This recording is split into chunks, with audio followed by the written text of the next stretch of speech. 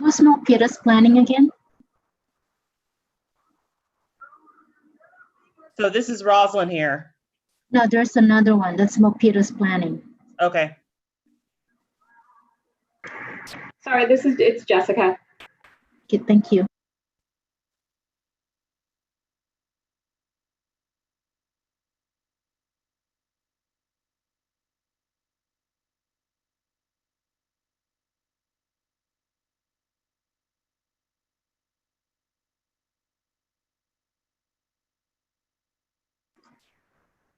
Who's Milpitas PD2?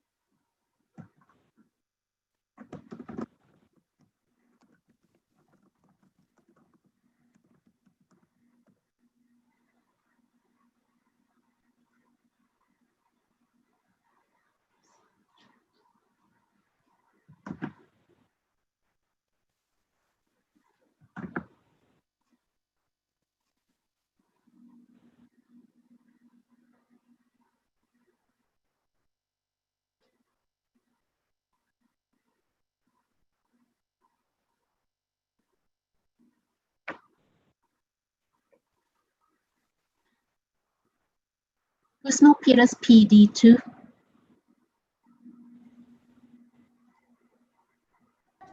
Hi, Rochelle. That's Jared. Let me change the name. It's okay, I got it. Thank you.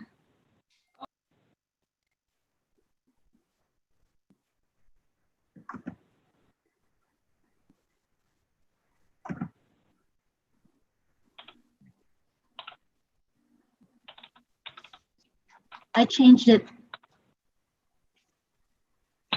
Thank you. I don't know how to do it on the. I know how to That's do okay. No, I got it. Thank you.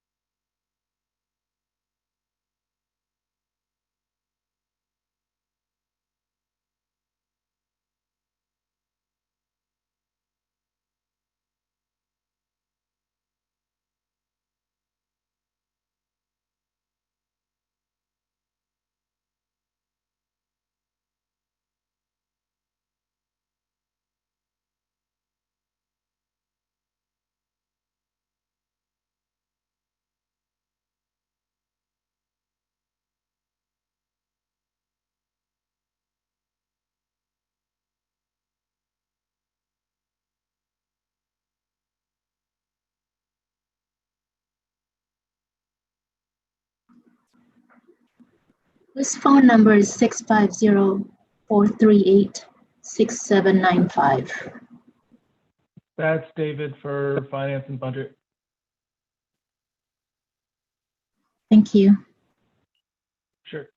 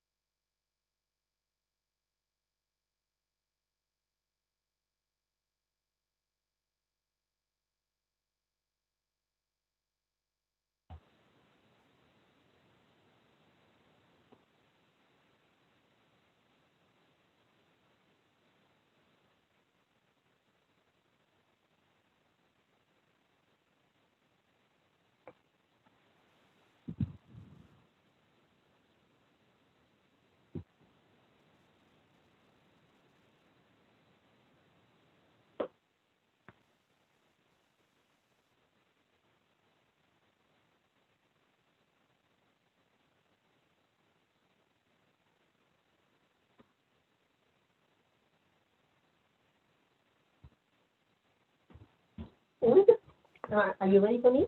Well, hold on.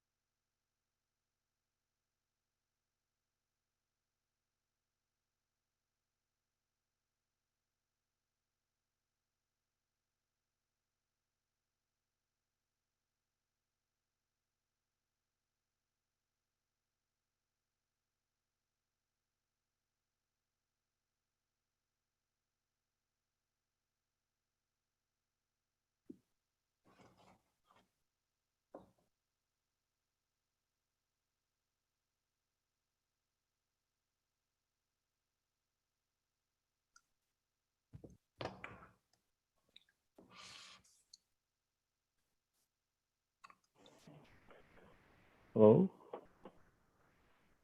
Hi, Vice Mayor. hello. Yep, I'm still connected. I'm glad. This is my first time trying it on the PC, Yeah, and it is so different. But I get it's bigger. That's what I needed. yeah. We have three members on right now of the council. Okay, We're thank waiting you. for the mayor and Councilmember Montano. Okay.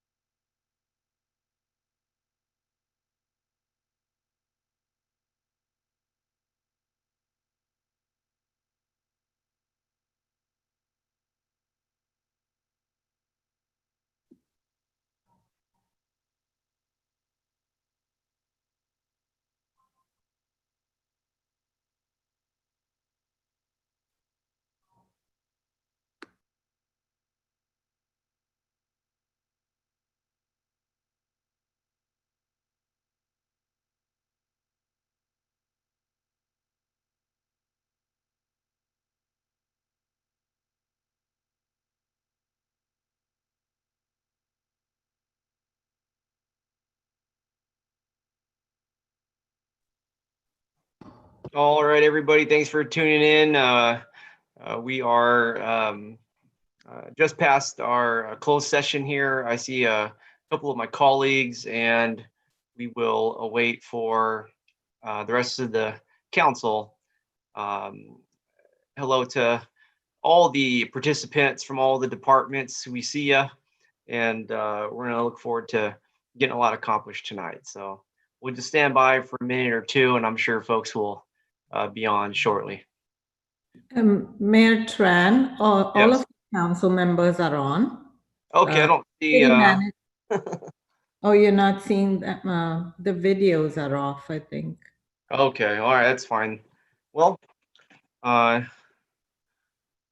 don't see Steve as well, is he? Yes, Steve is having some computer issues. He is joining. He's in the process of joining. Okay. All right, well, we'll go ahead and proceed here, and I know folks will be with us, video, audio, and all that. So we just came out of closed session. Let's go ahead and get this meeting continued. We'll look to our city attorney, Christopher Diaz, for any announcements. Thank you, Mayor. Just wanted to note for the public that in closed session, direction was given to staff, but no other reportable action was taken. Thank you. Thank you very much. And I do want to take a moment to welcome everybody tuning in on YouTube, Facebook, all the social medias. We are having our city council meeting here in the last month of the fiscal year, June, one of the best months to be in public service, if you ask me.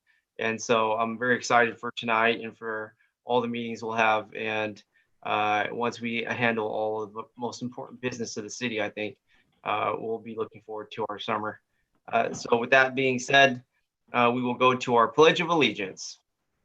And I believe, Ashwini, we have it set up, right? That's correct, Mayor. We'll bring it up. Okay, fantastic. That helps out tremendously. Thank you. Beautiful, beautiful. Thank you. Okay, great. So if you rise where you are.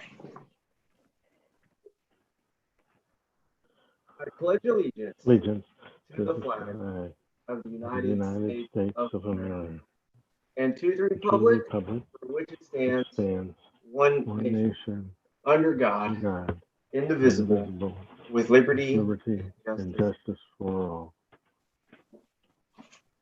All right. Very well. Moving next here on our agenda.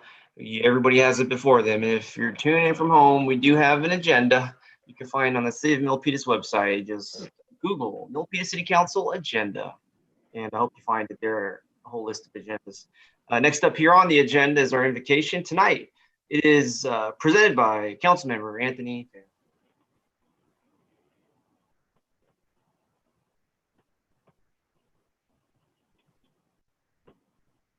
Yes, thank you. Tonight, I want all of us, instead of the traditional invocation, if you will, if we can just have a moment of silence for our country. I think these are really trying times, and there's a lot to be heard, and we should be listening instead of talking without action.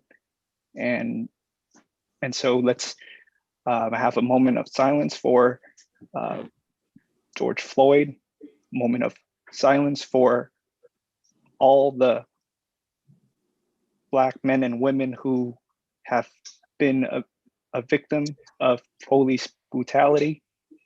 Let's have a moment of silence for all those who have perished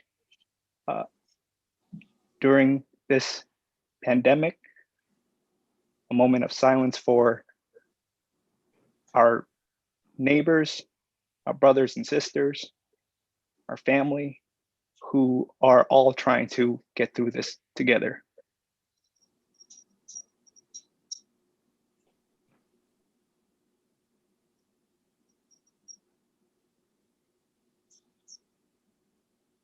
Thanks, everyone. Thank you very much, Councilmember Fan. Appreciate you.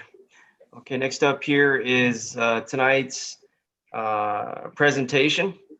And so tonight we have one proclamation, and as you can see, it is for this week as Milpitas High School Senior Recognition Week, especially for the graduating class throughout the whole district. So the Milpitas Unified School District is celebrating the graduating classes of 2020. And the city of Milpitas is proud to have Milpitas Adult Education School, Milpitas High School, and Calaveras Hills High School call Milpitas their home. The year 2020 has brought unprecedented circumstances that have led to an unconventional and in many ways unusually demanding end to the academic year. MHS and Cal Hills seniors have exhibited incredible strength, resiliency, and school pride, even as the COVID-19 pandemic has necessitated new ways of learning and prohibited traditional high school graduations, celebrations, proms, picnics, and year-end activities, senior prank. Families, friends, neighbors, educators, and the entire Milpitas community celebrate the abilities of all our young people and honor their hard work. The classes of 2020 are our future leaders, pioneers, creators, motivators, role models, first responders, and essential contributors. What started off as one of the most epic classes of Milpitas High School history, the 50th anniversary class of Milpitas High School, California State football champions, has come to where we are today, which is the pandemic and the unfortunate social challenges we face as Americans. But I know that the young people in Milpitas will find strength through these tough times and will really continue on in life as not only a special class, but one of the strongest ones, quite possibly there will ever be. And so, therefore, I, Rich Tran, and on behalf of this great city council, do hereby proclaim June 1 through June 7 in the city of Milpitas a time of appreciation for the dedication of the Milpitas Adult Education School, MHS, and Cal Hills, classes of 2020. And we earlier this, I should say evening, but on the late afternoon today, we did approve a display for our graduating classes here at City Hall. And so we're looking forward to shining light on our graduates as soon as tomorrow and for the next couple of weeks. So we are putting action into our support for the community. It's tremendous. And so once again, I do want to recognize and appreciate and dedicate these following days to our graduates who have worked hard, persevered, and risen to the challenges before them. Thank you very much. That's our presentation tonight. Moving on here to the next item on the agenda, public forum. Those interested may address the City Council on any subject not on tonight's agenda. People can submit comments in writing via the available form online. The City Council shall not debate, pardon me. People can submit comments via the form online and may list their name and city of residence for the clerk's record. Remarks are allowed by the city clerk may be limited to 3 minutes. Tonight, I'm requesting 1 minute due to the large number of items that we have tonight, and I'll be consistent this evening. We have very important items we have to accomplish tonight, so that one I'm requesting 1 minute all night. So for a public comment. As an item not listed on the agenda, no response is required by the city staff or the council, and no action can be taken. Council may instruct the city manager to place the item on a future meeting agenda. So there you have it. I'll go to our city clerk, Mary Lavelle, for any public forum. Yes, thank you, Mayor. There are 2 comments for me to read to you tonight. Yes, please. The first comment is from Victor. My name is Victor, and I grew up in Milpitas off of Calaveras and Temple. I am here to address the lack of adequate response of the city to the recent ongoing racially targeted police brutality and excessive use of force, which has resulted in deaths of countless Black people across the country, including George Floyd and Breonna Taylor. As a community member, I am disturbed and concerned about the response of the San Jose Police Department to protesters in San Jose. I have seen evidence that the San Jose Police Department fired tear gas and rubber bullets at peaceful protesters on Friday, May 29th, as an inappropriate and militaristic response to peaceful protesters' expression of free speech. Particularly, I am concerned with the grossly inappropriate actions of Officer Yuen, who openly taunted and assaulted peaceful protesters. This is not an abstract, far-off issue. It is affecting people in our own communities right now next door. Okay, that's a time ending on that one. Next, we have another comment from Voltaire Montemayor, 669 Penitencia Street, Milpitas. The mayor, vice mayor, members of the city council, the city manager and staff, Milpitas people. Voltaire Montemayor, Milpitas resident. Thanks to you all. For at least 3 months, we are just fine to great comparatively to similar places and events. I am just concerned to the complexity of the COVID-19 and current rallies with the untoward incidents. We were and we are following the shelter-in-place rules. We are awakened by now with 1 or 2 complaints. Thank you all, and thank you, Lord, for we need to calm down and we will observe the change now. We need to respect each other. We can all be humble for the last time and not to humiliate. We cannot generalize. We pray. Thank you. Thank That's you the very much, last Mary. comment. Oh, yes. Thank you very much. Thank you very much. Okay, that's it for the public forum. Thank you, everybody. Thanks for everybody tuning in at home. We're going to go ahead and talk about various items tonight, and you'll have the opportunity to comment as well. Just go to the City of Milpitas website and look up public comment. All right, next up, announcements and future agenda items.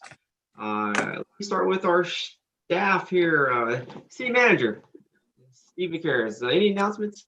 Thank you, Mayor Tran. Yes, I do have an announcement. Mayor Tran and Vice Mayor Nunez, members of the council, and everybody joining us this evening. I did want to just point out that the Santa Clara County Public Health new order is going to be effective this Friday, June 5th. This allows certain additional businesses and activities to resume. They are subject to restrictions to reduce the COVID-19 transmission risk. Changes can be found on our city's COVID-19 website, which can take you to the Santa Clara County Public Health tab. There's a tab there you can hit on, click on, and that'll take you right to the information. We also have our Office of Economic Development that sent out a constant contact message this afternoon. If folks, I want to encourage members that are participating on the panel to mute their microphone if you are not the person who has the opportunity to speak. I just want to make sure we have clarity across the audio. Thank you, Steve. Please. Okay, I'm sorry. thank you, Carry Mayor. on. Yes, sir.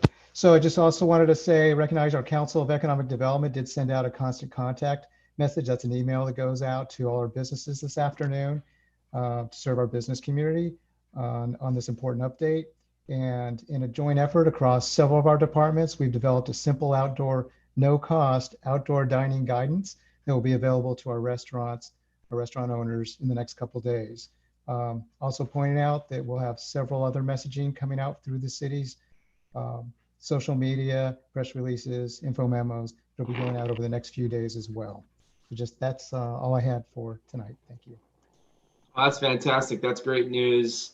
And I know I think small business subcommittee has been advocates of our restaurants, and to hear that we have the opportunity now with the county guidance to support that. And I appreciate all the work from your office and all the offices to put forward that no cost plan for our businesses. Thank you very much, Steve. I do have a question. That's big news here now. If I know a lot of folks are following the county guidance. I'm not going to have a full discussion, but just for informational purposes, it's going to be a huge, I think, shift in our daily lives with the new lesser restrictions from the county. I saw that outdoor activities, non-contact sports are going to be kind of allowed, I guess. So does that mean our tennis courts will be open as well? Yes, Mayor, that's something we are working on. Is that right? Is that right, Assistant City Yes. Manager? Yes. Yes, we're planning to open those on Friday. Okay, fantastic. I know folks all across town are looking forward to the recreation non-contact, but thank you so much. If anything, we can encourage them not to play doubles. Sometimes the ball goes one way, two people, it doesn't work out. But I know we've been doing an excellent job with the signs. So if we can update folks on safety precautions out there, and looking forward to a great summer for our residents. Fantastic. Okay, great. And so I'll go to my colleagues here. I do see a virtual hand. Councilmember Montano. Thank you, Mayor Tran. So this is a time to do announcements, and I had asked our city manager when is the time when I could add some things on the agenda, city council agenda item requests, and he said this is the time. So I have a few that I would like to put on there, and I know that I would like to put on the agenda item request. Even though I know that it takes time, it might be a couple months from now, it might be a half a year, but at least I put it on there so that way we'll know that that's one of the requests that I am making. So request number one, and I spoke to you about this, Mayor, about having a consulate satellite for different consulates, the Yes. Mexican consulate, the Vietnamese consulate. Filipino Yes, that go very well with our new passport area downstairs at City Hall. Yeah. So I'm proposing that we, in the future, when COVID is over, that that we can have a satellite area where maybe once a week they can have citizens and come and see their consulate.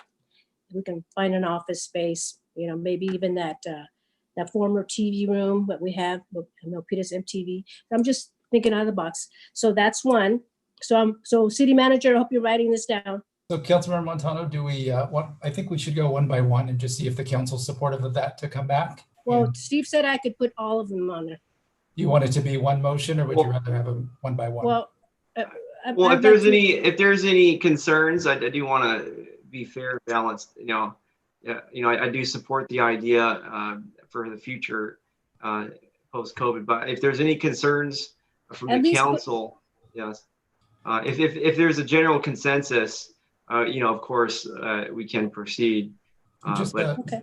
And just a reminder to the council, this is just agreeing to put it on a future agenda so you guys can talk about it and get more information from staff. Yeah. So so I want to make a list, and then we could decide which ones to put on the agenda to discuss in the future. Is that fine? Yeah, if there's any concerns, now is the time. If not, we'll oblige to the council member on this request. Okay, so can I make the other list, the other request? Or is it one at a time? It's really your preference. I think if there's Okay, any I think opposition to one of them, I'd rather have you do them one by one, just because it's a greater chance of having some on. All right. So what I will do is I will send the list to the city manager. At least he knows which ones I want, but which ones I want to put in the future agenda. But for now, we will put the consulate satellite extension at City Hall for future discussion. And so I'll go down the line. Councilmember Fan. Aye. And the question is just, are you interested in talking about this topic at a future meeting? Am I interested, or am I okay with it? The question is, do you want to have a discussion with your fellow council members about this topic? It's not agreeing to it. It's not opposed to it. Let's do explore. Let's do a 4 hours. It's just a discussion. That's all it is. Explore. Yes. Thank you. Councilmember Montano, I assume you're a yes. Yes. That's your idea. Yes. Councilmember Dominguez? Your microphone, please. Your mic. There we go. See, this is the part I need to ask a question, but I can't ask a question. But if you say yes, you'll have a chance to ask the question at the future My meeting. question has to do with that. We only have one more meeting left, and it's not that I don't want to. It's just, does this even need council? Okay. It could just go through Steve. It's just discussion. No, Steve said that we has to go through the Yeah, council. we gotta, let's bring it to the Discuss council, it. please. I just want to Otherwise- very, very clear. Okay, sure. Vice Mayor Nunez Yes. and Mayor Tran. Yes. Thank you. Okay. And I'll send my list to Steve. No, Thank What? you. I thought you was going to go through her whole list. Let's go through the whole list. Let's go through the whole list. Okay, okay. How many do you have, Councilmember? Yeah, How yeah, many I do you should have asked that. I got should about have. 4 of them. Bob, Can we do Okay, so- two? Can we do two tonight and then maybe two next time? how many do you have? Yeah. Okay, so, well, Can we do I'm two gonna tonight and try- two next week, or? I'm going to prioritize. Okay, so the other one is forming a historical commission, because I don't know if you know this, but by state law, we're all supposed to have, every city is supposed to have a historical commission. Right now we have a Parks and Recs, cultural resources, and there's some history behind that. We used to have a historical commission way back, but it got really political when the Great Mall was built. But anyway, aside from that, if you ever want to know history, just let me know. But so I think we need to restore a historical commission in the city of Milpitas. And I think by the legislative act, I think we're supposed to, by state law, we're supposed to have one. And that's the cultural resources part, but no history ever gets discussed at the Parks and Recs Commission. It's always Parks and Recreation. Thank you. So- Thank you. Keep it short here due to legal things. Just go straight to the vote, Councilmember Fan. Okay. Just to discuss, not to We're not approve. discussing. We're going straight to the vote. Councilmember Fan. Okay. Yes. Councilmember Dominguez.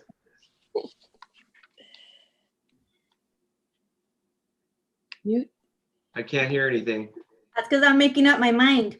Well, we can come back to you. Yeah, you just say yay or nay. I don't know. I don't. Yeah, could you come back to me, Mayor? Well, I don't know. Actually, no, this is it. We can't go in circles. I'm sorry. Then I abstain. Okay, that's fine. Vice Mayor Nunez. Yes. And then myself is a yes. Okay, great. Okay. Councilmember Montana, did you want to? And then the other one is we have a Milpitas City Council Code of Conduct, and I'd like for us to read that out at before every meeting, so to remind ourselves, of these code of conducts. We have. I think it's important for us to remind us that there's certain ways of to behave in public, be respectful so far. I think it's a good idea. So, yay or nay? Well, are you gonna read it, or I don't? Mary's already reading a lot of things. Would you mind reading it? Oh, I don't mind. Okay. All right. We love your voice, Councilmember Fan. Let's go to the vote. Nay. Okay. Councilmember Dominguez. Abstain. Okay. Vice Mayor Nunez. Oh, aye. And then myself, yes. Okay, that one passes as well. And then what you said you had a fourth one? Yeah, I do. Well, there's 2 more actually, but You said 4. We I gotta wanted keep- us, but see, there's the COVID, so we can't really do anything, but I want a September 16th celebration. It seems like we have celebrations for everybody else, but Mexican Independence Day, I would like to have something for that. Okay, well, okay, let's go to the vote. Councilmember Fan. Aye. Councilmember Dominguez. Aye. Vice Mayor Nunez. Aye. And then myself is an aye, and so yeah, that's 5 right there. Mexican Independence Day. Okay, yeah, Okay. that's it. Okay. That was pretty good. I think all Yeah, those yeah. things. That was And really we'll great. just- We'll Everybody discuss did a great job. We'll just put Everybody them on the did great. list. I know we can't get to them right away because Yeah, there's that's fine. preference, but at least it's. But you know what? I really like that from everybody. Great job, everybody. I mean, that Yeah, just everybody takes a good. stand. Thanks. Yeah, okay. Any other announcements from my colleagues? Thank you very much, Councilmember Montano. Any other announcements? Anybody else? Okay, I don't see anybody. We'll move on here to announcement of conflict of interest and campaign contributions. Chris. Thank you, Mayor. At this time, I'd ask the mayor and each council member whether he or she has any personal or financial conflict of interest related to any of the items on tonight's agenda. And we'll start at the end. Councilmember Fan. None. Councilmember Montana. None. Councilmember Dominguez. None. Vice Mayor Nunez. None. And Mayor Tran. None. Let the record reflect none to the first question. The next question, I'd ask the council to please disclose any campaign contributions of 100 or more received within the last 12 months from any party entering into a contract with the city on tonight's agenda, or any development project applicant on tonight's agenda. We'll start at the end. Councilmember Fan. None. Councilmember Montano. None. Councilmember Dominguez. None. Vice Mayor Nunez. None. And Mayor Tran. None. Let the record reflect none. Thank you. Thank you very much, Chris. Always great. It's like clockwork there. Okay, great. Next up, approval of agenda. I actually feel pretty good about tonight's agenda in terms of getting some incredible work done, mostly from my colleagues, if I may. Item number 16, I want to move up to the front, right behind the public hearings. Item number 16. Yep. Oh, yeah. Okay. All right. I don't think there's any opposition to it. Thank you, Okay. Mayor. That's the one I was going to ask, but I'll put my hand down. Hey, we're all excited for this one too. And so, So all right, going to the Vice Mayor, Bob Nunez. I would also like to move, I want to make sure that we get to the budget early, but I also want to move, we had asked that number 15 be one of the first things we do at this meeting, because it's the last item we have. So I'd like to, and Chris, you always say we have to do public hearings first, correct? It's my preferred approach. You've given notice to the public and invited them to attend, and yes, I think it's prudent to take it first. So if we can do that one, because that one I believe is doing exactly what we've just did, which is this voting to put them on the agenda or not. I think we can get through that quickly, and then we would have finished all that business that we have been carrying over and over and over again. So right after the public hearing is doing 15, or if you want to do 17, then 15. Let's do 16 and then 15. Yeah, that's fine. I'm sorry, I had something else circled. That's fine with me. Okay, great. All right. Looking for virtual hands here. Anybody else? Announcement or pardon me, approval of agenda. If not, I'm looking for a motion to approve the agenda. So moved. Second. We had a motion to approve the agenda by Councilmember Montano, second by Vice Mayor Bob Nunez. All in favor? Virtual roll call. Councilmember Fan. Aye. Councilmember Montano. Aye. Councilmember Dominguez. Aye. Vice Mayor Nunez. Aye. Myself is an aye. That's the agenda approved. Next up is the consent calendar. I don't have any requests. Looking to my colleagues for a virtual hand if there's any item that is requested to be removed from the consent calendar. Please raise your hand virtually. I'm looking for my. All right. Well, I'll just go to you, Okay. Vice Mayor Nunez. Yeah. Okay. So number C7. Okay, C7 has been pulled. Okay, we're still taking requests.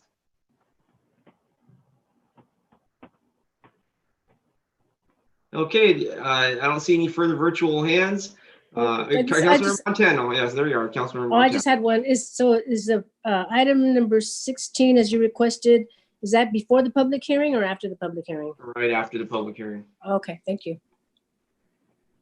So I moved the consent calendar, all but C7. Okay, looking for a second. Second.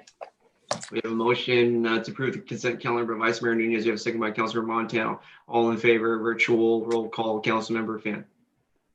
Aye. Councilmember Montano. Aye. Councilmember Dominguez. Aye. Vice Mayor Nunez. Aye. Myself is an aye. The motion is carried. The consent calendar is approved. We're moving on here. Here we go. Public hearings. Public hearings. I want to remind members of the public that are watching at home on YouTube and Facebook Live. Virtual public comments may be submitted online to the City of Milpitas website, Public Comment. You can find that online. Google search will suffice.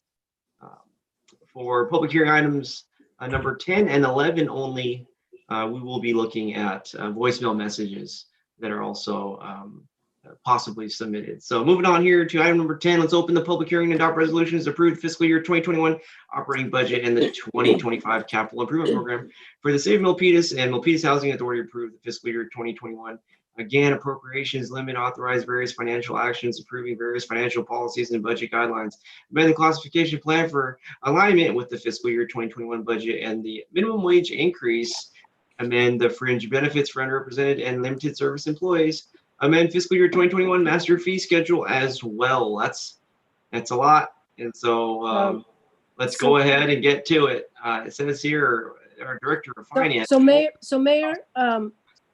this is the budget hearing, right? What we're doing right now? It is a budget hearing. So no, I had wanted the housing, the business subcommittee meeting before the budget hearing, because we have to ask for funding for the loans. So there Well, was I think it's all coordinated, and so there will be no threat to any. Are you sure? Why don't you ask Walter? Because Let's ask Walter. Yeah, let's ask Walter. Sure. Good evening, Walter Rossman, Finance Director. So, Councilmember Montano, if the council approves a budget action for the business loan program, it would come out of current year dollars and not next year's funds. So we can still move forward with the budget hearing now, because it won't be affected by the potential small business loan program. That's even better. Okay, as long as it's not affected. Okay, thank you. I appreciate you. All right.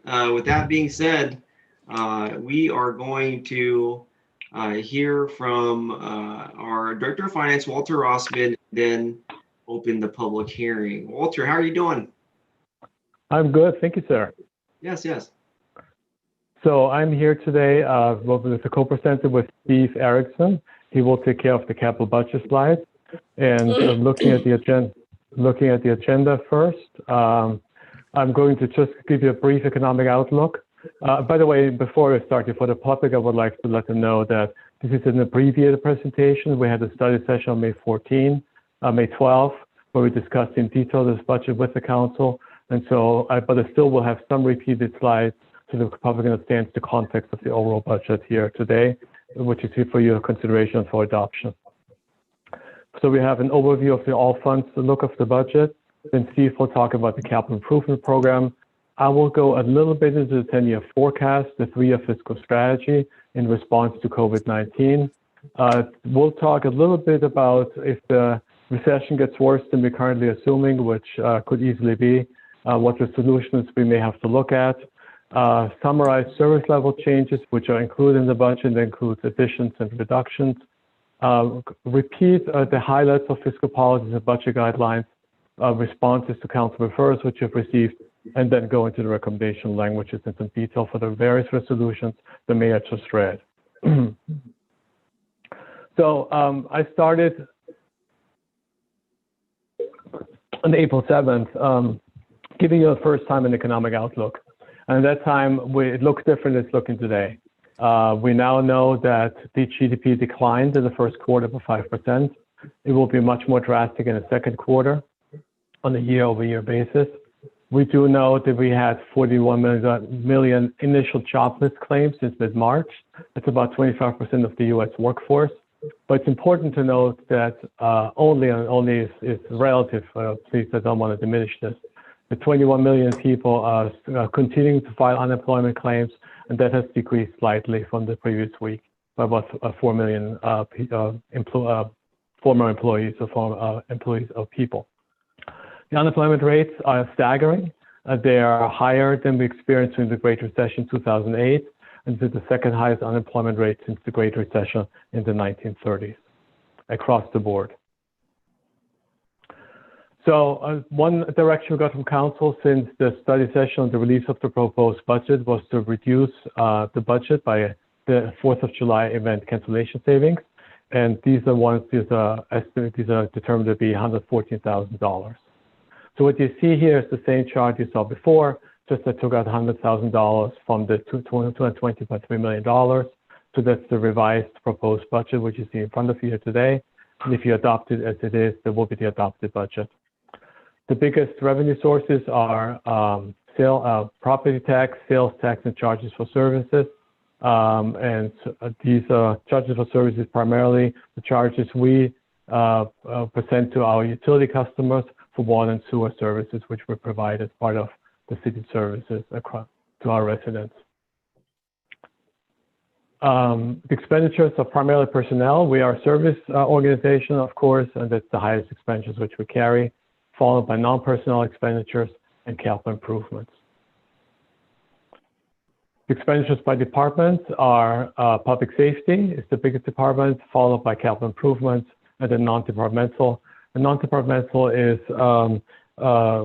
we budget in this category payments for water, which we buy from our wholesalers, as well as the payments to San Jose Santa Clara treatment plant for treating our sewage.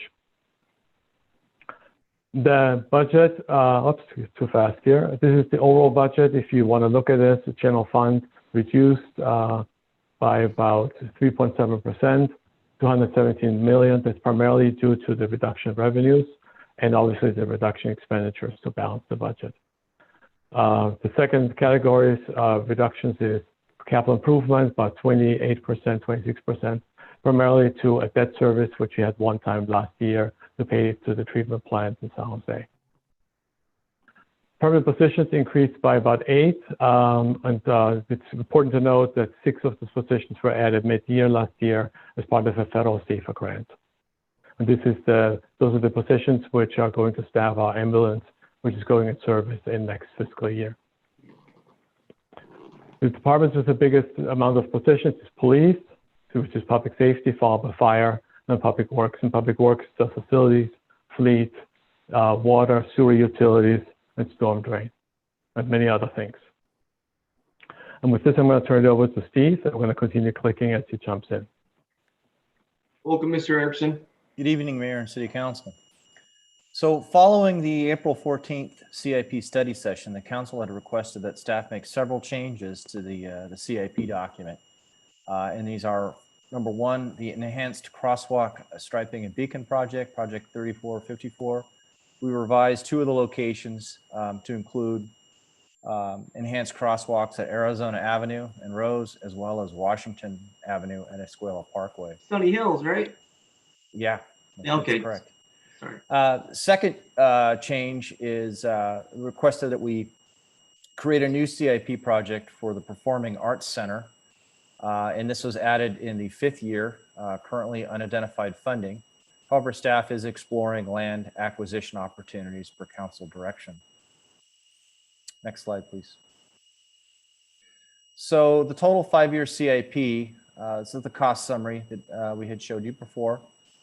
The total CIP is $396.5 million, has a total of 116 projects in the CIP. And they're spread out over the categories shown there. Community improvements is approximately 31% of the CIP, parks 15%, streets 21%, water 15%, sewer and storm are 12% and 6% respectively. Next slide, please. For fiscal year 2021, which is the funded year of the CIP, the projects are shown. They have a total of 32 projects that are funded this next fiscal year, which starts July 1. Total funding amount is 39.7 million. And again, the percentages of spending are in the categories shown there to the left. Next slide, please. So there are a total of 15 new projects to the CIP document. And these are listed here for community improvements. You'll notice there, 1 up or 2 up from the bottom is the Performing Arts Center. And again, this isn't a total estimated cost of the center. It's just some seed money for staff to research property acquisition, et cetera. Next slide, please. For parks and streets, these are the projects that are shown or new to the book this year. We have a resurfacing project out in the 5th year and a couple of maintenance projects for public works. Next slide. For the water, sewer, and storm drain utilities, we've got 3 projects, 1 in each of those categories as shown. Again, these are maintenance projects for public works. Next slide.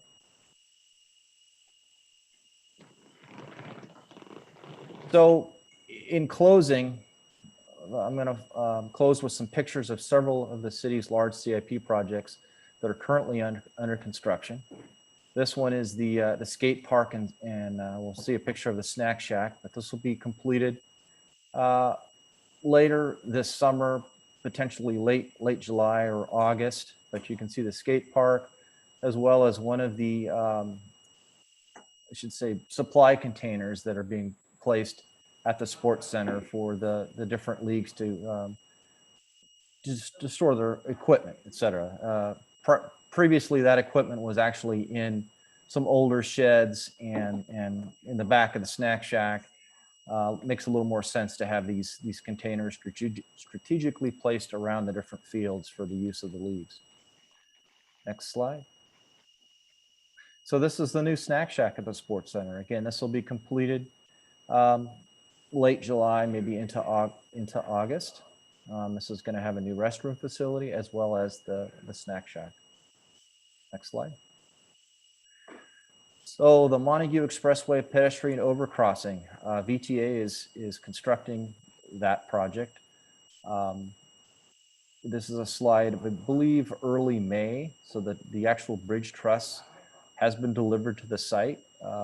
They're adding the art fixtures, doing some other preliminary fabrication before they can actually lift that onto the columns over the expressway. And as Bernice with the VTA had mentioned earlier tonight, that erection of the bridge is estimated to be in early July. Completion of this project is anticipated to be early 2021. Next slide. Finally, temporary fire station number 2. Before we can construct the new fire station, we have to move staff out into a temporary facility that is located just down the street on Yosemite Drive. And so for the last several months, staff has been completing a tenant improvement to an existing building to turn that into a fire station. And so that work is wrapping up. There's a couple of pictures of one is a new kitchen that's being installed for the crew that will be housed there. And the other picture is just kind of a shot of kind of what their dorm room will look like. They'll basically have their dorm within, kind of a partitioned area. So this project, the temp station will be wrapped up by the end of June. We're anticipating moving fire staff into this facility in July. And then later this fall, we'll actually be bidding out the construction documents for the new permanent fire station number 2 facility. And that concludes the CIP presentation. Thank you very much, Thank you, Mr. Steve. Erickson.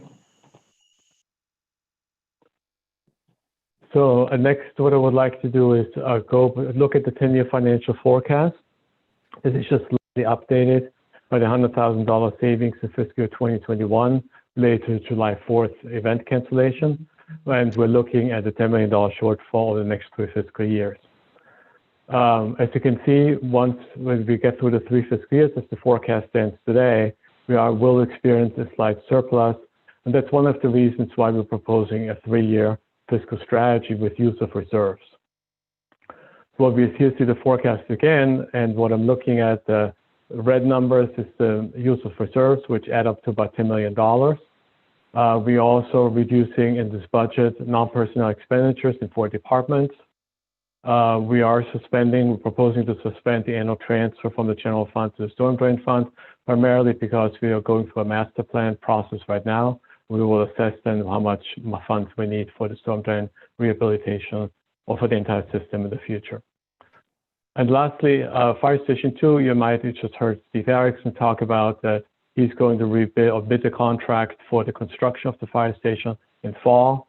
By him having to delay the project because of COVID-19, that allowed us in finance to look at the debt service issuance, which we're going to take to the council in August, and we'll move the first payment of the debt service from 2021 to 21-22, and therefore deferring or saving it to $900,000 next fiscal year. So looking at the general fund reserves, this is how we are going to address it. It comes from various sources. And so primarily what we're doing is we are restating based on the CAFR expenditures, the contingency reserve. This follows council policy. It's equivalent of 16.7% of last year's actual receipts and actual expenditures. That's what you see. The same thing for the budget stabilization reserve. We are proposing in this fiscal policy section to double that reserve from 8.33% to 16.7% or so. Sorry about that's about the right percentage. You'll hear me talk about it in a second a little bit more.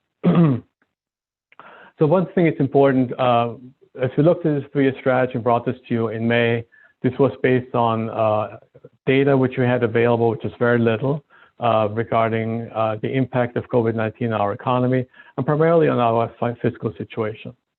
So if there's a deepening of the recession, which appears to be at this time, but we still don't know how quickly we will recover. If we recover quicker, like a V-shaped or U-shaped recession, then there are certain strategies we may have to deploy.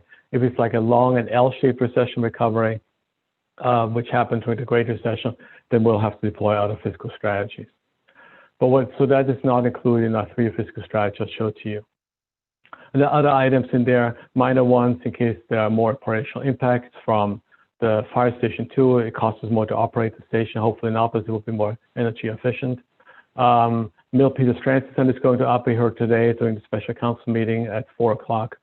If the cost for labor negotiations is higher than what's assumed is in the budget, and depending how CalPERS ends up this fiscal year with the investment returns, if they're significantly lower than assumed, and they assume a 7% return every year, then this will have an impact in fiscal year 22-23 onto our budget. So if the recession deepens, what we're assuming here, a $5 million ongoing shortfall scenario for various reasons. And it could happen if there's a change in travel, a permanent change in traveler behavior, which would definitely affect our hotels, how much revenue they can generate, what I'm saying, with room charges, average room rates, as well as occupancy rates, and it will have an impact on our transient occupancy tax or the hotel tax. High unemployment, which is currently high, but I've also shown to you that it's changing nationwide. But if it persists to be at a certain level, that has an impact 12 years ago on the mortgage defaults. People couldn't pay their mortgages. Home foreclosures happened, and that weakened the real estate market. And then the county assessor reassessed property values. There's no impact to next fiscal year because these the tax payments are pretty much set, or the assessed values are pretty much set. But it could have a slight impact. But definitely onto 21, 22, we may see property tax reductions. If people are unemployed, they consume less. If people stay at home, they consume less, as you've probably seen. And so there's a sales tax impact definitely to us. The forecast assumes a sales tax reduction to some degree, but it also assumes it coming back in the second half. And then if the slowdown in construction activity, that means we'll have impact to our development-related fees and also the sales tax. So on additional $5 million ongoing shortfall, that looks really like this. It means our expenditures, our uses will be outpacing our revenues, and we have to fix this. This is a structural deficit, and how do you address this is with several strategies. Using reserves, if you have a structural deficit, will not help much because it's just a one-time solution, maybe over several years, like a fiscal strategy, the 3-year fiscal strategy. So, and we're also depleting our reserves, the budget stabilization reserve. After the deployment of the current strategy, we'll only have about $4 million left. So then when we look at this elimination of services and positions, this would be about 31 miscellaneous positions or 20 sworn positions. Or it could be working with our bargaining groups to reduce salary and benefits costs. This would be mean about the across the board salary reduction of 7 to 8% for all employees, like the bargaining units have agreed to during the last Great Recession. And obviously, the other side of the ledger is increasing revenues, and there will be a revenue measure for a 0.25% sales tax. And as you know, polling is currently underway, and this would help us to preserve city services. The service changes which we have in the proposed budget are minor. They are primarily, it's a status quo budget. There's some changes we are proposing. And I'm going to show this to you by city service area. That's how we organized by public safety, community services, sustainable infrastructure, etc. And the service level changes are really groupable into 4 areas, and they may overlap. Items, services are legally required. We're responding to the council referrals from the budget study session on January 28th. It addresses safety issues, or which is important for this budget, reduces costs. Here's the summary by CSA. They'll go a little bit more detail in a moment. As you can see, the general fund is an overall reduction of over $500,000. And that includes also the July 4th event cancellation savings. A lot of items are one time. This is, for instance, if you look at sustainable infrastructure, we're buying some generators for the sewer and water utility. In more detail, there are three police patrol officer positions. We're proposing to reclassify the police officer in order to improve service delivery in the police department. Those are the phase savings 4th of July, and the police department is giving us some contractual services funding. Fire department is reducing its non-personnel expenditures, and building and safety and housing has a one-time cost to study the housing element as required by state law. This is a legally required service, USA Locate, and we're not equipped to provide that service in-house. We're proposing to outsource that service. Here, the generators I talked about. Neighborhood cleanup is the council direction for January 28th, and then we're proposing to add educational dollars for our residents to properly recycle and prevent food waste, and therefore defer waste going into the landfill. Public Works is proposing an insourcing of janitorial services that will increase our staff by 2 FTEs, and that will actually be a savings for us. And they're also taking a non-personal expenditure reduction of about $200,000.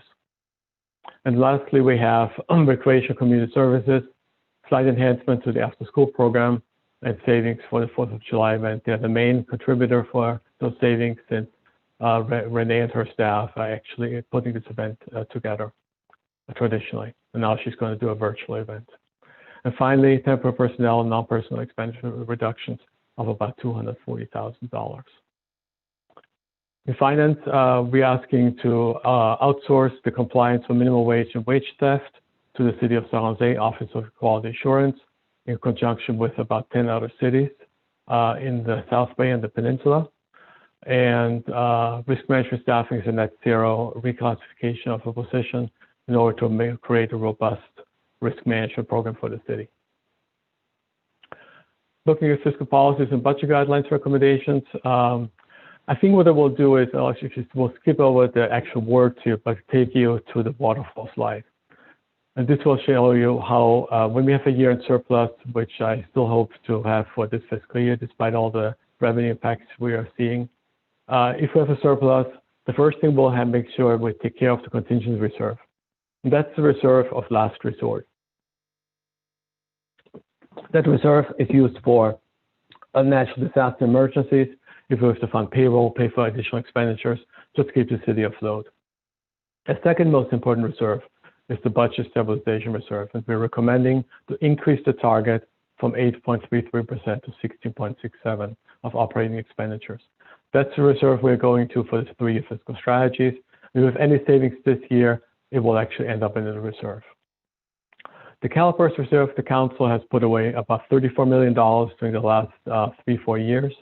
And that's a reserve which helps us mitigate any CalPERS increased costs, which I expect to happen for 22-23.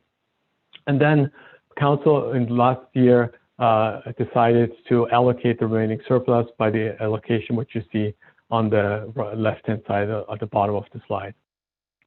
But as I mentioned, if we have any future budget surpluses, given the structure we're setting up today, it will go to the budget stabilization reserve. On the water and sewer fund side, I'm going to just jump to the waterfall slide too, but it's most explanatory. Again, year-end surplus has happened every year. The first thing with existing fiscal policy is that we establish a reserve for emergencies, for capital, 30% for the water fund and 25% for the sewer fund. Then this is a new reserve the council asked us to add, a rate stabilization reserve. So this is similar than the budget stabilization reserve in the general fund. And what the RSR does, it helps us smooth out the rates as we experience revenue losses in the utilities or high expenditures than assumed. And revenue losses can happen when we have a drought. We may be looking at the drought this year, and when the drought happens, residents follow suit, they water less, they consume less water, and that, but we have a fixed cost of our utility. So that impacts our revenues. Instead of then just increasing rates right away, we can use a reserve like this to smooth out the rate structure over the years. Currently, the utilities do not contribute towards the CalPERS reserve, and I think they should. They own about 16% of the city's unfunded actuarial liability for the related to the pension fund, and we want to make sure that they contribute towards saving up for this unfunded liability as well. Lastly, infrastructure is the most important thing thereafter, and that is making sure we have infrastructure in place for future years. And so that's a council goal set by the council to contribute annually $2 million towards to fund future replacement of infrastructure, $2 million for the water side, and $2 million for the sewer utility. And the rest would go towards an unassigned reserve. Budget guidelines pretty much align themselves to the city's redesigned budget, which you've seen since at the last budget study session, and we distributed to you on May 4th. We are trying to clean up the nomenclature of renaming the appropriate contingency reserve to the unanticipated expenditure reserve. That's a reserve the manager uses to deal with emergencies and unexpected expenditures such as COVID-19. We want to make sure we actually put in the guidelines that we quarterly report on the usage of this reserve, and then we are explicitly outlining cases for using overstrength positions.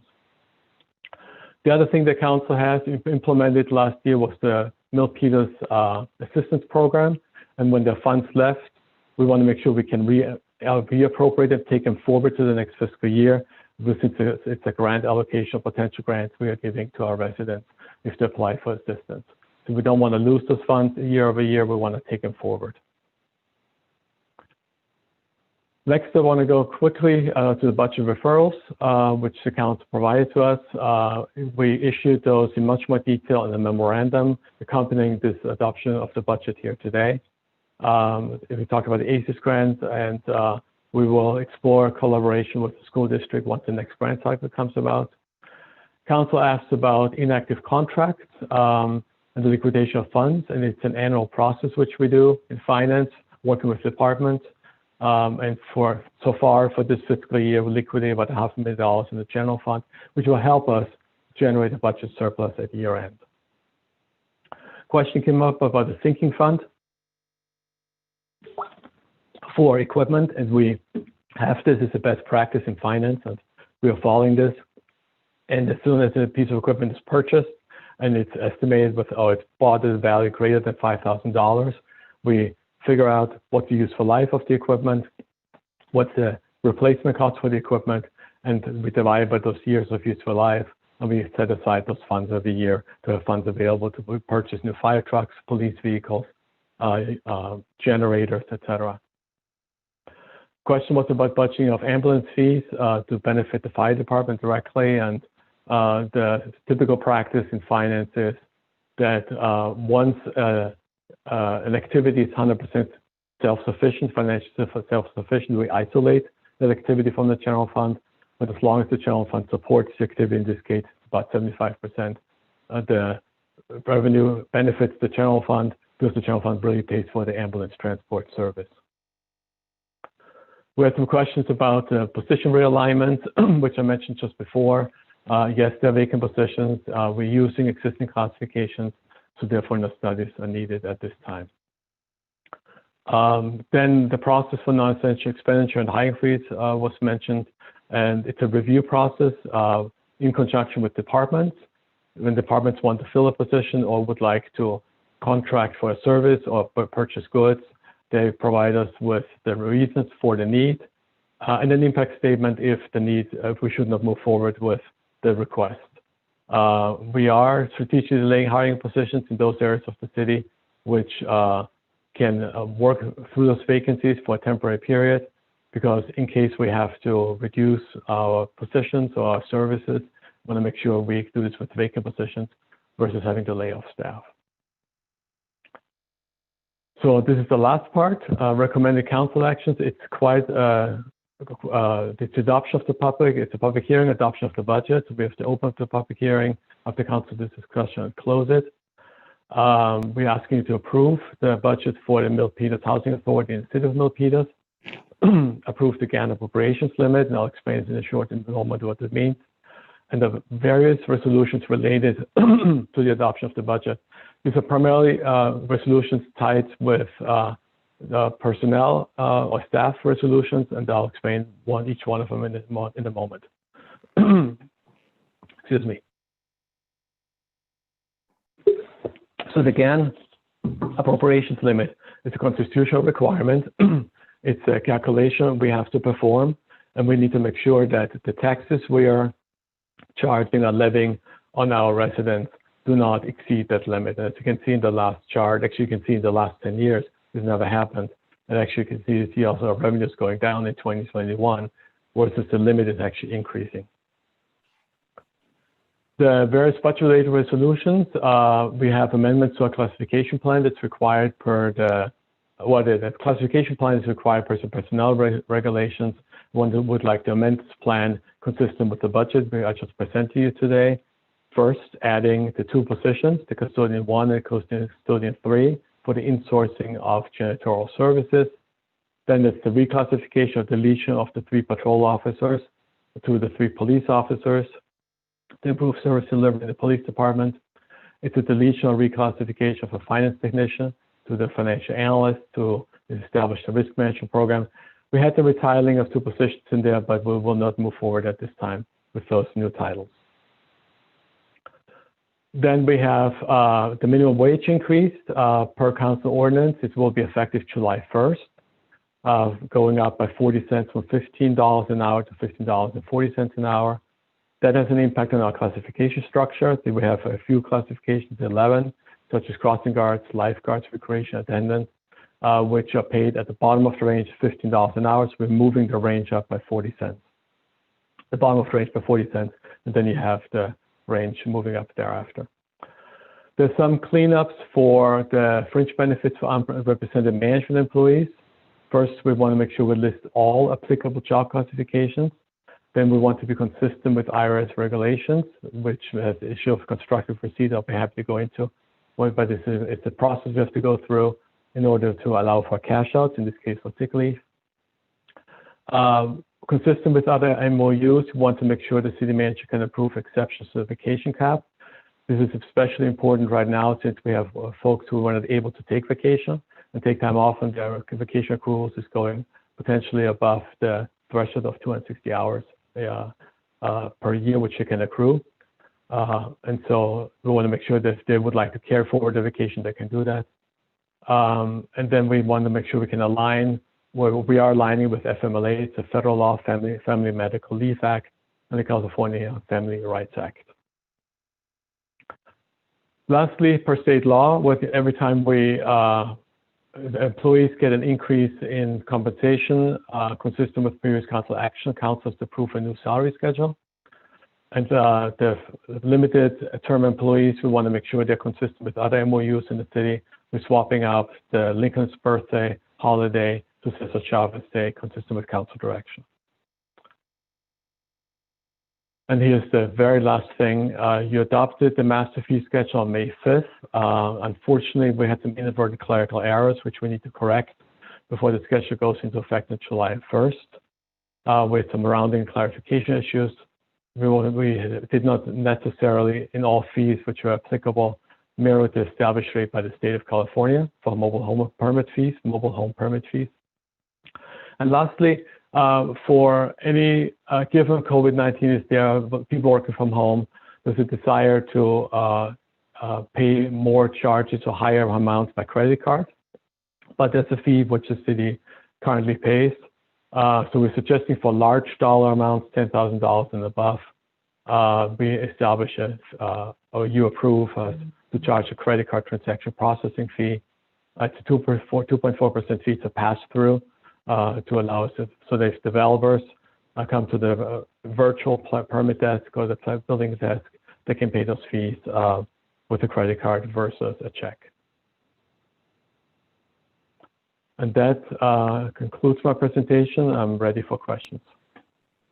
Thank you very much, Mr. Rossman. I know you got a lot of recommendations tonight. So let me pick up my agenda here. Before we go to the public hearing, I would check in with our city manager. Is there anything you wanted to add?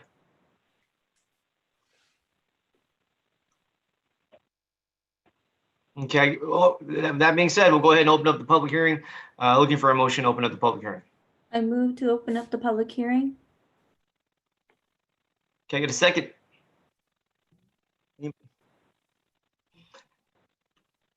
I see, yeah. Second. Okay, great. We had a motion up the public hearing by Councilmember Dominguez. We have a second by Councilmember Montano.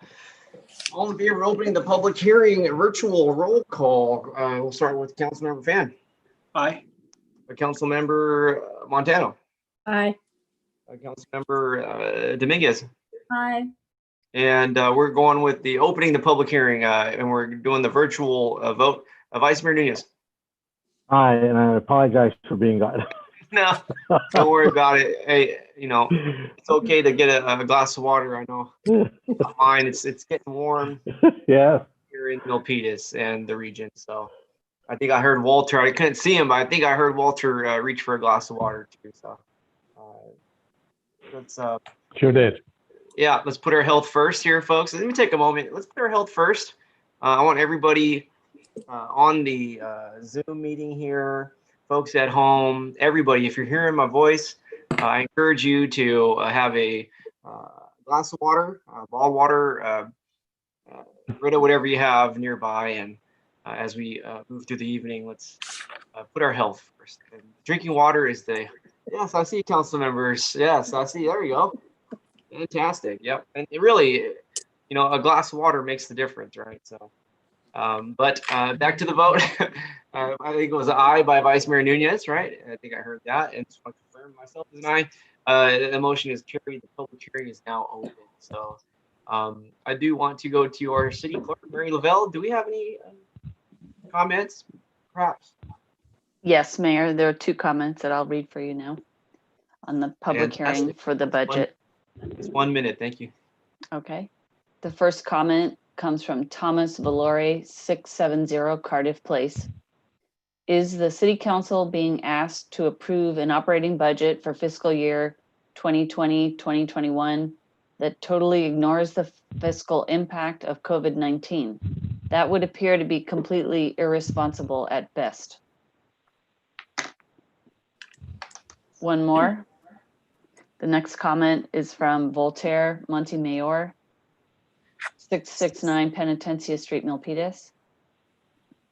On item number 10, the public hearing on the budget. The topic subject was talked about and/or deliberated. Let's go for it.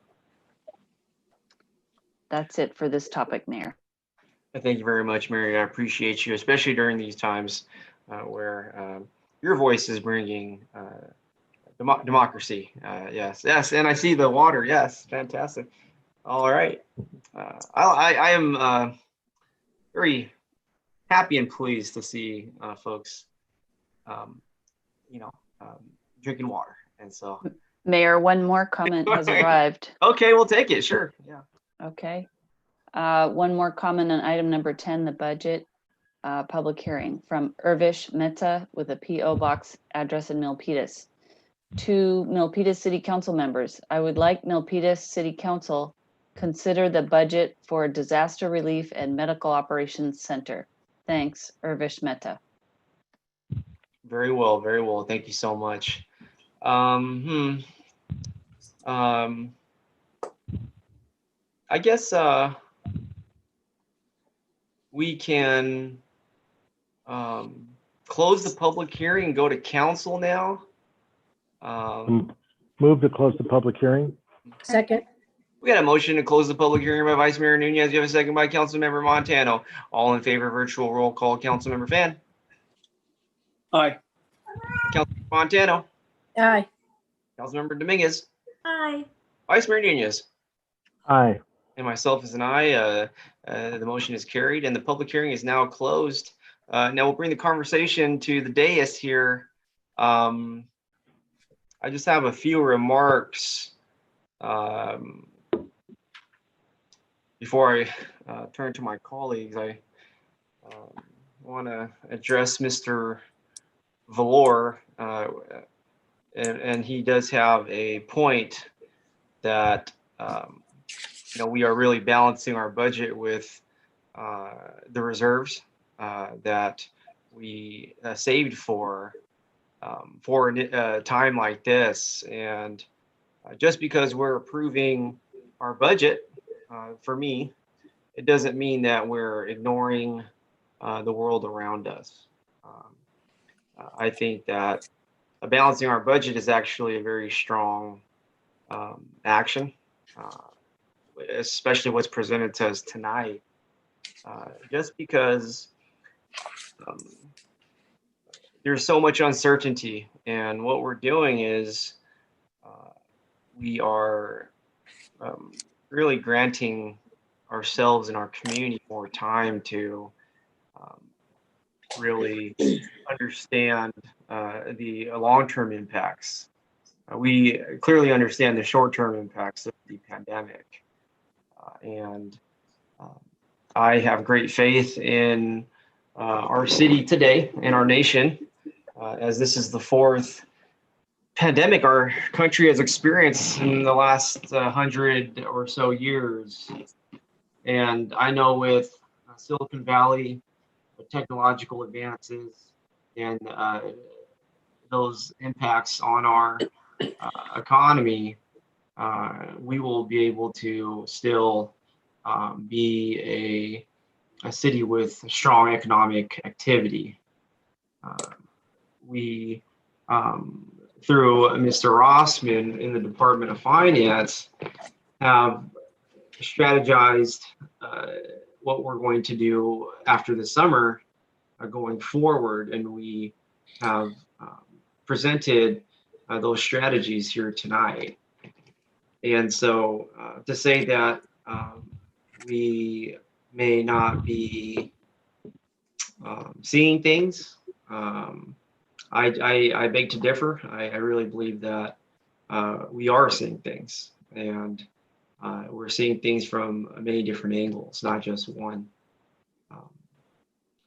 But to really conclude my remarks on item 10 here, I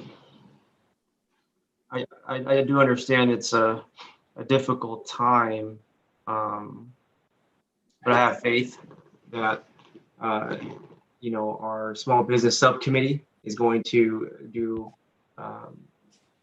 very well tonight. Excellent is my belief. Our city staff is taking measures to create a very good business environment for our business residents, I like to call them. And these are the same businesses that employ our residents.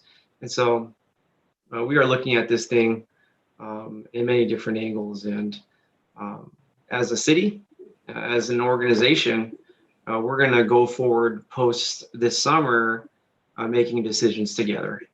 And I think that's going to be really the best way to do it. From labor unions to every employee in the city, and even to the highest elected officials and throughout every floor of City Hall, we are going to make decisions together.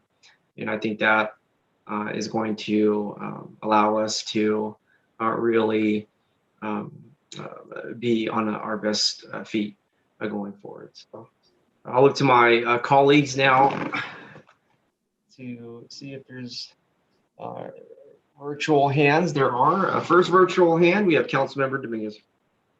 Thank you very much, Mayor. I don't have any particular questions at this moment. I just wanted to go ahead and I know that in this particular report, there's a CIP project with the beacon, one of the lights proposed projects on Abbott. So I just wanted, I know there is no conflict of interest, but I just wanted to note it for the record that I do live on Abbott. So I definitely, City Attorney, let me know if there's something that I need to do with this. Thank you. Well, thank you, Councilmember Dominguez. I think if you'd like to vote, obviously, on the budget tonight and all the accompanying resolutions, that's fine. I would just note it for the record, and I'm happy to look into it in more detail when that actual project comes back to the council for approval. But we would just note that issue for the record for tonight. But thank you. Thank you. Thank you very much. Next up, we have the virtual raised hand. We have the Vice Mayor, Bob Nunez. Thank you very much. I don't have many questions, just a few, and I know that's not like me. And I know that whatever they told you, Walter, it didn't prove to be true, did it? Sure what they told me.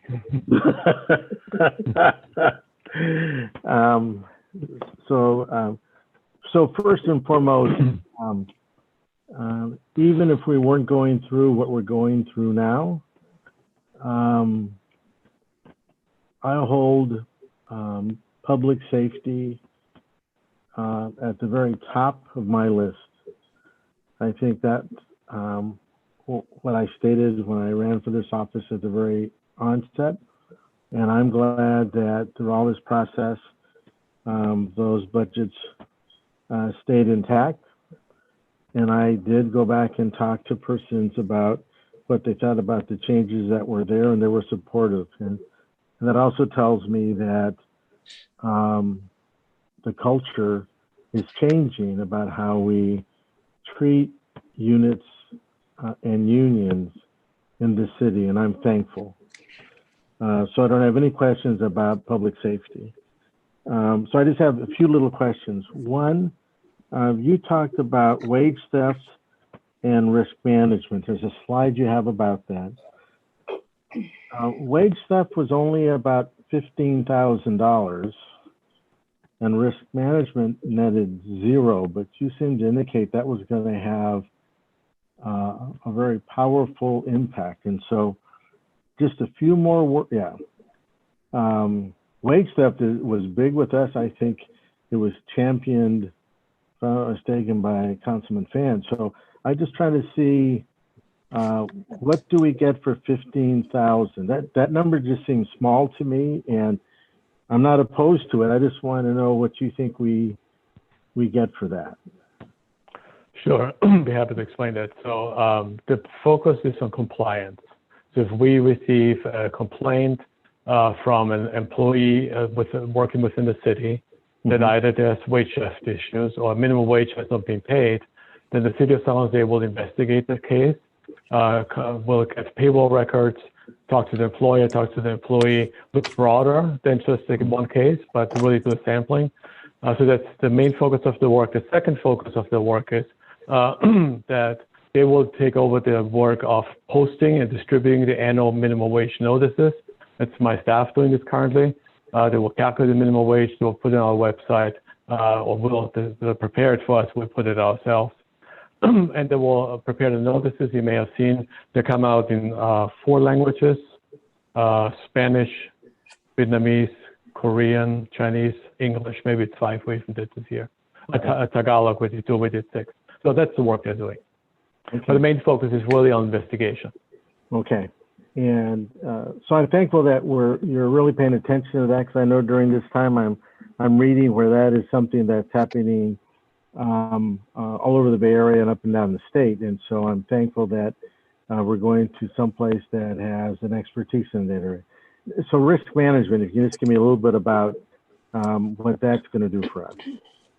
Sure, I'm happy to. So this came up during the budget study session January 28th. And currently we have a finance technician who processes claims, he gets the claims, it's a vacant position right now, but before it became vacant, and did all that more transactional work. By upgrading this position to a financial analyst, and I'm offsetting it with savings amount department. So that's why it's net zero.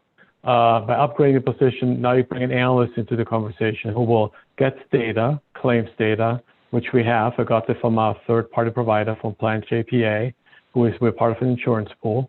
We will analyze the data and work directly with departments to figure out how we can reduce the cost of future claims based on past behavior, trainings. The Plan JPA has a huge training database of 200 videos. I don't have the time personally to do this right now, obviously, because I'm dealing with many other issues. But focusing a person who is capable of doing that at the right classification will allow us to really improve our claims handling process, number one, the analysis, and then the prevention of claims. loss prevention is really the key issue here. And hopefully will save us money.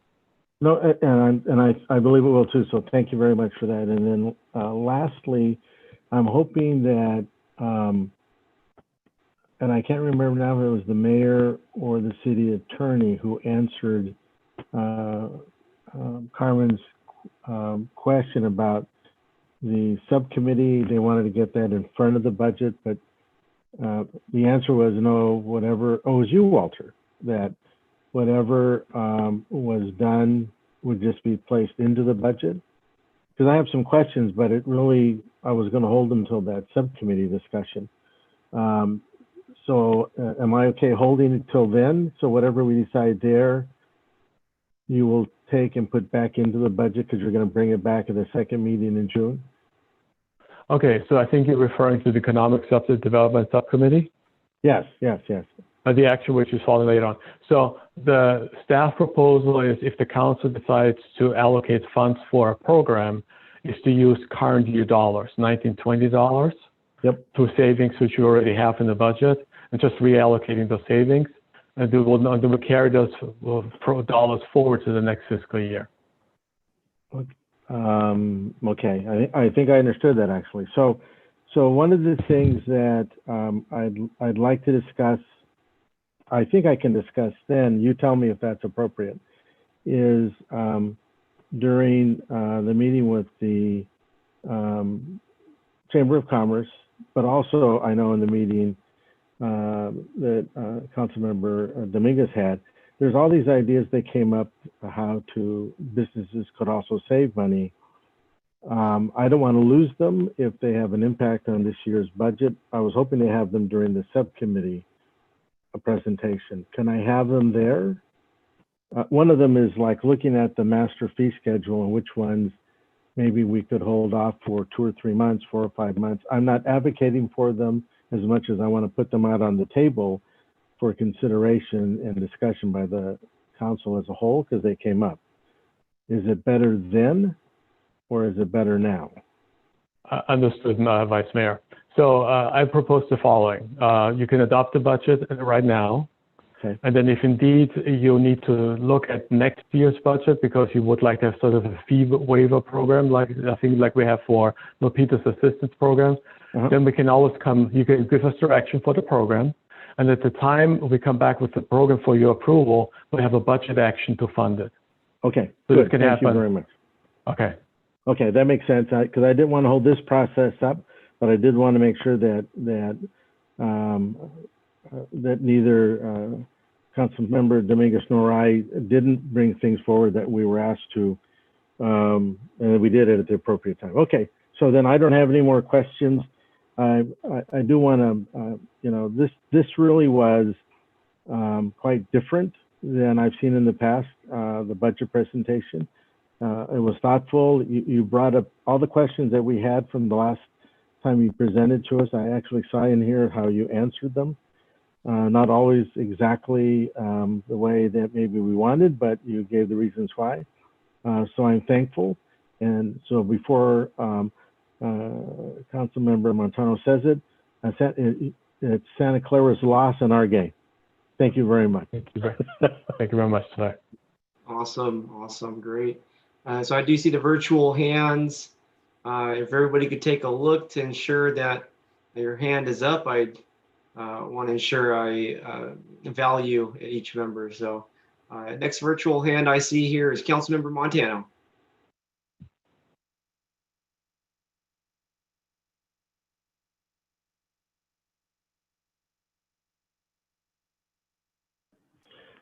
You're muted, Carmen. Sorry, thank you, Mayor Tran. So just some clarification, where did you say, Walter, where did you say that money was going to come from? That was the question that Vice Mayor had asked for the subcommittee loan. Sure. Where did you say I believe the memorandum from the staff speaks to savings in the council office budget, as well as savings in the economic development budget. Okay, that's current year savings for the current year. Okay, wasn't clear on that. Okay, and then going back to the agenda, to the budget. What are there's some parks that are supposed to be worked on. And one of them, I think it's the McCandless for 500. What was it? And at the using the task, the funding would come from the task transit area specific plan, right? And It's so due to come online. I'm wondering, and that it says it's for a consulting and planning, and I think it's 500,000. Or did I miss something? So anyhow, I'm wondering why we're having that when I thought that was done way back. The plans, all that was already done long ago. So I'm wondering why we're doing that again, and why we're putting money in there, task monies. Do you understand which one In I'm the talking moment, about? as soon as Steve is online, he can respond to it. Okay. Councilmember, I'm not clear what project you're speaking of. Yeah, I had it in here in my. Or where it is. Was Well, it in it's the presentation? the McCandless project. Do you know Is it the in park? The park? Is it in the presentation? Is that where you saw it? No, I saw it in my binder. But I'm assuming if it was in the binder, it should be part of the presentation, right? It should be allocated as part of the budget. Are we spending any money on that McCandless Park? I'm looking at the CIP now. So, yeah, it's called Park Improvement, CIP category. Plan Trade Zone, Montague Park Central, which is it's 500,000. And this is the description of the contract is to design professional services contract to provide design and construction of a new 5-acre park with the task area. And I'm assuming that's the McCandless, or is that something different? No. So you said that you mentioned the title is Trade Zone Montague Park Central. Right. Okay, that's page. Plan Trade Zone Montague. All right, well, let's go there. That's page 70 of the CIP. So that's not McCandless. So let's look at that. Oh, okay. So so that's a new one. Okay, that's where I was confused, because I know we had already paid for a study and design and the whole bit way back when I was in the council. So I was wondering if that was the same one, but now you're saying it's a different one. Okay. It's a different project. It's on page 70 of the CIP document. Okay. So for year 2021, it's got or proposed $600,000 of task fees. So the description is this project provides for the design and construction of a new 5-acre city park within the Trade Zone Montague subdistrict of the transit area specific plan. The park will be adjacent to Expedition Lane, Sango Court, and Tarab Court. Park may include pedestrian paths, benches, trees, sports fields, community center, other passive recreation facilities. Okay. So further note is that a portion of the park was completed already by a developer in 2017. So additional coordination is required with with another project that's going to be constructed. We're hoping in the next couple of years, which is the South Milpitas Vehicle Bridge.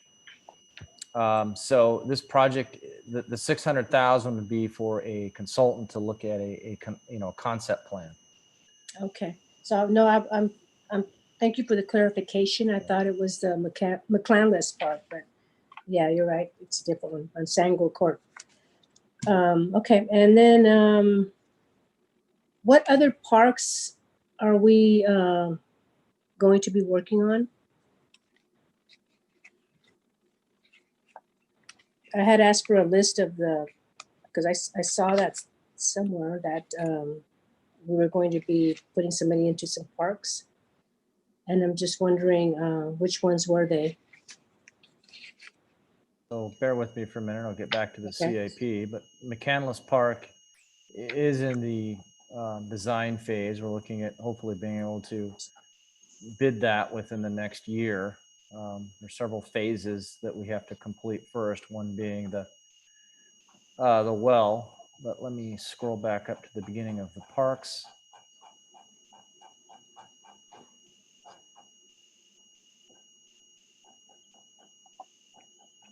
And the reason why I'm asking, I think I asked for a list, but I never received it. Which are the parks that were already worked on? And I didn't see, and I know Sunny Hills hasn't been worked on for a very, very long time. And I'm wondering, how do you come up with which parks get priority? So for fiscal year 2021, there are no park projects. You know, we mentioned the 600,000 for the train zone, Montague Park, the concept plan, that would be a new park. There's a project that is an on-call maintenance and landscape services. That's public works maintenance for existing parks. Mhm. And another another project, which is 3424, which is citywide park rehab. Again, that's a maintenance project for existing Okay. parks. So we don't have, there are no other park projects being Okay. funded in 2021.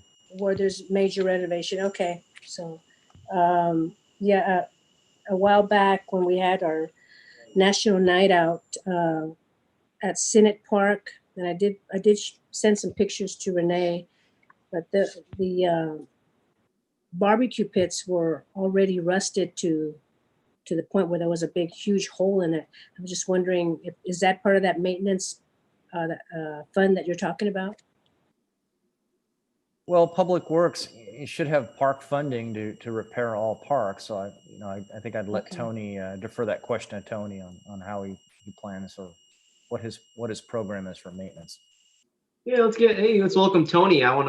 Hey, Tony, I know you're with us. Looking forward to you joining us here. I know you got your microphone and.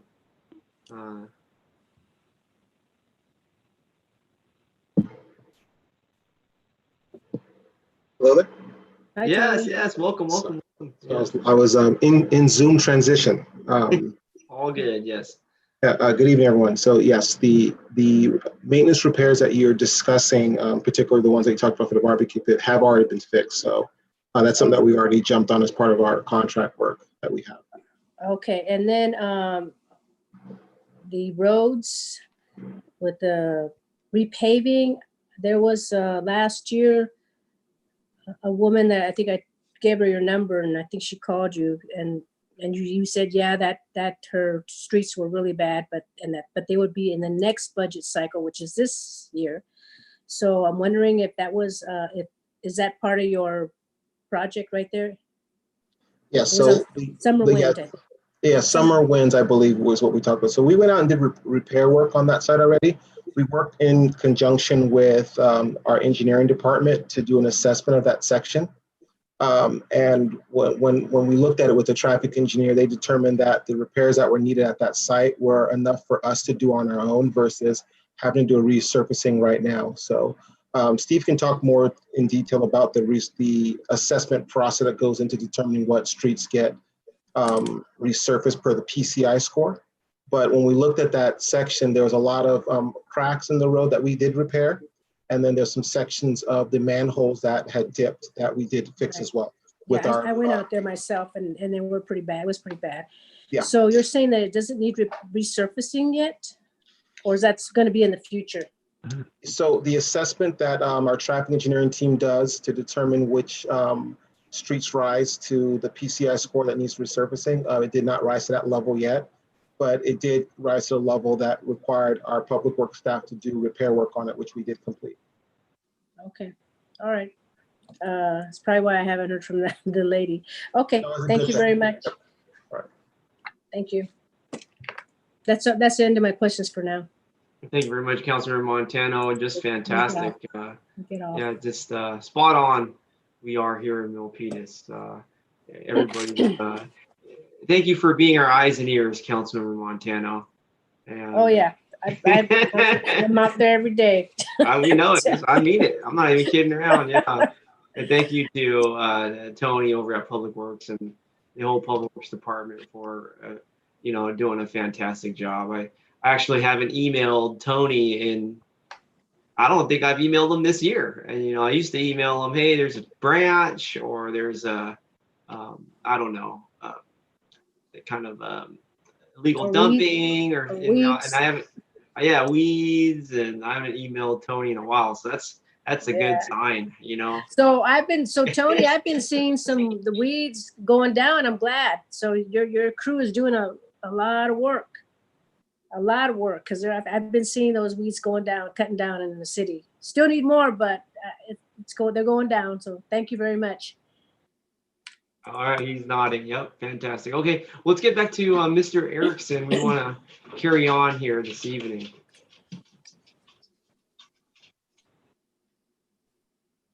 I think I'm done. Is there another Okay, question I all missed? right. Well, okay, good. I'm on a He conversation. hopes he's We'll done. go to the council here. I want to see if my colleagues. Yopes. Sorry. Appreciate it, Mr. Erickson. All right, I want to really look to my colleagues. We're looking for virtual raise hands. I know we have a lot of recommendations tonight. I want to make sure before we go to any type of motion that we had our discussion. But also keep in mind we have other items tonight as well. And so. Oh yeah, I had one more. Yep. Councilmember Montana. Yeah. There's a section, I can't recall which PowerPoint it is, but it's talking about the garbage or the education on recycling. And I'm wondering why are we, the city, paying for it when it should be the garbage contractor who should be paying to educate the public about how to recycle.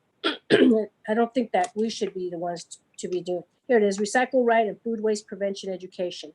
We're paying $80,000. And from my understanding, it's to tell the people, okay, folks, you gotta put, excuse me, you gotta put the food waste in the right container. You know how your garbage can has two containers, one for the food and the other one for your trash to go to the landfill. So here is talk about food waste prevention education. So I'm wondering, why do we have to pay for it when it should be the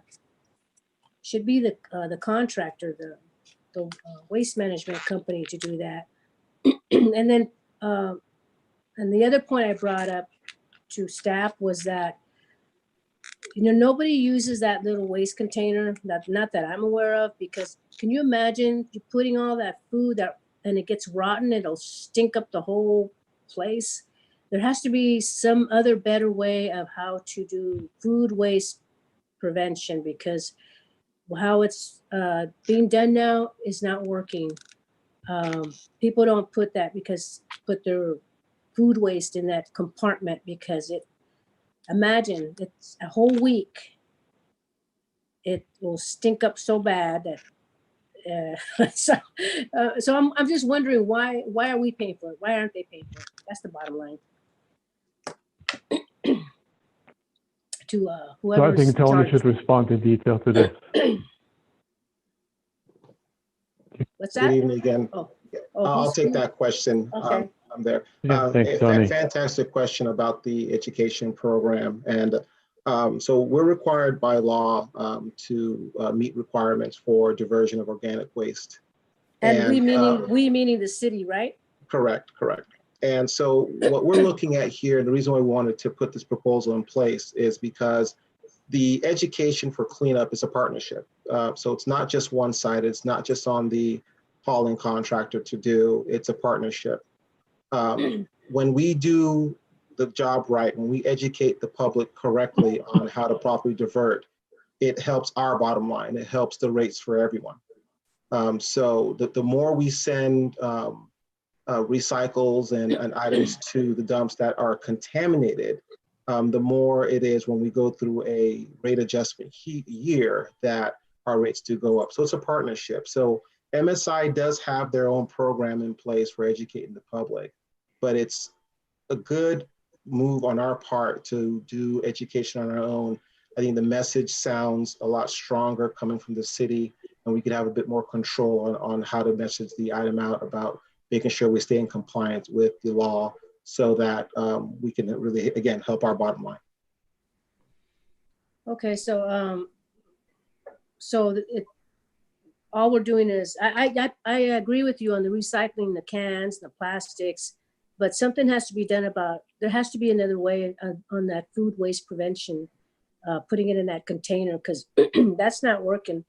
So somebody's got to think about another way how to do that, because I'm telling you, I know a lot of folks that don't even use that container because it would stink up their whole neighborhood. So anyhow, just at least you cleared it up, but you have to by law. So thank you for that. Right. Maybe you could make a recommendation to the who is it? The Milpitas Recycling Center to come up with some other way of how to get rid of that food waste. Yeah, and I mean, it's a good point you bring up, and there are discussions going on about that. Nothing's flushed out yet, but you're not the first to bring that up. So. All right. Okay. Thank you. All right. Awesome. Thank you very much, Councilor Montano. Do you have any further questions? No, that's it. I mean, let me put my hand low. Okay. Low back there. Thank you very much. Next up, Vice Mayor Nunez. Yes, thank you. So first, I want to say that my wife agrees with you, Carmen, wholeheartedly. I think everybody agrees with me. Yeah, so it's not just the smell, it's those little flies too. Yeah. But leaving that for now, I want to leave that for now. All right. So Chris, I'd like to make a motion, and so I'm going to need your help, Chris. Can I say I'd like to move A through G? Is it that Second. easy, Chris? Yeah, no, it is that easy. I think we'd be looking for a motion to adopt the resolutions A through G Okay. as represented on the staff report. That's my motion. I'll second.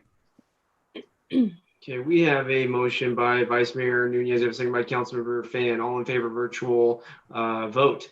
Councilmember Fan. Aye. Councilmember Montano. Aye. Councilmember Dominguez. Aye. Vice Mayor Nunez. Aye. And myself is an aye. The motion is carried, and we have just approved adopting those resolutions. Okay, fantastic. Thank you so much to Mr. Rossman, Mr. Erickson, and all the fantastic Milpitas employees for their work on that.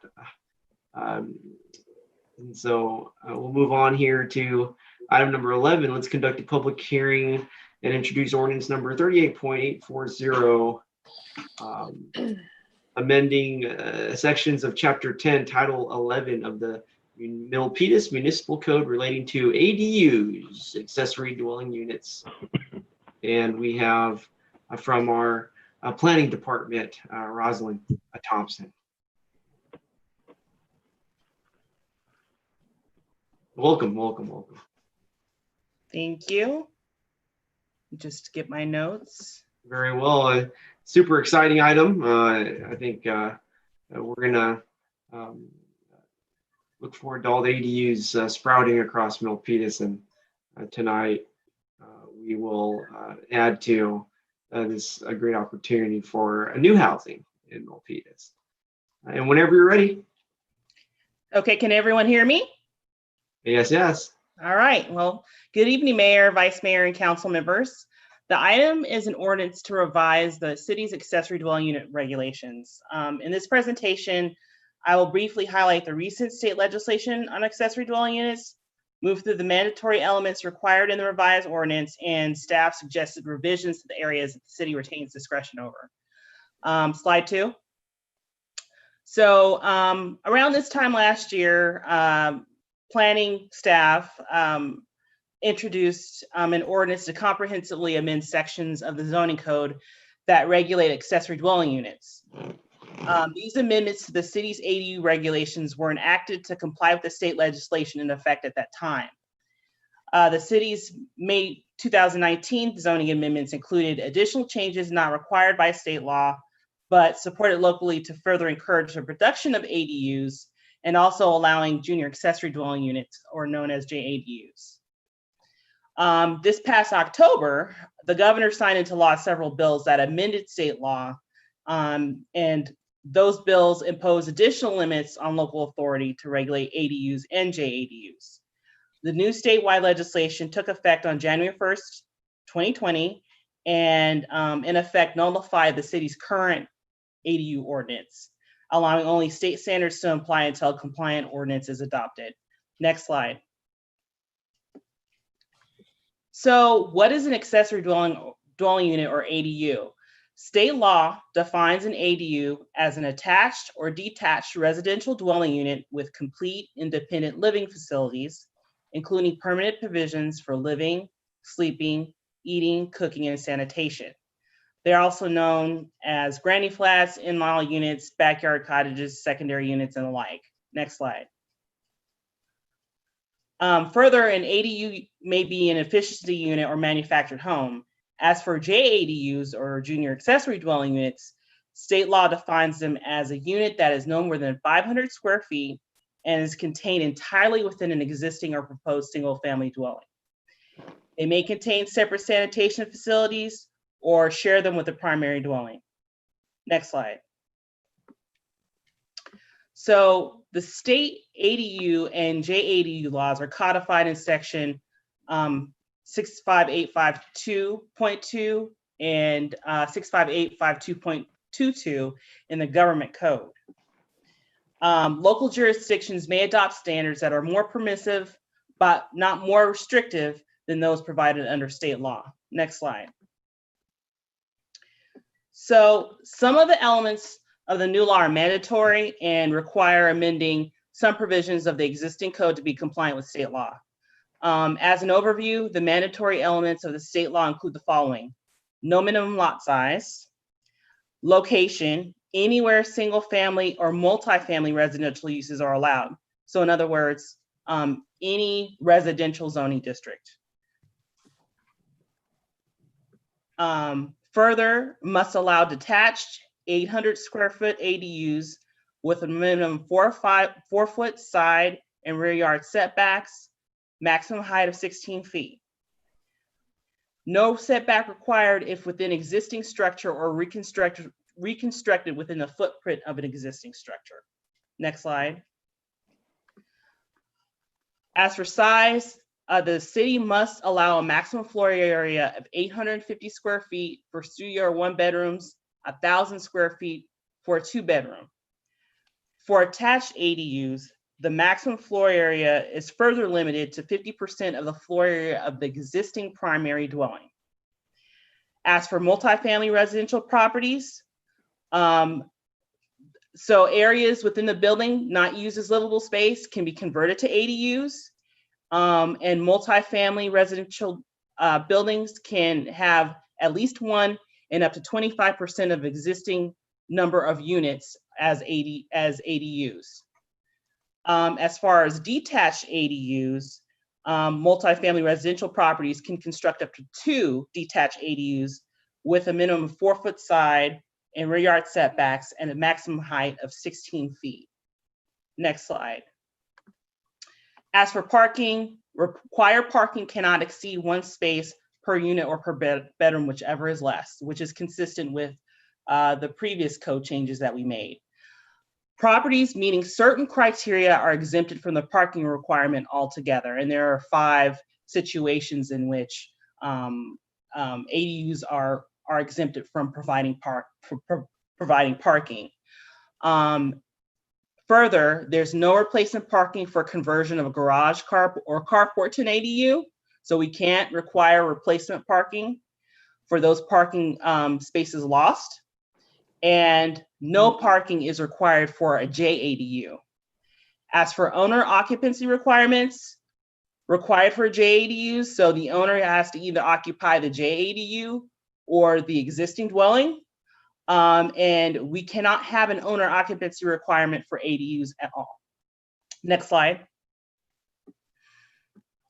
So application review, they must be processed ministerially within 60 days of submittal of a complete application. That means that we can't require anything other than reviewing for objective standards. We can't require any kind of discretionary permit.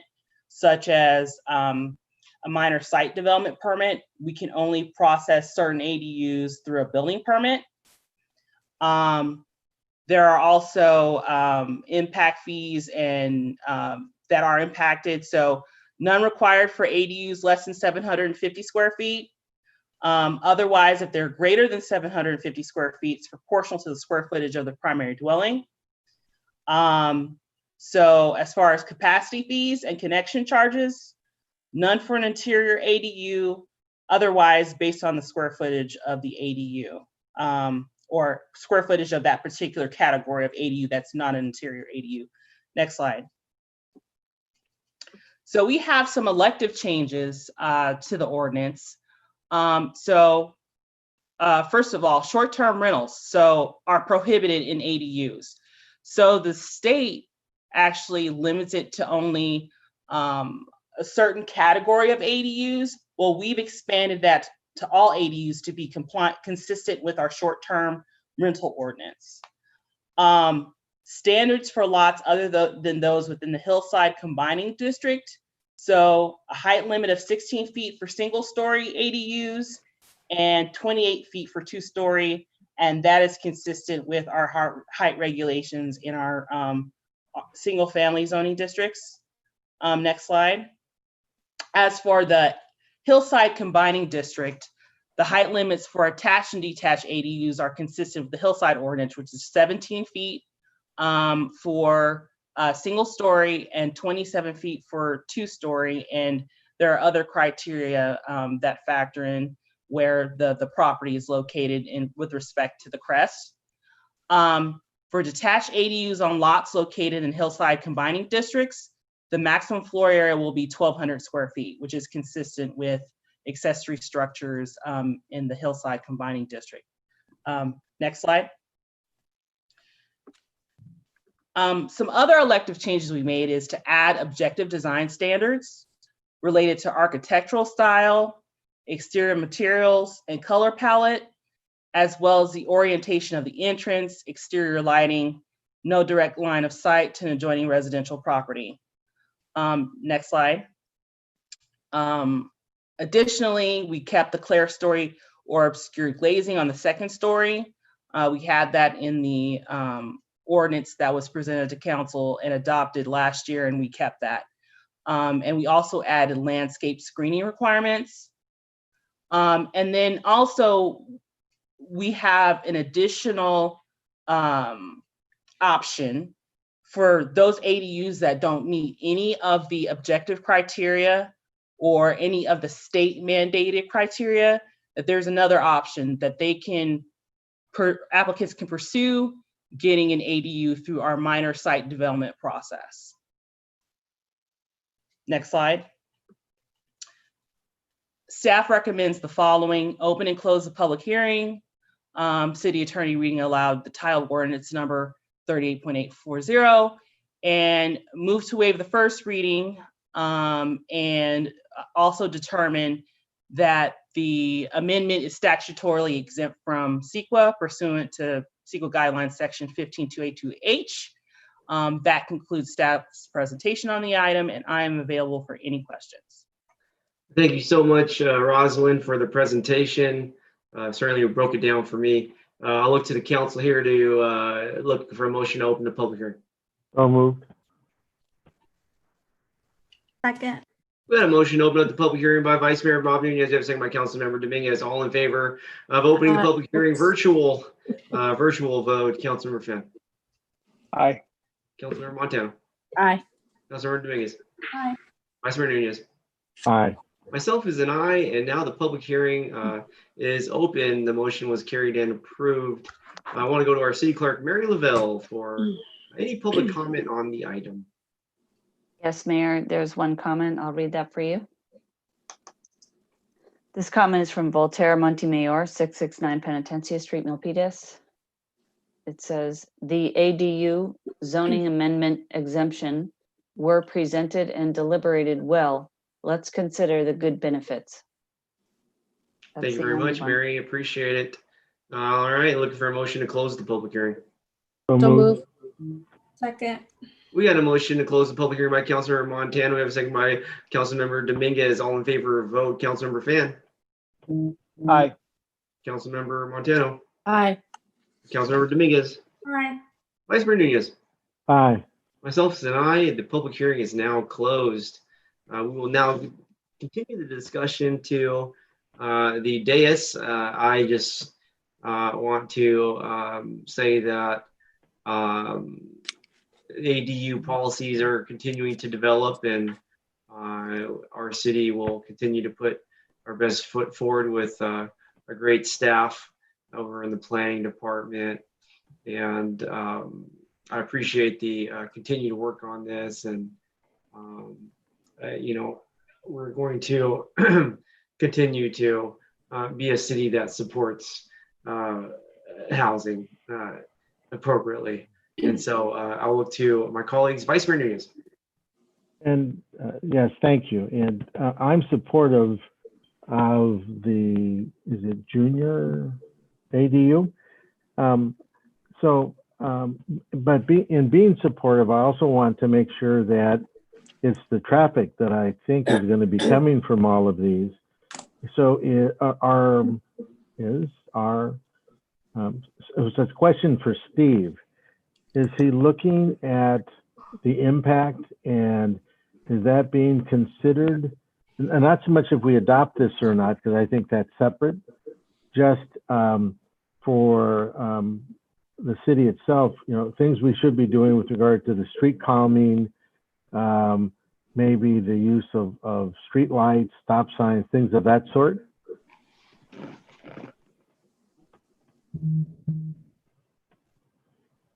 I'm not sure who I'm asking that question of. I'm just asking the question.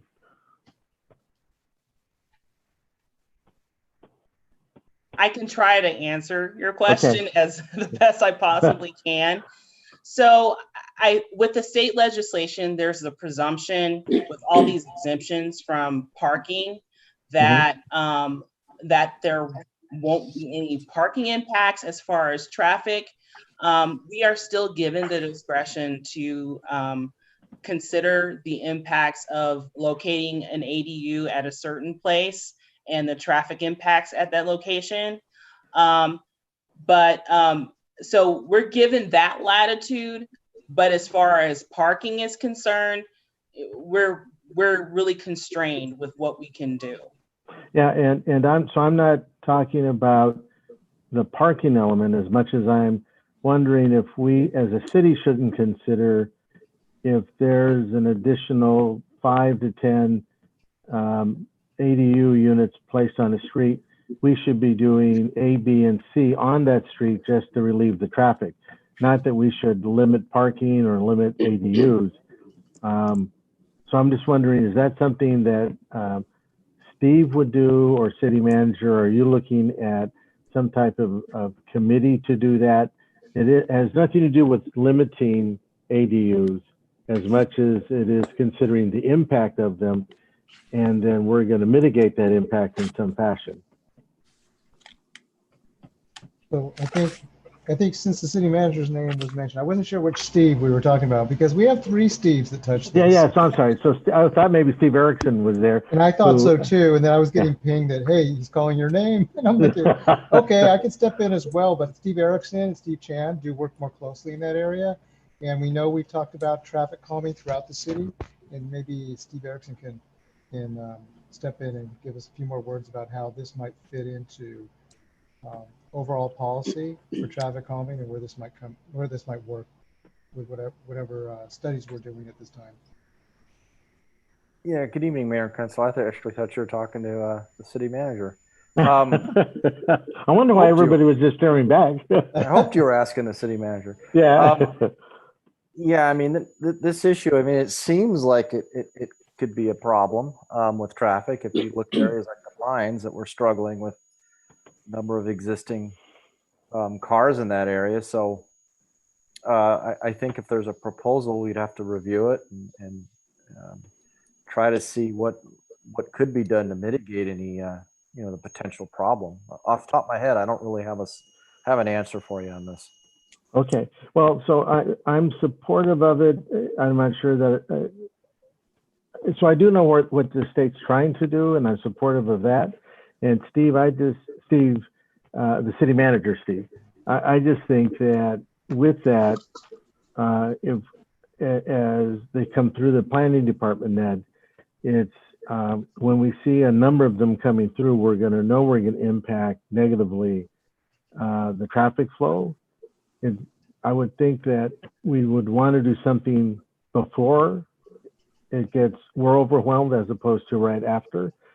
And so I'm hoping somebody is looking at that because I can see this and the person saying, well, this is a good way to help my children as they get older, my parents, or just a way to help alleviate the overcrowding. So as more of these go up and are being built, it's going to have an impact, and it maybe just be the change of the traffic flow when they come out of a housing complex. Things that we could change early on to not have that negative impact. So I just think that's something to look at once we hopefully approve this and move on. So we shouldn't be caught by surprise if we keep that in mind. That's all. So, but it's good work. I think you're right. It's going to get, they're going to try to put more and more housing because there's more and more people. So thank you. Thank you very much. I think I could just add to that because it's going to be important. And it's great that we have Ned here visibly as well. With the general plan work ongoing and the transportation element in the general plan, Ned, let me just make a note of this comment and see how, because that's where good policy comes from out of our general plan. That's going to be the council's policy. So maybe that's where it lives. So it's noted. And if I could add to that, through the mayor. So good evening, everyone. This is Ned Thomas, your planning director. So last week, the city received notification that we received a $310,000 grant from the state. And one of the uses of, and that will be coming to you at your next meeting for to receive that grant money. But one of the uses of that, or one of the primary uses of that will be to create some ADU resources for the city. And within those resources, we will be creating some maps using our GIS capabilities. We may take a look at that, and perhaps we could map out or identify on any given street which of the lots will be able to accommodate an ADU. We were going to look to where they'll be accommodated, and that can easily then, that type of data then can easily be extrapolated into, well, we have the capacity to put this many ADUs on a certain street, and if we do, and maybe we would then want to set some type of a threshold. Well, when we get to 3 or 4 or 5, 10 ADUs, then that somehow that triggers us to notifies us that we need to look at traffic impacts. That's exceptional. That's exceptional. So I think that grant will just, we'll be bringing that to you, and then we'll be kicking off that work so we can take a look at maybe doing some type of analysis. I think the comment is a good one, as we, sometimes we don't look at the hidden impacts of these policy decisions, but definitely whenever you add units, you're going to be adding traffic. So we should look at it.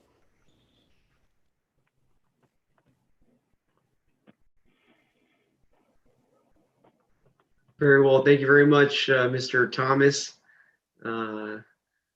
Let's see here. Since I'm calling all the Steves by their last name, I'm going last names tonight. All right. Okay, well, I see the virtual hand for Councilmember Montano. Yes.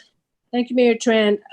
Yeah, I concur with Vice Mayor Nunez's comments that we need to take a proactive approach, meaning that we need to keep track, create a database of where our ADUs are located, and also perhaps looking into some type of circulation, finding other modes or other ways, other routes of where traffic is going. So traffic circulation. But I also do feel that parking is going to be an issue. So I know at Kurtner School, we have cars can only go in at a certain time. There's signage there. So we might want to look at that too, and I think Vice Mayor Nunez he's basically asking you to take a proactive approach and start thinking of ways where we can alleviate traffic congestion. So I agree with that. And as far as the ADUs, yeah, it's the state's going in the right direction to make it easier for people to build ADUs. So that's it. Thank you so much. Thank you very much, Councilor Montano. And we'll look to the dais. If there's any further requests, please raise your virtual hand. I'm going to do a little countdown in my head. And if I don't see a virtual hand, I'll look to the city attorney. And I will look to our city attorney, Christopher Diaz. Thank you, Mayor.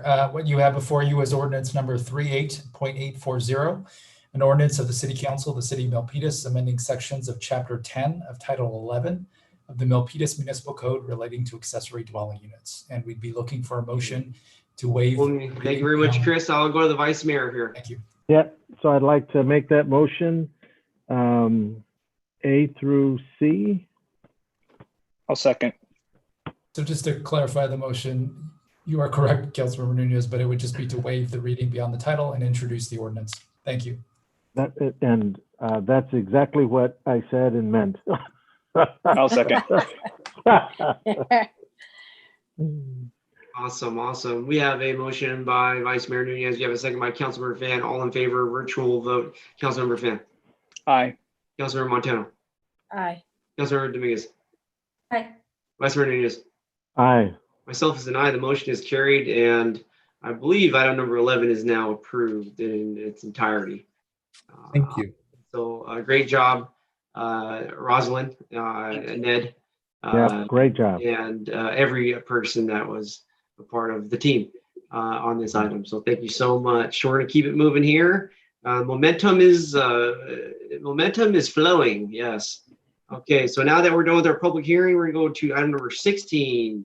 16, approve Milpitas Small Business Loan Program and Enterprise Foundation and Kiva as proposed fiscal agent. And so excited to see this come back.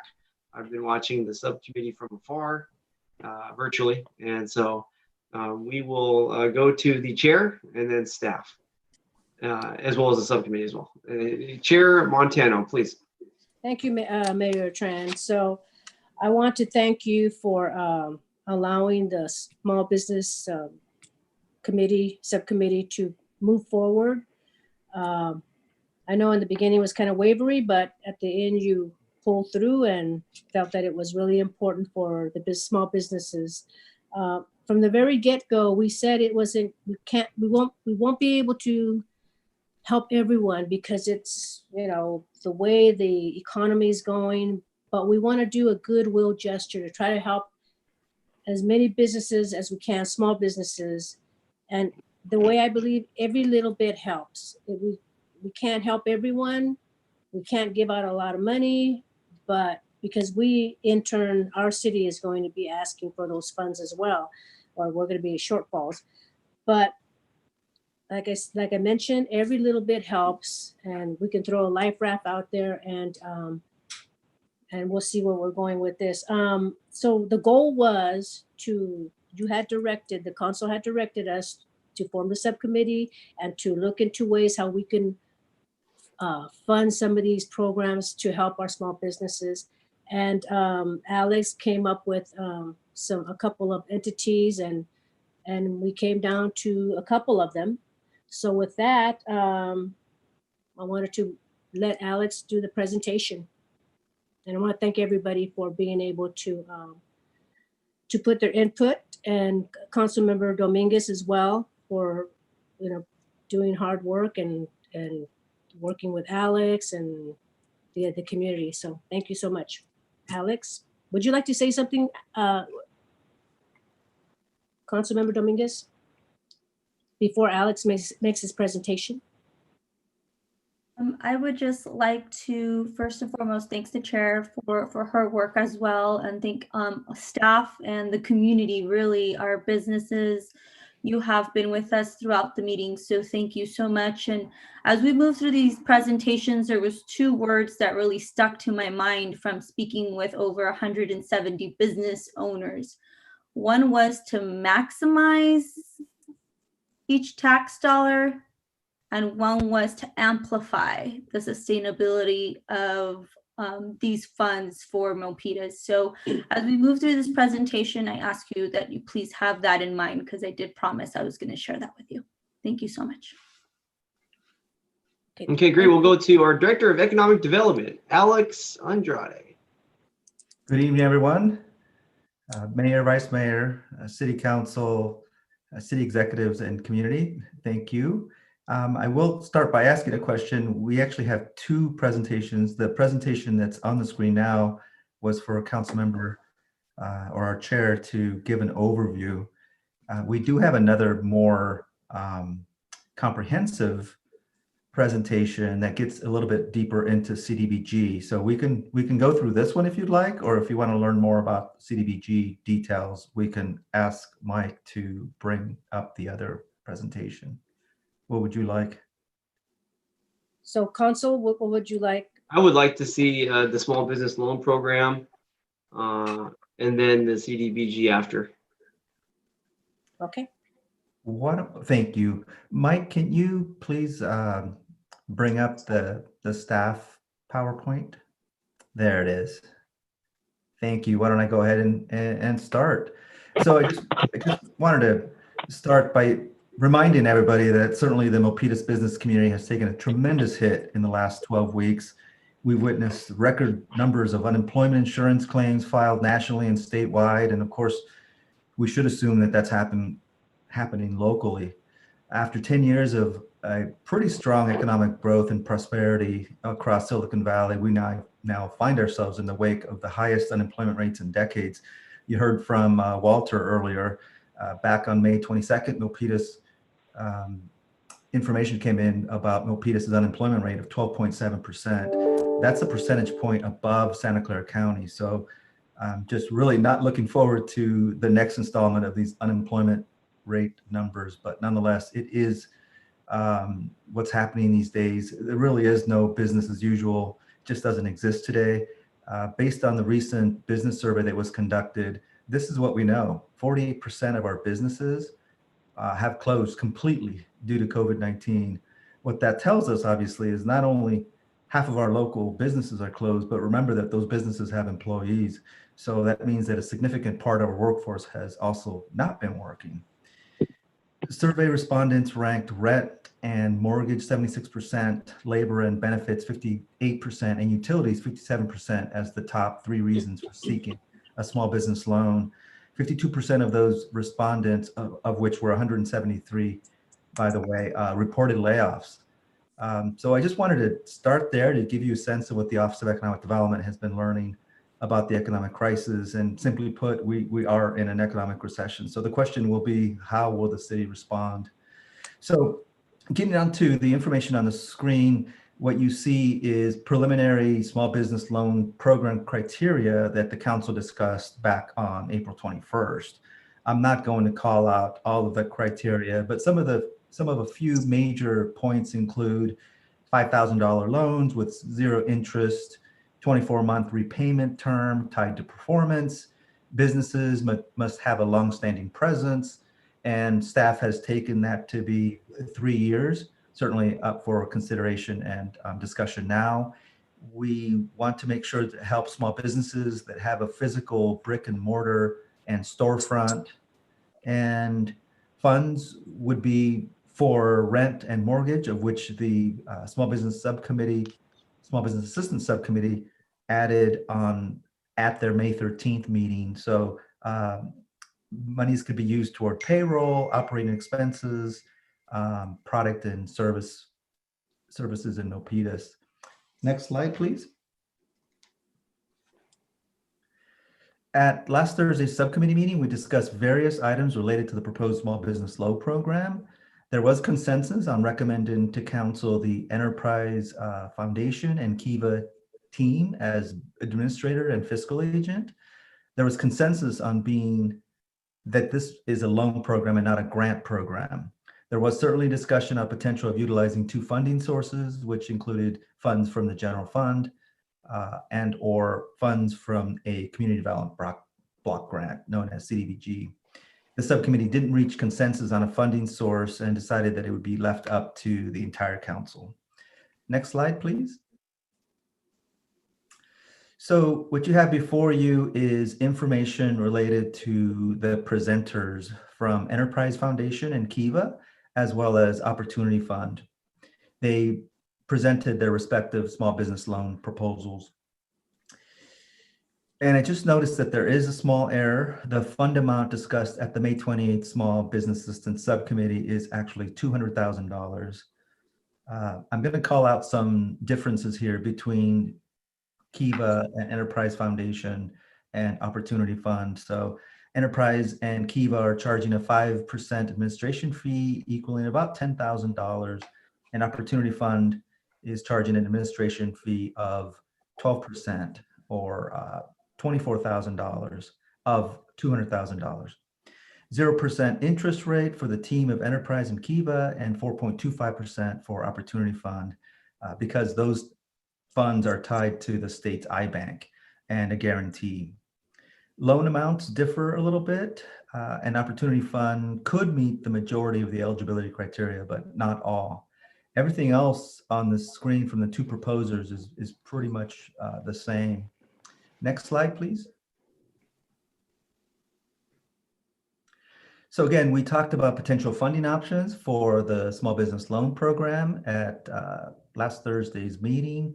Council has options from the general fund, which may include what's on the screen or other options. We wanted to present a couple of scenarios for you. They include funding coming from the city council through budgetary savings, such as vacancy savings rather, from internship positions, benefit costs in travel and training. On the other hand, you may discuss and decide to take funding from the economic development budget by way of directing dollars from the pilot facade improvement grant program, or Better Block, which is a placemaking initiative that was underway. With this one, there is a contract in place, and we have spent approximately $10,000.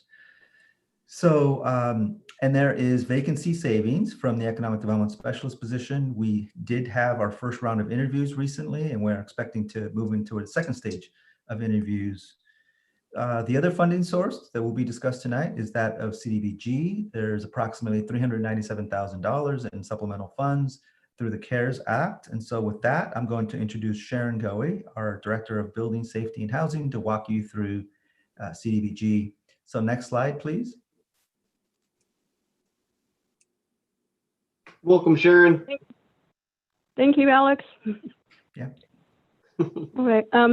Yes, so on April 2nd, HUD announced the supplemental CDBG allocation as part of the CARES Act that was passed by the federal government. And we learned that our allocation for City Milpitas is $397,911. And the purpose of this is to prevent, prepare for, and respond to COVID-19 crisis. And earlier in February, which is earlier than typical years, HUD had notified us of the normal formula funds for fiscal year 2021. And that allocation was $676,413. And these funding are usually allocated to 3 different buckets, and that's public services, capital projects, and program administration. And because of the pandemic, these can be allocated to COVID-19 related activities as well. And here are some examples of eligible activities that are approved under the CARES Act, and also many jurisdictions in this area have been using the funds for, allocating the funds for.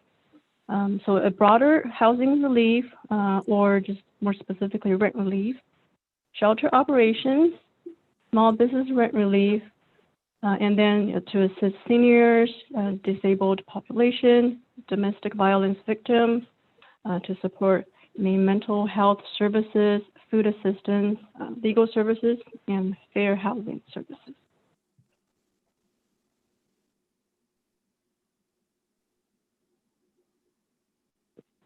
So under the HUD regulations, a nonprofit has to be a CDBG applicant, and that will be a 501c3 organization. And after they apply to the city to be an applicant through the allocation process, first by the CDBG subcommittee and then by the city council, then they will become a subrecipient. And this nonprofit will become our partner in administering and managing the Small Business Assistance Program. And HUD regulations require that each activity funded by CDBG must meet one of the national objectives. And for the category of jobs creation and retention activities, the objective to me is that at least 51% of jobs created or retained will be made available or held by low and moderate income persons. And HUD regulations have documentation and reporting requirements.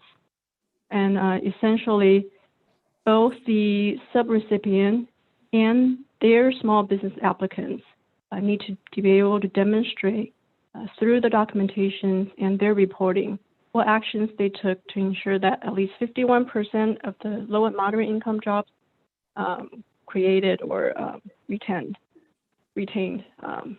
to meet the national objective.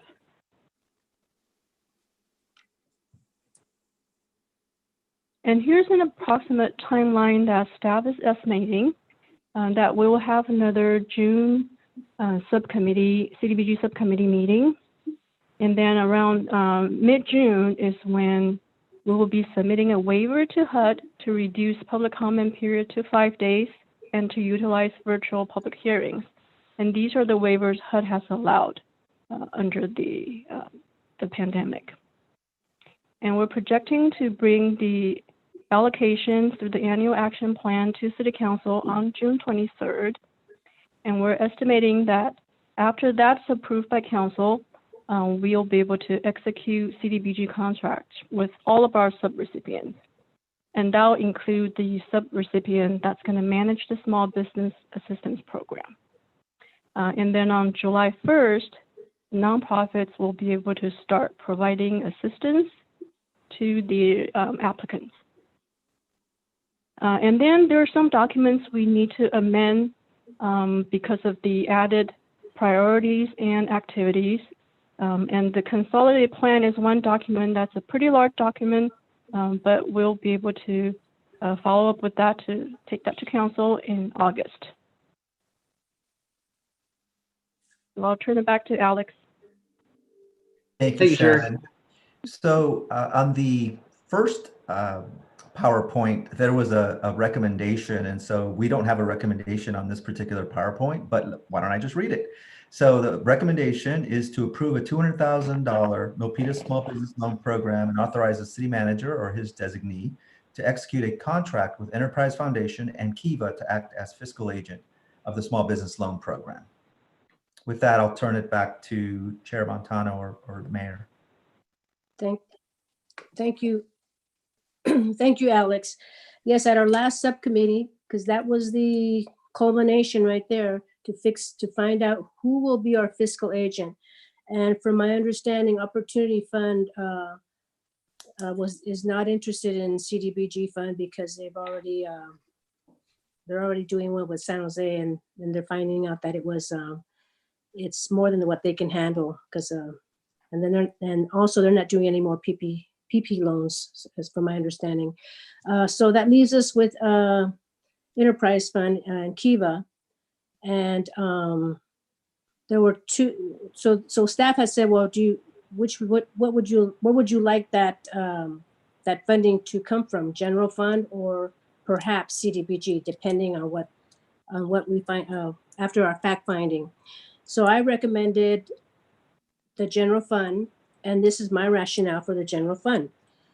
First of all, these businesses need the funding yesterday.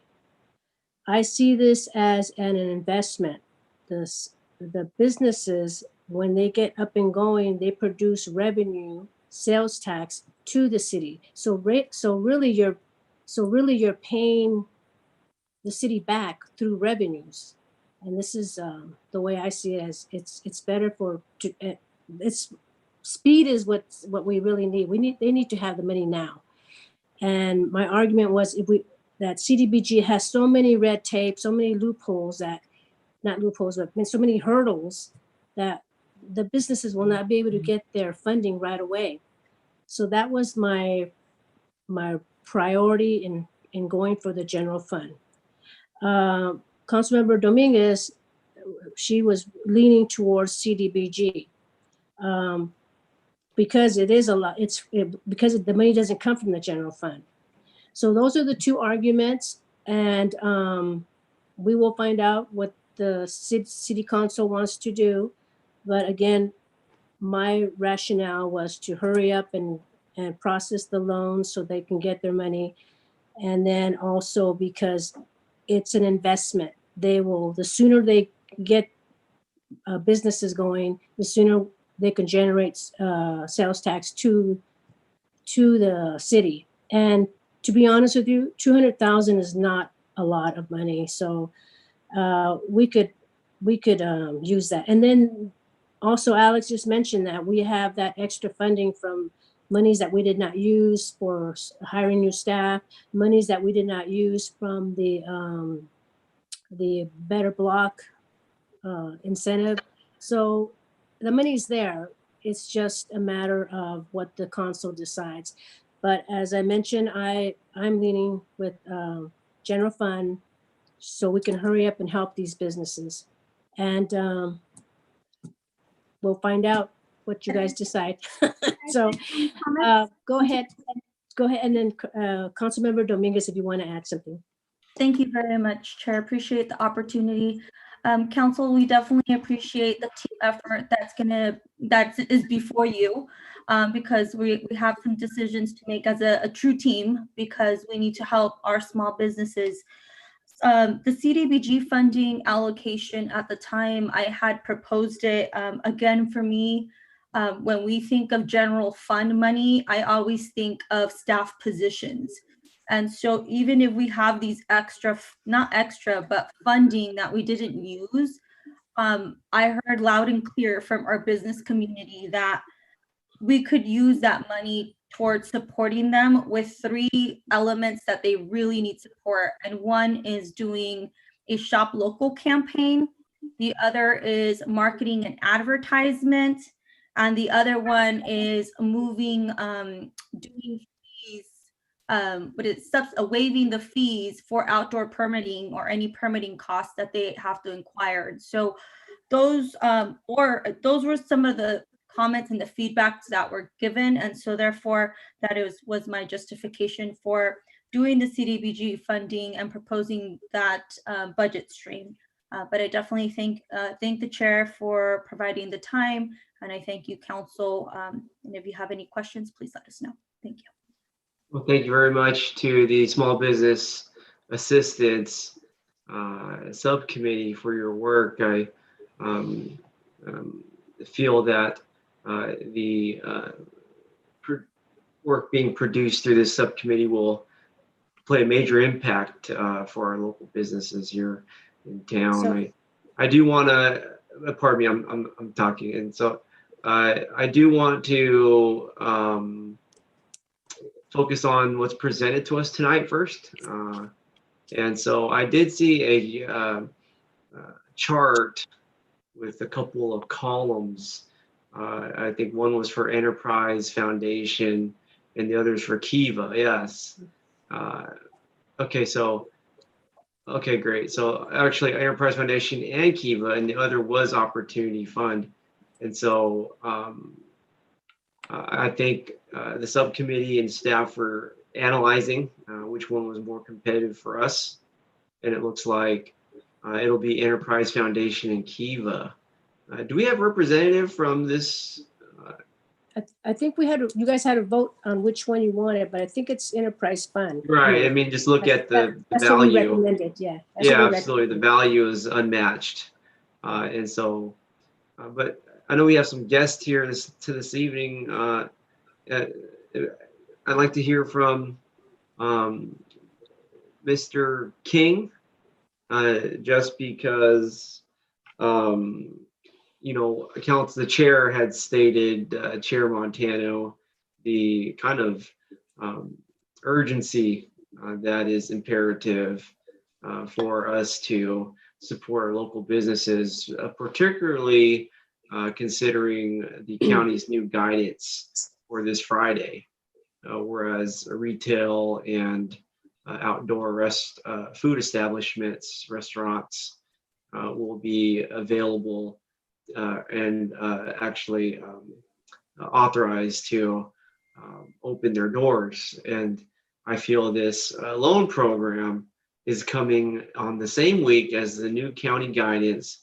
And this can really be a life jacket for these small businesses to inflate for their personnel so that they can staff the business with their doors open so that they can generate revenues and create jobs or maintain jobs for those that are hurting right now. Many of you know I've been over at the Second Harvest Food Bank of Silicon Valley, and we are producing thousands of food meals packed in boxes a day for a lot of folks who work in our small businesses. And so Councilmember Montano is really speaking the truth in terms of we need to act now. And again, businesses will be opening on Friday.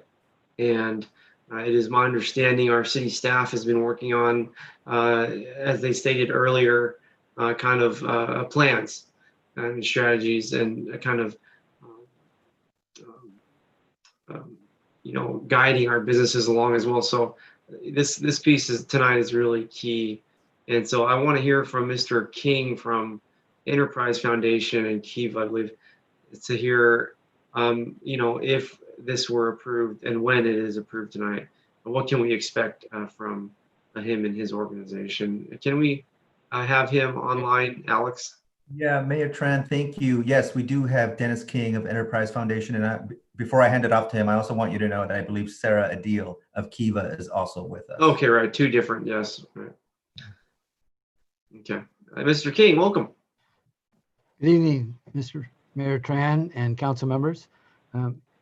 A quick backup or backdrop about the Enterprise Foundation, by the way, to give a little perspective. The Enterprise Foundation is a 501c3. It was created back in 2007 from the Hispanic Chamber of Commerce, Silicon Valley. And in 2011, they launched the first Chamber of Commerce ever in the state of California to manage a small business development center, which is the largest federal program to help people start and grow their businesses. And in 2011, we launched the nation's first SBDC Hispanic satellite. So we did a number of programs in Spanish and English. 2 years after that, we were given the opportunity to host and manage the Silicon Valley SBDC, which we've been doing ever since. And a year and a half ago, we launched the nation's first Vietnamese American SBDC.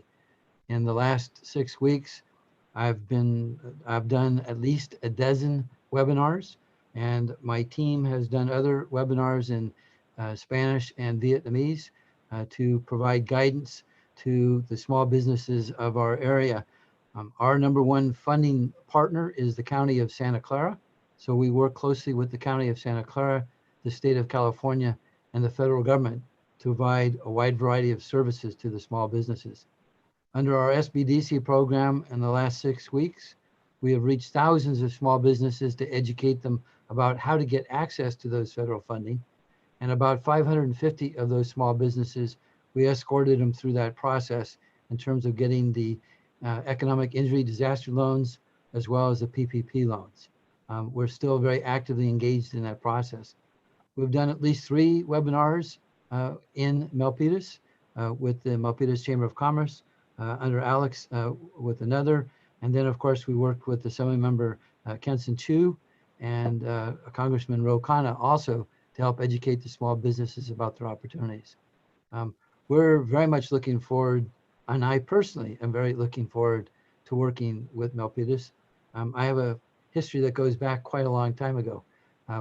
Back in 1975, right after I was the student body president at San Jose State, I joined the staff of then County Supervisor Dan McCorkadale, and Milpitas was the heart of his district. So I worked for several years on a wide variety of issues and personalities of Milpitas, and I find I keep going back. And that's a whole nother discussion. And I know your time is short because you've got so many other things to do, but I've been an active member of your Chamber of Commerce for just over 20 years now. So we're very much looking forward to helping your small businesses. I think the other lesson, Councilmember Dominguez talked about amplifying resources, amplifying and the tax dollars. This is a kind of a program that is particularly relevant to that. Councilmember Montano is right. $5,000 is not going to make a huge difference necessarily unless it comes early. But what's of keen interest to us is to encourage your small businesses with that money to be able to get access to the free services that we provide in terms of other things that might be able to help their business, such as just financial management, or what's the new normal look like, and how do you get your customers to come back? A wide variety of subjects like that that we think would be very important to the small businesses of Milpitas. And the combination of the two is really going to amplify your investment. You do have a number of decisions to make. So my hope is that once you do make your decision to work with us, then if we can work with your economic development people to answer some of the basic questions so that we can accelerate this program.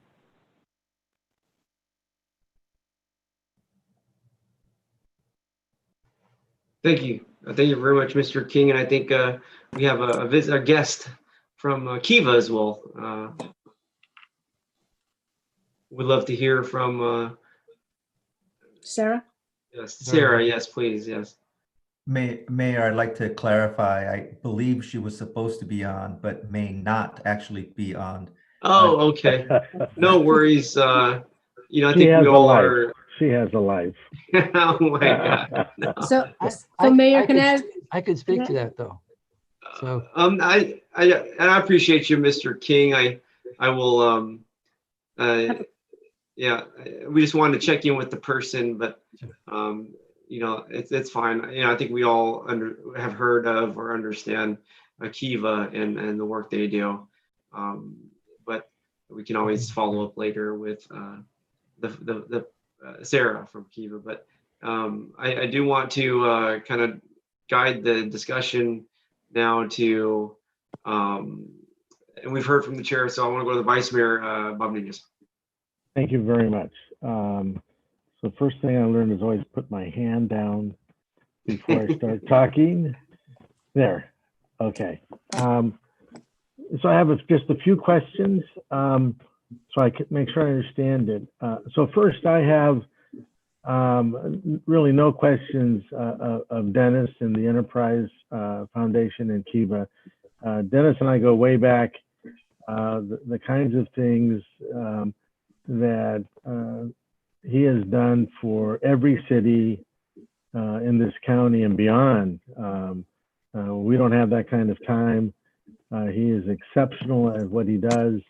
The persons that I don't even think you could call it work. It's really just a commitment to assisting businesses either charge ahead or just get their foundation a little stronger before they charge ahead.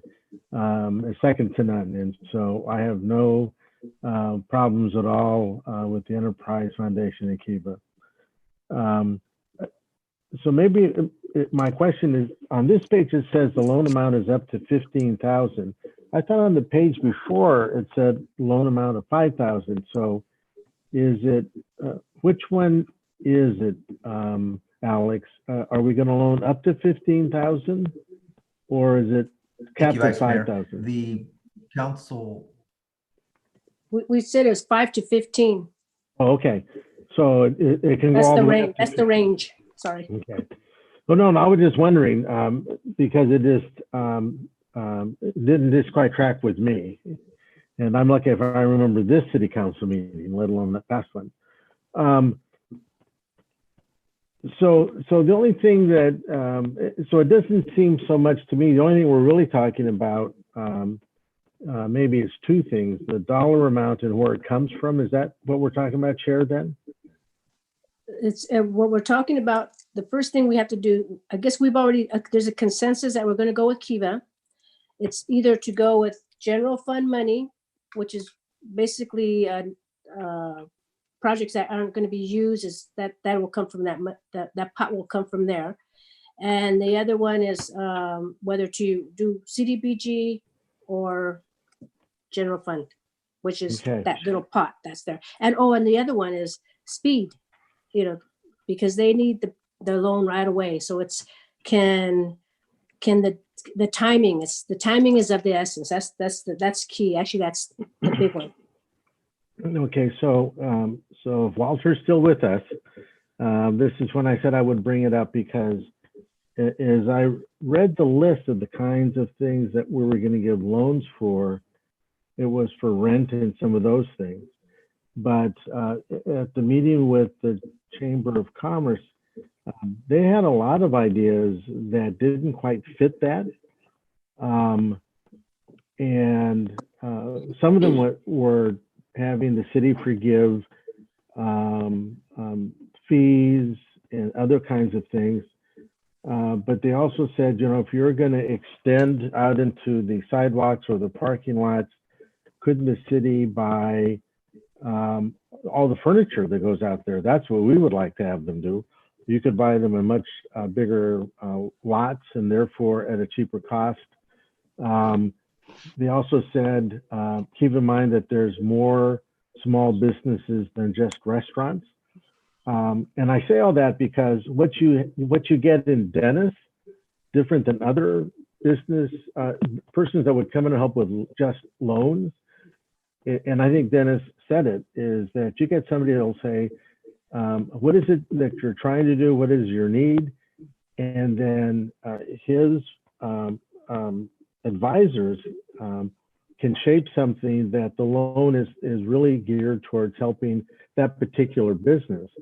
So if that's equipment, if that is rent, if that is C or D or E, I believe what you get in Dennis is an organization that can do that. So I'm wondering, is it not, I don't want to, it's not loose enough, but is he capable of doing that with this setup that you're talking about?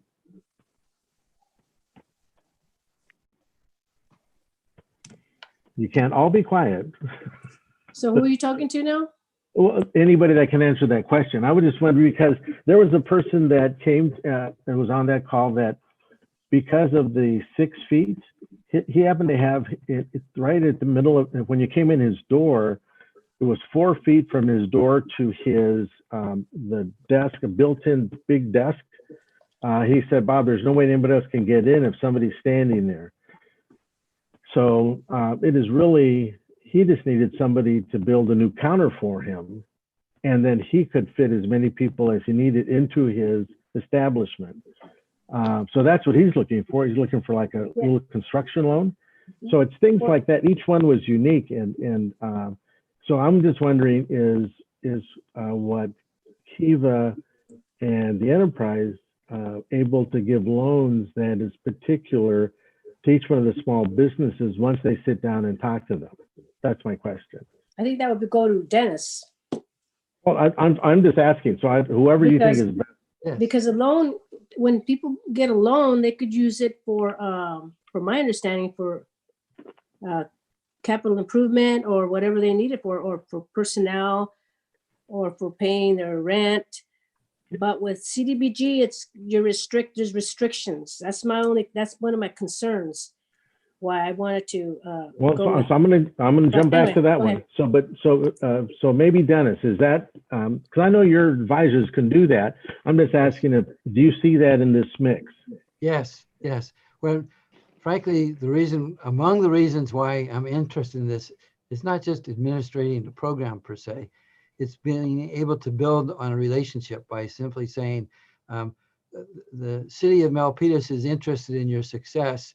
Let's talk. Let's talk about what it is that you consider to be success.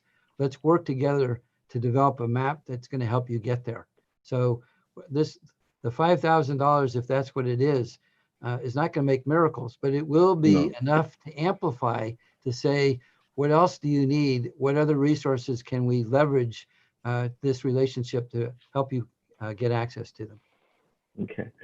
And so now I go back to the dollar amount. Sharon, are you still there? Yes. Okay. So we've actually been talking about the ability to spend CDBG funds in this manner for months.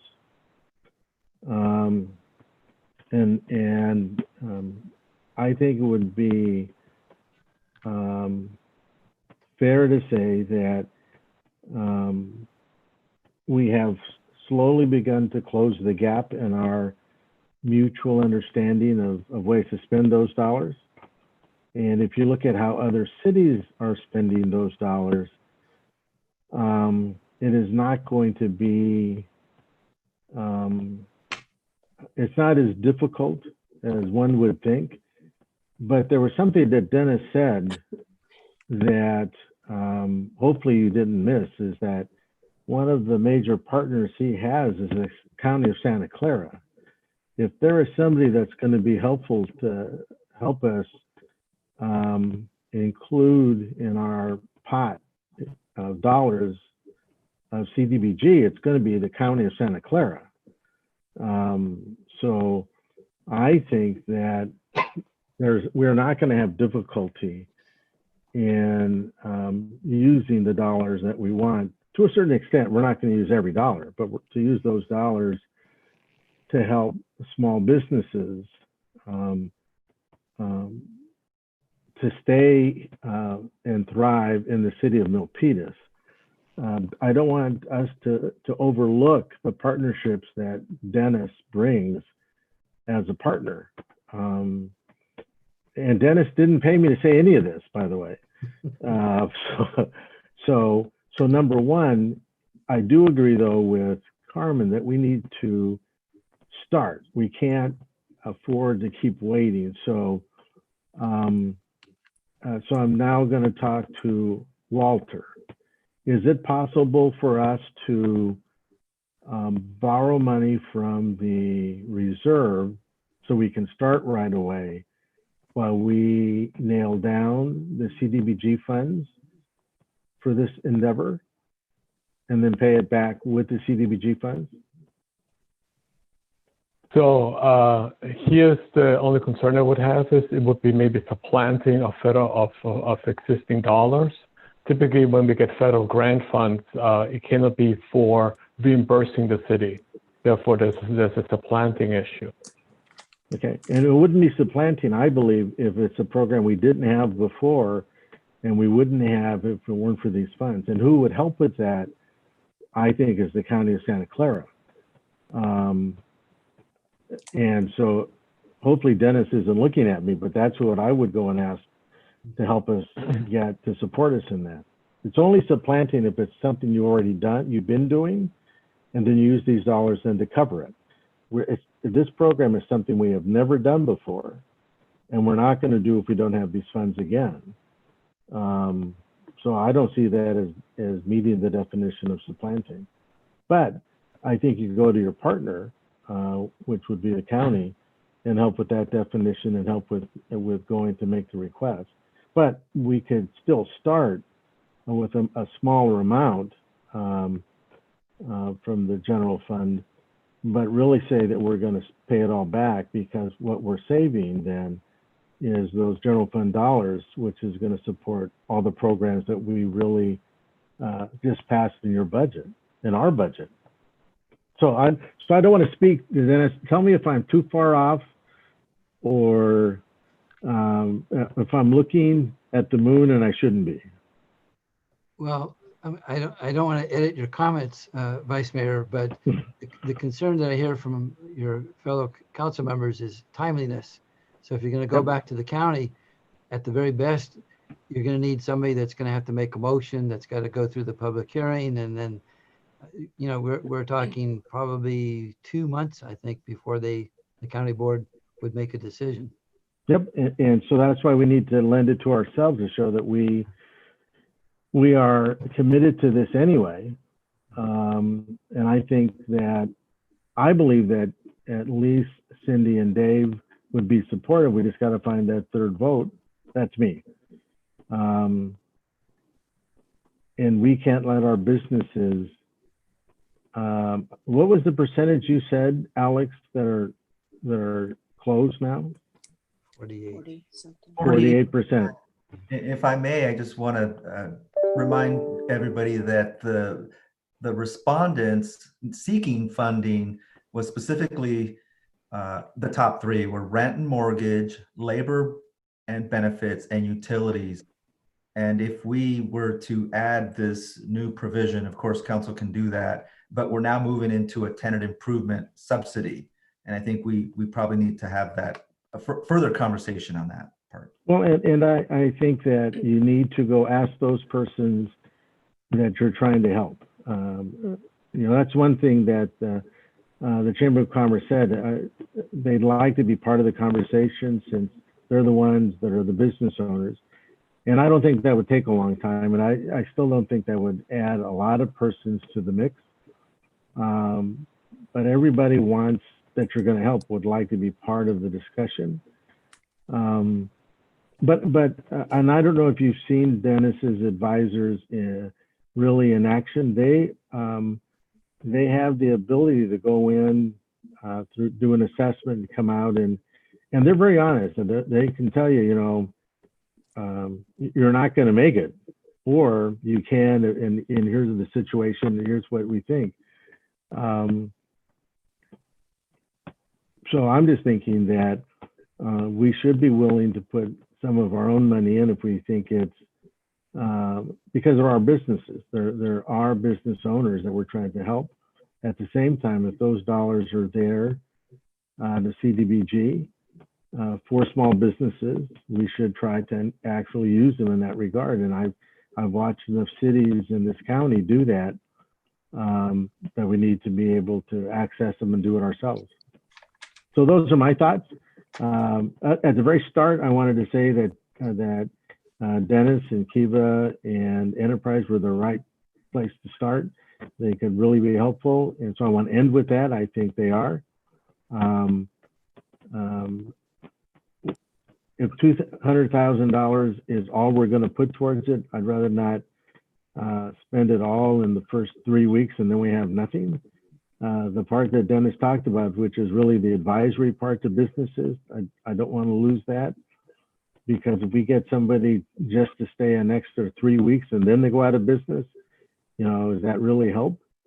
Don't lose the expertise that we have, saying they're willing to help. So those are my thoughts, Mayor. And then now I'll be quiet. I promise. We always appreciate your discussion, and I do not want you to be quiet. And so, but yeah, I want to really be straightforward and efficient here with the time. So yeah, I definitely am supporting this. I want to thank the subcommittee for, this is just me, and I'm just going to thank. I appreciate all the work y'all put in. I watch the meetings on my phone and I hear what the committee discusses, and I want to thank staff members that are on those meetings. And I guess in terms of a position, I am in a position to recommend that we use general fund dollars so that we can really expedite this program, which the subcommittee has been working on for longer than I thought they'd be working on. I mean, I feel like it's been 2 months since the subcommittee's been working on this, and I'm just like, we have been moving pretty efficiently this year with all our city business, and I feel like this egg is ready to be hatched, if I may. I think it's really ready for the picking, right for the picking. And so with the CDBG, I do want to mention here that I'm excited about those funds coming down, and I want to recommend that our whole city council or the subcommittee, the CDBG subcommittee actually, which I have the most faith in to make the best value out of those dollars. And so by us doing the small business loan program with our general fund, I think it empowers for the CDBG money to go to that committee and the whole council at the end of the day. And that way we can really have our subcommittee members specialized into providing this public service that we're blessed to. We're so blessed this year to have obviously through the much negative, but we have something like this loan program. We have something like the CDBG monies coming down from Washington. And so, we are in a position to support the community. So that's where I'm at. And I hope that our council can come to a good decision tonight with the source of the loan program funds. Next up here, Councilmember Fan.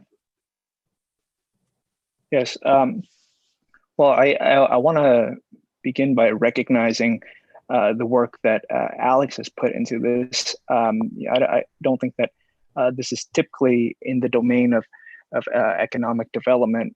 So staff had to put in the extra resources to accommodate to the council's request here.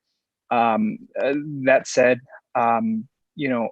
I certainly acknowledge businesses are struggling. I want to make sure that they do get the support. So let's go into the dollar amount. That $200,000.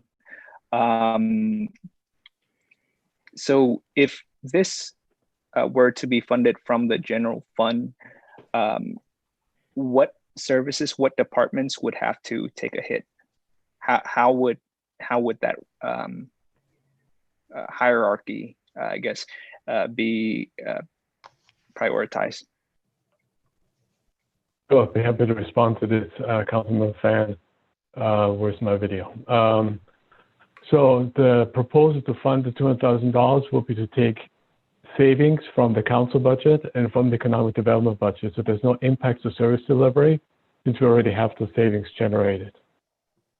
Okay, and this was generated over, is there a length of time that you this was generated over? Sure, this was throughout the fiscal year. As an example, the council approved temporary dollars for interns to work with each council member. And I believe only one council member took advantage of this program, so there are savings there. You might recall that I changed the way how we budget for health benefits, and the council budget was and it has excess funds for health benefits, and the rest is coming from the economic development budget. They have the facade improvement program, which could be defunded, the Better Block program, or also vacancy savings from economic development. Okay, so prior to all this discussion, how many openings did the Economic Development Department have posted for new recruitments in terms of staff support? Councilmember Fan, we have one, which is for our economic development specialist. We were actually starting to commence our interviews in late February, early March. And then of course the pandemic hit, which is why we just had our first interview about a week ago, our first stages of interviews. And now we're going to be moving into our second stage real soon. So since when was that posted? Yeah, it was posted around that same time, January of this year. Okay. Yes. And how would this affect that position or any further staff support for your department? This $200,000. Well, just want to ensure, and I think Walter can confirm this, the economic development specialist is currently funded, and it would not affect the proposed dollars here. I think what we're talking about is salary savings from perhaps about the first 6 months of the fiscal year for that particular position. Walter, is that correct? That is correct. So the salary savings, which we're estimating, are from the first 6 months of the position approximately. Yeah. Salary savings of only that position, or are there any other positions that we haven't discussed yet? We do have funding for an intern, and we actually, as the Office of Economic Development, had 2 interns splitting time, and both interns were seeking full-time employment. So we, at that point, weren't able to offer them full-time employment. So we lost the 2 interns fall of last year. We do currently have a contract employee who is a senior special projects associate that's helping us about 15 hours per week, which is incredibly helpful for us, especially now. And is that enough resources for you to achieve the goals stated in your economic development mission? Yeah, thank you, Councilmember Fan. On May 5th, the council approved the economic development strategy, first time in 15 years. We are very much looking forward to beginning to implement that. There are quite a few strategies related to COVID-19 and business assistance and how we respond with resiliency and recovery for our small business community. Once we do get our economic development specialist on board, I would say we will be back on track.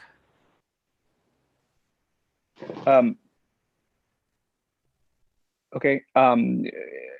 And I think that until then, though, the strain that this pandemic has caused for everybody, but in this particular situation, for your department,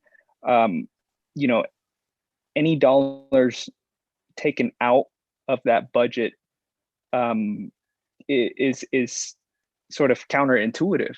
How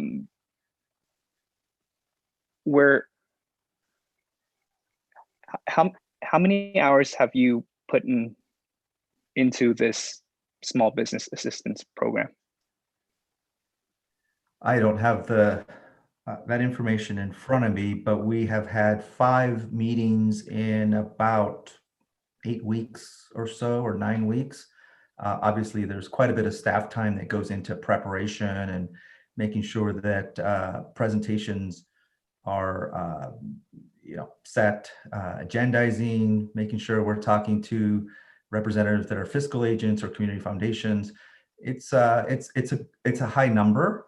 We can get that for you, but at this particular time, I can just say it's a very high number. We've been spending a lot of time with the fact that we don't have a lot of people in our team. We're small but mighty, especially these days. And well, thank you for hanging in there, though. I think certainly what we're asking of you would be a really big ask, which I wouldn't be able to support taking money from the economic development budget to further ask you to continue this work and work, of course, working with Enterprise and Kiva as well. But essentially, we're going to be asking you to do work, and we're going to take money away from your budget, which is, I just can't, in good conscience support that. You're certainly one of our most valuable assets, your department, your team. I know Daniel isn't here right now, but I want to recognize Daniel's work as well. You know, at the end of the day, we want to make sure that businesses do get the support. And I think that, you know, you can continue to support these small businesses, continue with that goal of the loan program and work with these agencies through the CDBG funds. I think that one of the reasons that we are in this situation right now is the response or lack of from the federal government. And CDBG funds are federal dollars. If anything, it is making up for the mistake.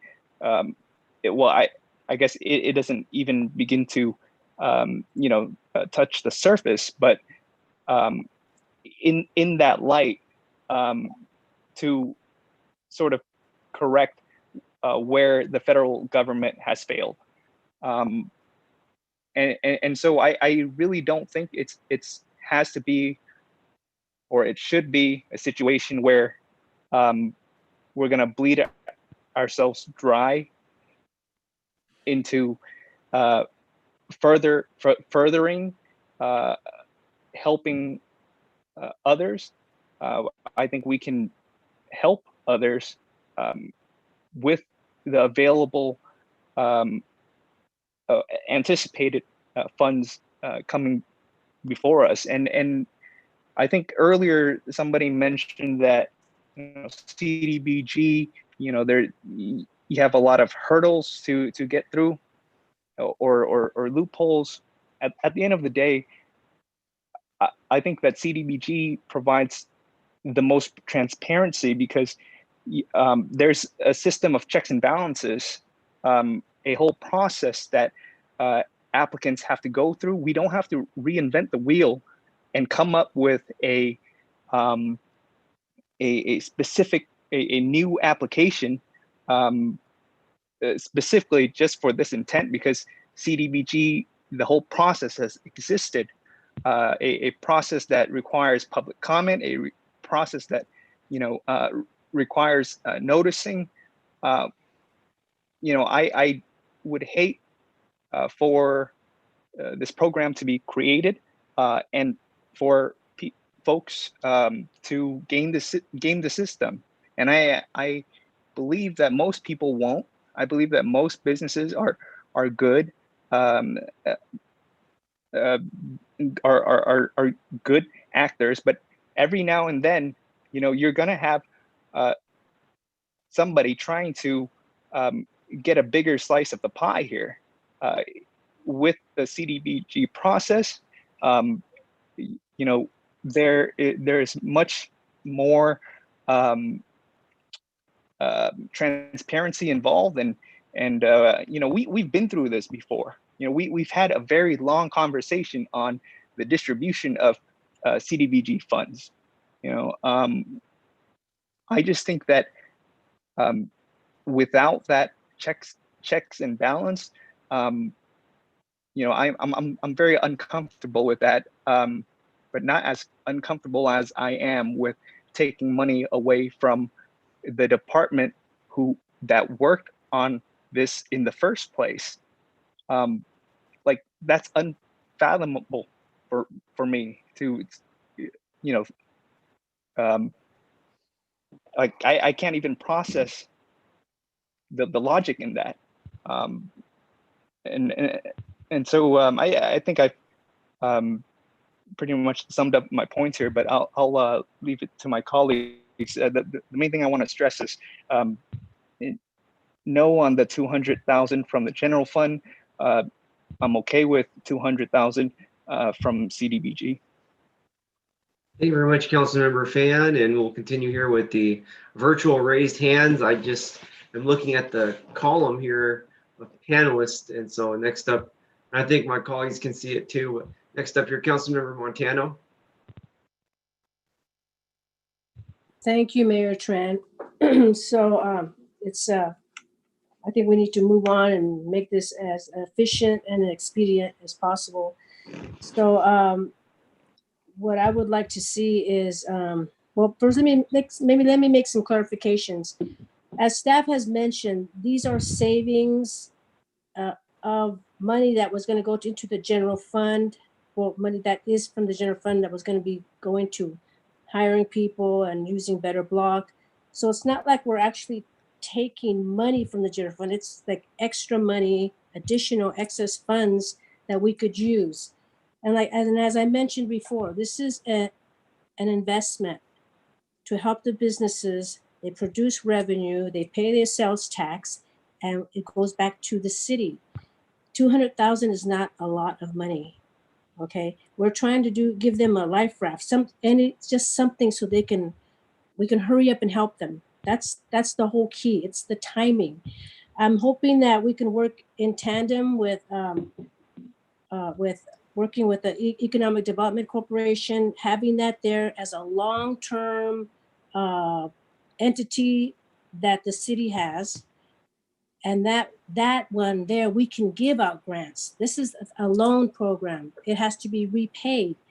The Economic Development Corporation are grants that agencies give us, the state, corporations.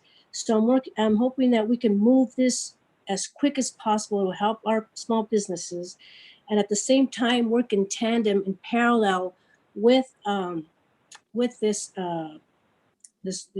loan program with Kiva, and that way we can get the ball rolling. So, like I said, it's timing. I mean, if the businesses need the funding now, it's a loan. It's not free money. It's a loan, and as I mentioned with EDC, hopefully we can get that going in the future. And I know that the concerns are staff time, but I think we can come up with creative ways where staff doesn't have to put in so much time, and it'll be long term, maybe stretched out. It's not something immediate as this one here. This is urgent. This is an urgency here, and that's why I'm asking the council to move with these excess funds that the staff has already told us it's there. It's just a matter of whether we want to use them or not. And again, it'll make Kiva's life easier. It'll make housing department, community housing department easier.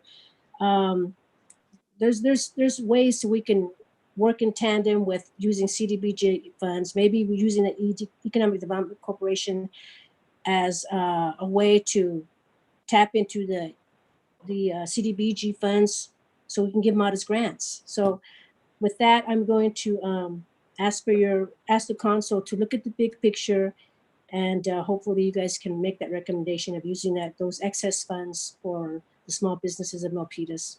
It's an investment. Thank you.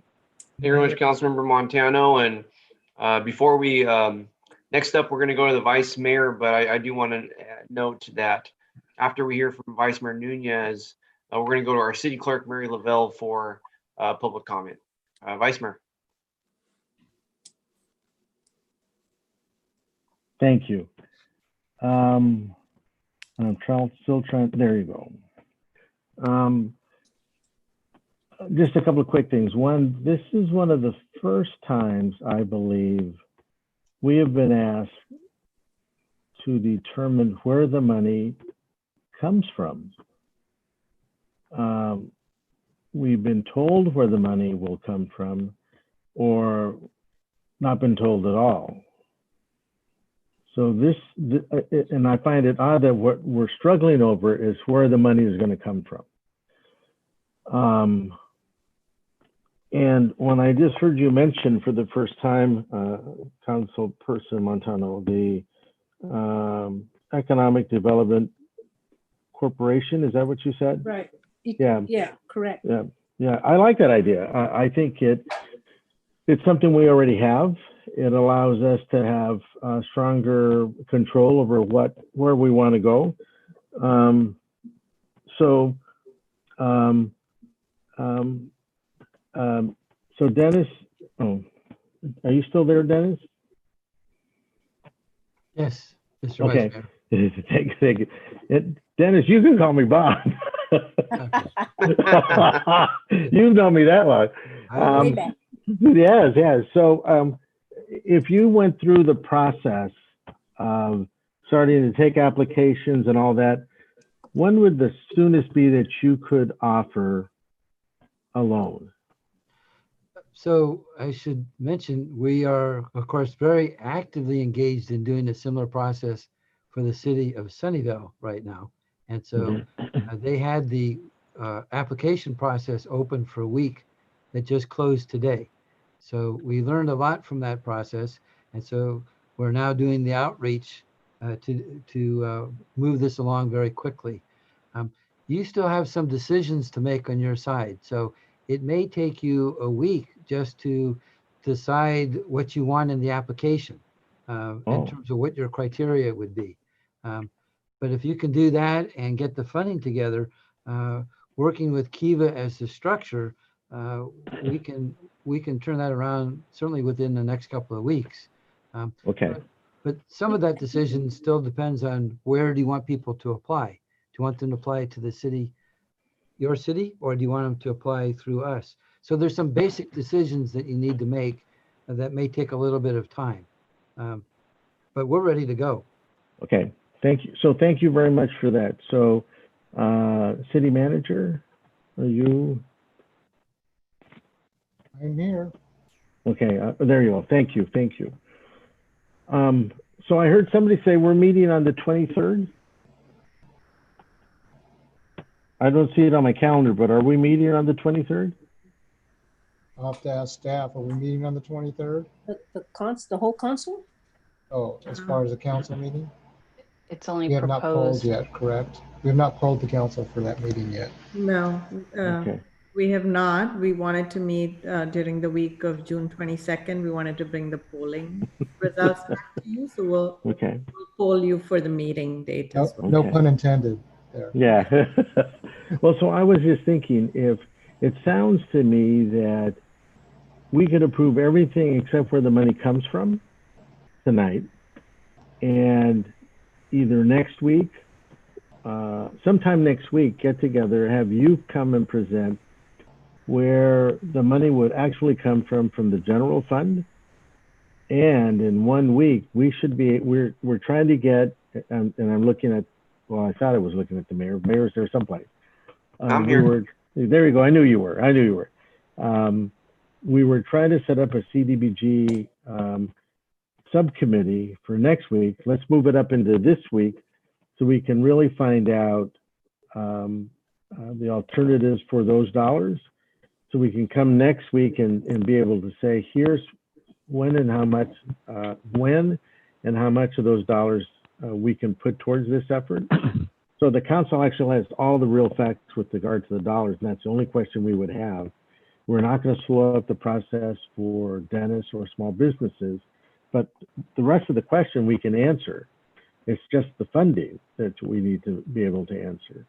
And I know that it seems to me that we took all the money from the general fund from Alex, and you may want to take a second look at where those dollars came from, city manager, or not, but that's your choice.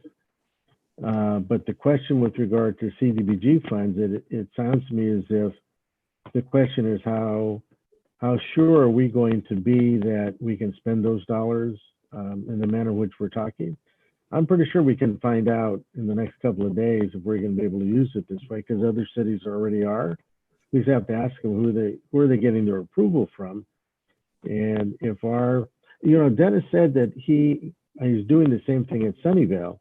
All we have to do is ask them at Sunnyvale, who are they dealing with, and go over and ask at CDBG. If we pattern the program right after theirs, I'm sure they're going to say, if you follow that pattern, then the answer is yes. And I don't think they're not CDBG. They're not using CDBG. I think it's Cupertino or one of them. Oh, well, so there is a city in this county that's doing that.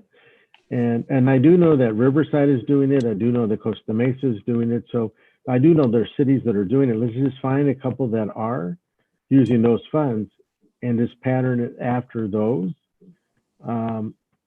because we're not talking about doing millions of dollars. We're talking about, 300 something. yeah, $200,000. And so, I think that we are struggling unnecessarily is all. Everything else is there. It's just where we get the dollars. And I would like the city manager to take a second look at where those dollars, you still want to stick with, that's where you want to take them from. And let's take another run at trying to nail down that yes, we can or can't use the CDBG funds. And So if we, yes. Thank you. So Thank that you would- very much. That would be my motion. That would be my motion because it's. Let me take a moment here. Thank you very much, Vice Mayor. I do want to go to the City Clerk, Mary Lavelle, for public yeah. comment. Yes. Yes, Mayor, you have a couple comments I'll read for you on this item.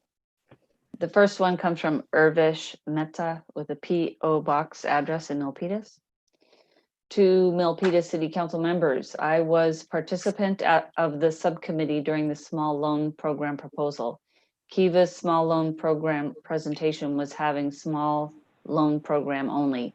It is equally important to include the 7A Small Business Administration CDBG grant program, EIDL, PPP, as well as part of CARES Act, and consider appropriate budgeting allocation on pandemic for City of Milpitas. Also, the proposed agency Kiva program model is required to be matched with U.S. Economic Small Loan Administration Program. Thanks, Irvish Mehta. And there's one more. Next comment on this item is from Voltaire Montemayor, 669 Penitentiary Street, Milpitas. The small businesses are the original backbones in many to all aspects for Milpitas families in our city. So please consider and welcome any help. That's it.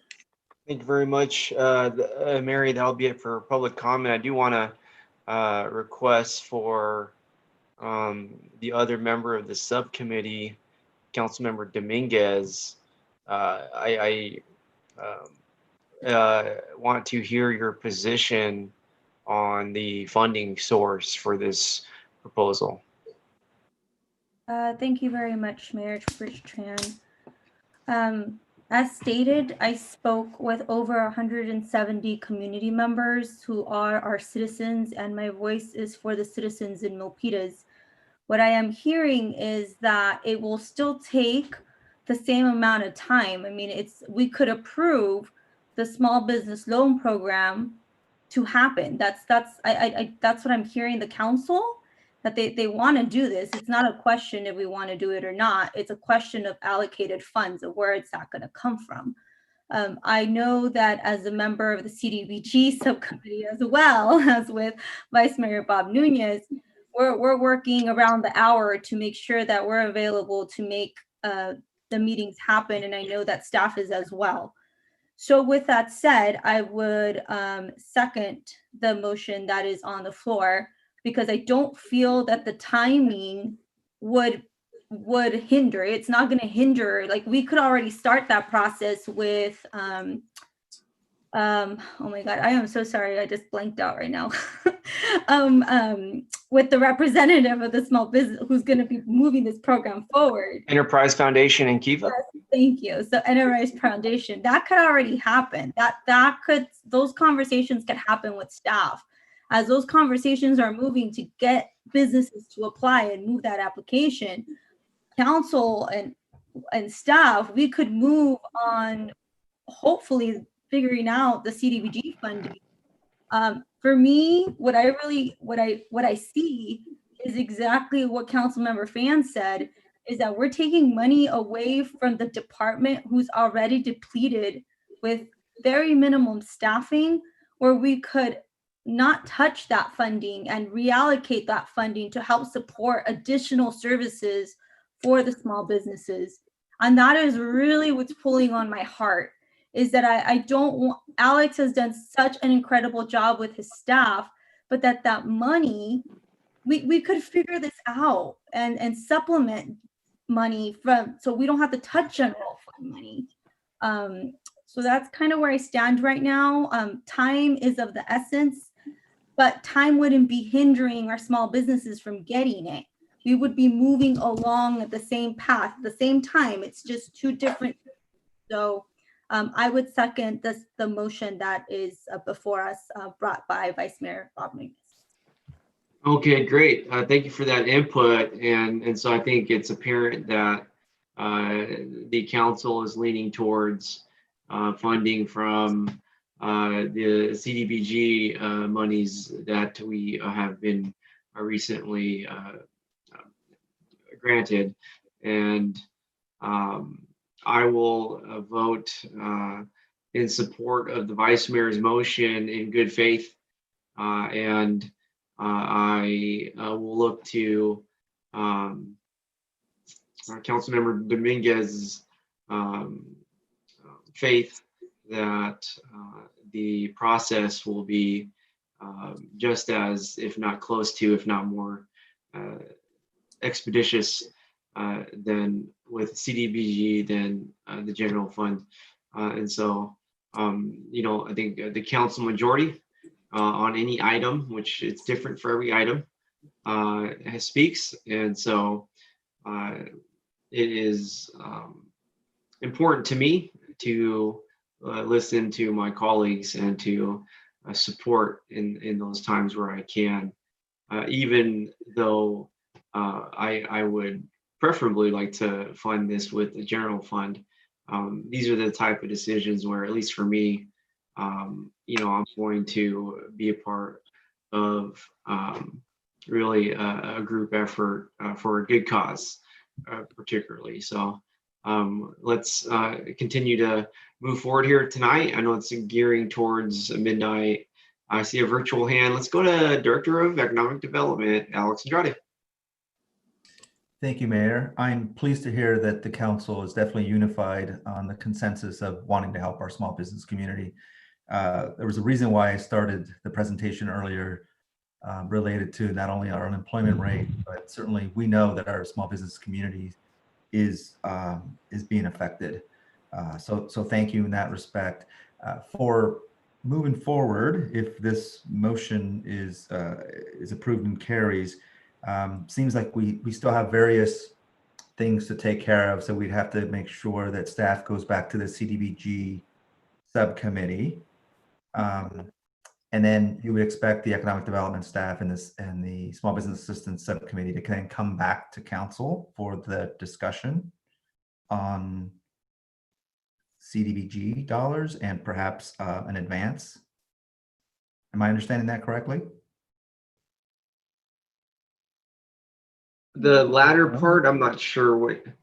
So, yeah. And so I think it is really a discussion now between Walter and the city manager to work out exactly how that's going to work out. I'm just not sure they're going to do it at 11:43 tonight. But they will work out the mechanics of what that needs to look like after talking to the cities that already have that loan process in place. Yeah, we like that. Mm-hmm. Okay, great. I do want to take a moment here to kind of mark off the virtual hands. Councilmember Montano, Chair Montano, did you want to add anything here? Yeah, I just want a clarification. Dennis, are you still there? Yes. Dennis? I'm here. Oh, hi. So if we go with CDBG, will you be able to, will your staff and Kiva be able to handle the CDBG requirements? Certainly working in partnership with the city. Yes. Well, what does that mean, partnership? Is it 50-50 or 75%? What? Well, I think we all need to get educated what's expected. That's key because our staff is already overworked. So, and from my understanding, they expect you to do the work, not them. Yeah, but So, I think in fairness to your colleagues, they're going to need to see what would be expected from CDBG. So okay, using funds that are not general fund is very interesting, but you need to see, does that give you more funds, or is there going to be more restrictions? And Yeah, at that's this time of the night, I cannot answer Fine. that. We'll take a look at the other cities. The other cities have established practices, and I'm looking forward to receiving that information as soon as possible. Yeah. And then, okay, and then the other question is from to our city manager. Are we really taking money away from Alex's budget, or is it already past the fiscal year? It's just savings from the fiscal year. So if you can clarify that. Okay, it is, as Walter had shown in one of the slides, where the dollars could come from, and several of those dollars are coming out of Alex's budget for this fiscal year. For this So fiscal year. this fiscal year, that's right, out of this fiscal year's budget. So those were dollars allocated to his budget that would be considered savings put into this program. Okay, that clears things up then. All right, Okay, and great. I do look Fantastic. forward to the budget subcommittee to find out if we're able to do this. It would be great. I'm just concerned about the timing. So okay, thank you. We hear Fantastic. you. So Okay. I know we have a motion by the vice mayor. I don't want to cut anybody off. I would like to conclude. Yep. No, we have I'm sorry, can I just make a really quick comment? oh yes, absolutely, sure. Okay, yeah. No, actually, late last week and early this week, we had worked on some documentation requirements from HUD. And depending on when council selects the nonprofit that's going to run the small business assistance program, we'll be able to share that so they can start developing the requirements for their small business applicants. We already did. We decided. Did we need a motion for that? We decided it was going to be Kiva. Yeah, and so that's what it is. It's Kiva and the enterprise. Yeah. That was the motion. And the $200,000 towards the small business loan program, and that we would come back and just talk about where the dollars would come from. So the rest of it is what we said yes to. Okay. Okay. Yeah, that's a good one. Yeah. So we have a motion by Vice Mayor Nunez. Looking for a second. Second. We have a second by Councilmember Dominguez. All in favor, virtual vote. Councilmember Fan. Aye. Councilmember Montano. Aye. Councilmember Dominguez. Aye. Vice Mayor Bob Nunez. Aye. And myself is an aye. The motion is carried, and item number 16 is approved. Yes, I want to thank the small business. And it's going to end in June. That was your recommendation that it goes Yes. I think that we've reached our goal with the subcommittee, right. That and was it. we can safely, I think, Hand unless it you have, over.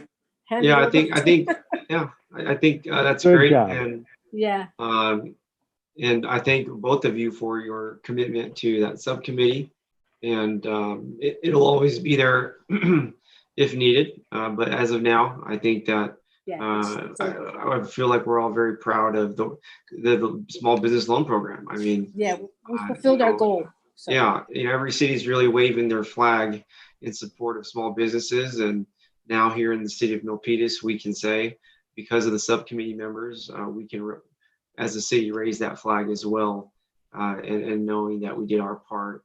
And we'll see what tomorrow brings, and we'll be ready as a team. So I appreciate all your work. Thank you very much. Okay, moving on here. I know it's important. Item number 15. I want to definitely take on item number 15 here on the agenda.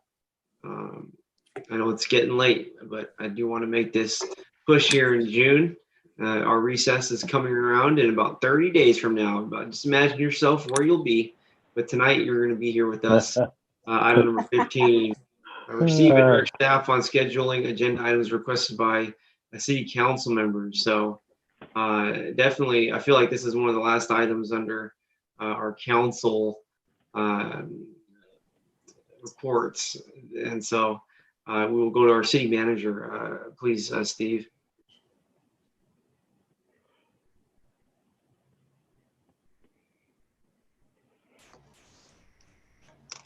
Well, as I recall, we had Vice Mayor that wanted to bring this forward.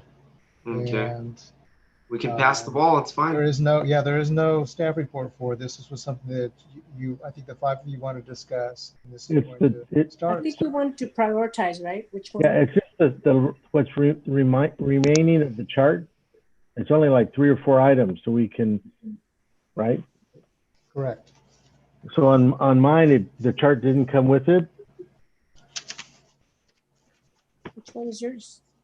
Yeah, Steve, maybe you can I do have read to aloud put it for up. us. Oh, let's see. I have the chart, but For the public. I printed it. I have it available if I could be of assistance to you. Sure. Yes. Put it up on the screen and we can walk through it together. Yeah, I was asking our IT director if he could display it. There are 7 itums at the top of this Excel sheet. There are 4 from the year 2019. There are 3 from the year 2020. Do you want me to identify each one, or does one of you want to begin that conversation? Well, if you, and I think, Chris, it's really just like we did to start voting. If you want them less, 6 minutes or less, yes or no, do we want them on an agenda, correct?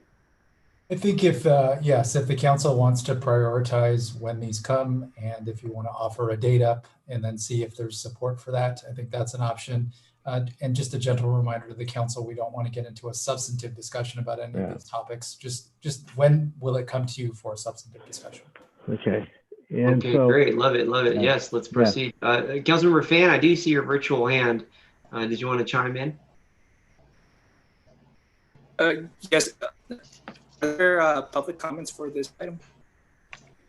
Yeah, check. Mary, do we have any public comment? Yes, there is one. If you're ready, I can read that now. Would you like that? Yes, please. Okay. There's one public comment. This is from Ed Nichols, 2125 Grove Street. I'm Ed Nichols, a member of UA Local 393 and a resident of Milpitas. Contractors and developers should be required to abide to existing job site safety and anti-wage theft requirements. During this health pandemic and economic crisis, it's more important than ever to ensure construction workers are safe on the job and get paid the wages they earn.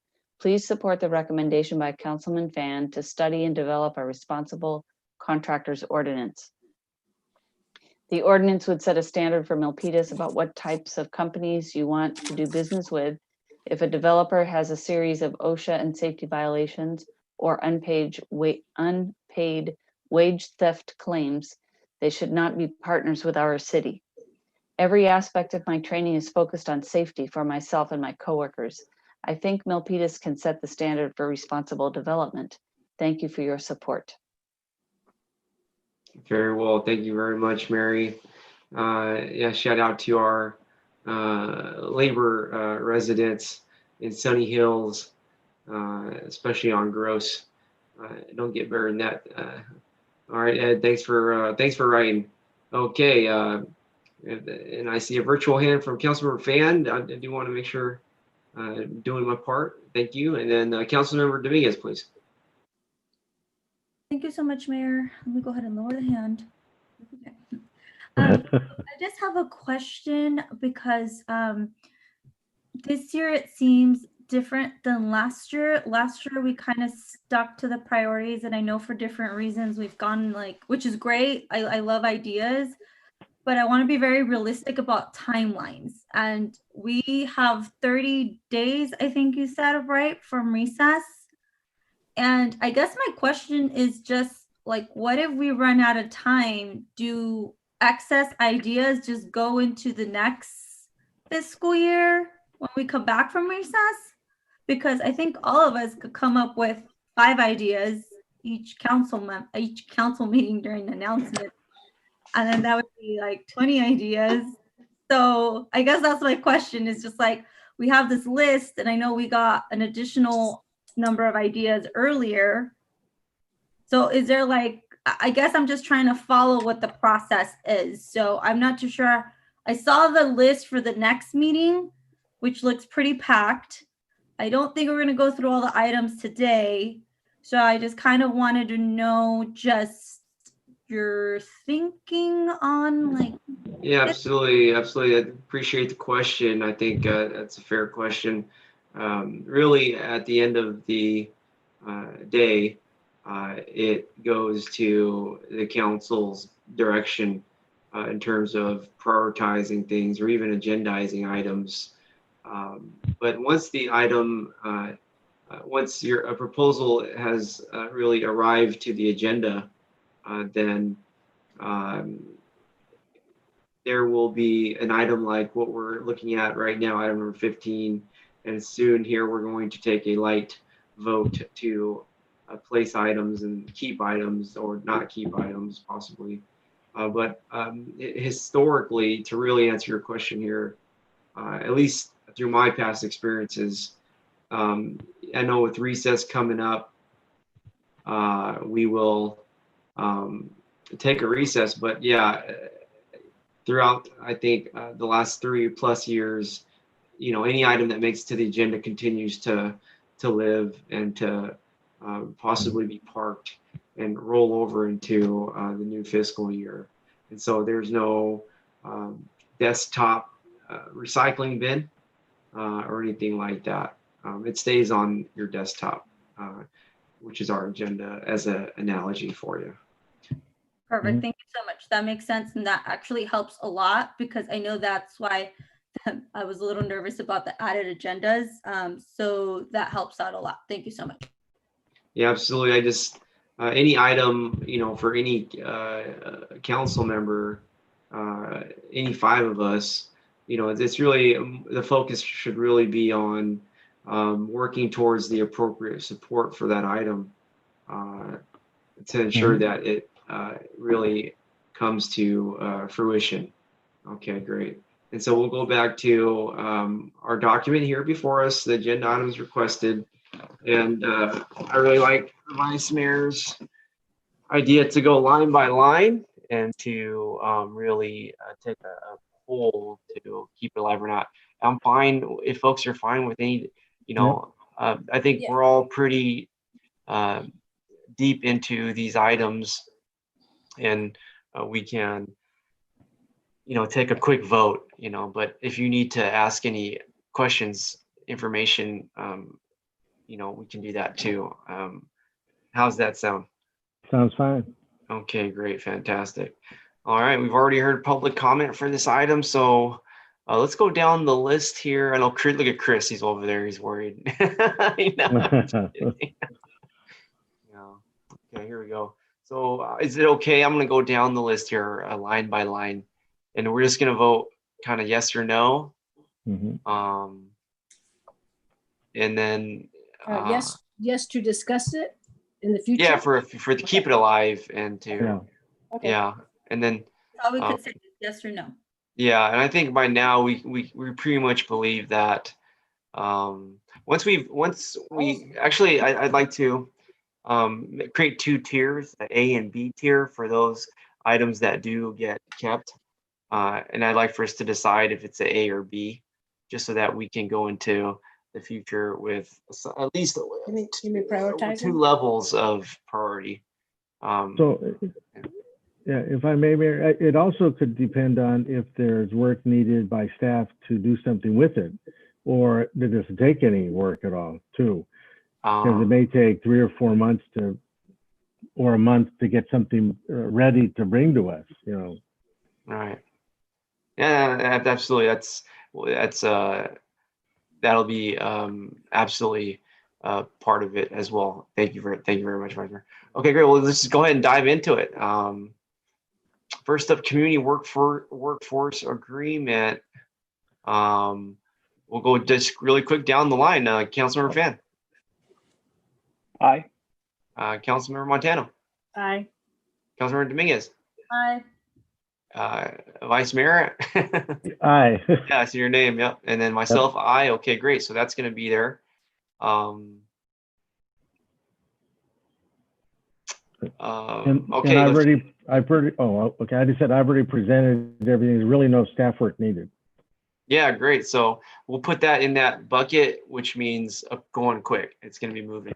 Yeah, because there's really the work's there. So we're ready for that kind of toward the front, if not the front. We're ready for it. Come, you know, August. Okay, great. Next up, responsible construction ordinance. Here going down the line again, Councilmember Finn. Aye. All right. Councilmember Montano.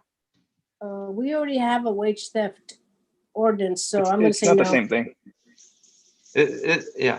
I think it is. That's what It really isn't the city same attorney thing. said. All right. Oh, well, you know what? Let's just go with the vote. Let's just go with the vote. No. Okay. Councilmember Dominguez. Yes. Vice Mayor. Yes. Myself is a yes. And, we'll talk more later. And, I say that respectfully. When Chris isn't watching. Yeah, right now. That's great. Here we go. Next up, proposed ban on vaping, restrict smoking. Council member Fan. Nay. Council member Montano. Yes. Council member Dominguez.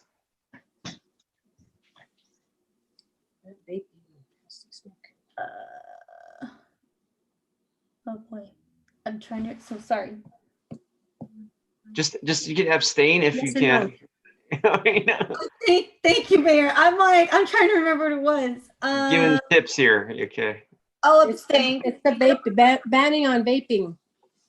Right. We're aware. Okay, Yeah, that's an kids abstain. won't get Okay, died. Vice Mayor. Aye. Okay, for me, I'm kind of confused because it's two different things. Yes. Smoking and vaping are two different things. For the vaping, I abstain. The restrict smoking, I know we're working on banning it for multi-unit homes. Uh-huh. And so that I am in support of. And so for the vaping, I abstain. For the stricter restrictions for smoking, I will support that.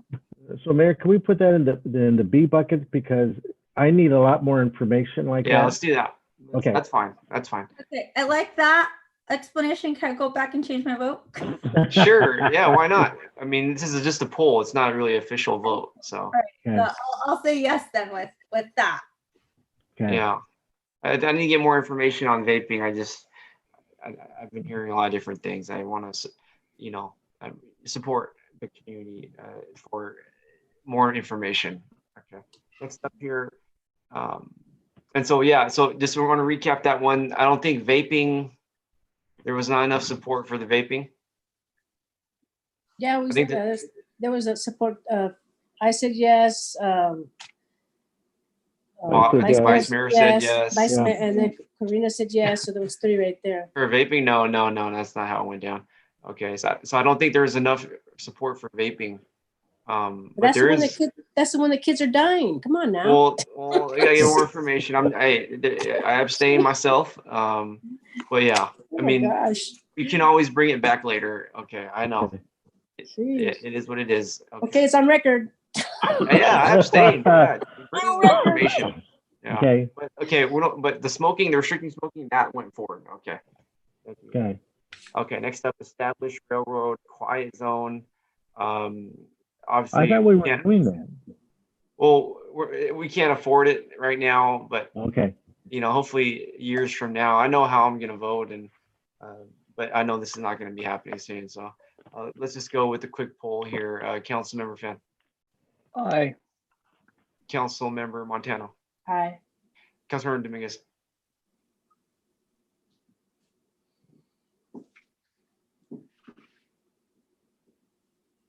And this is just a poll. This is not an official I know vote. there's a word coming out. I can see it. There's no, Mary, this is not going to be recorded, is it?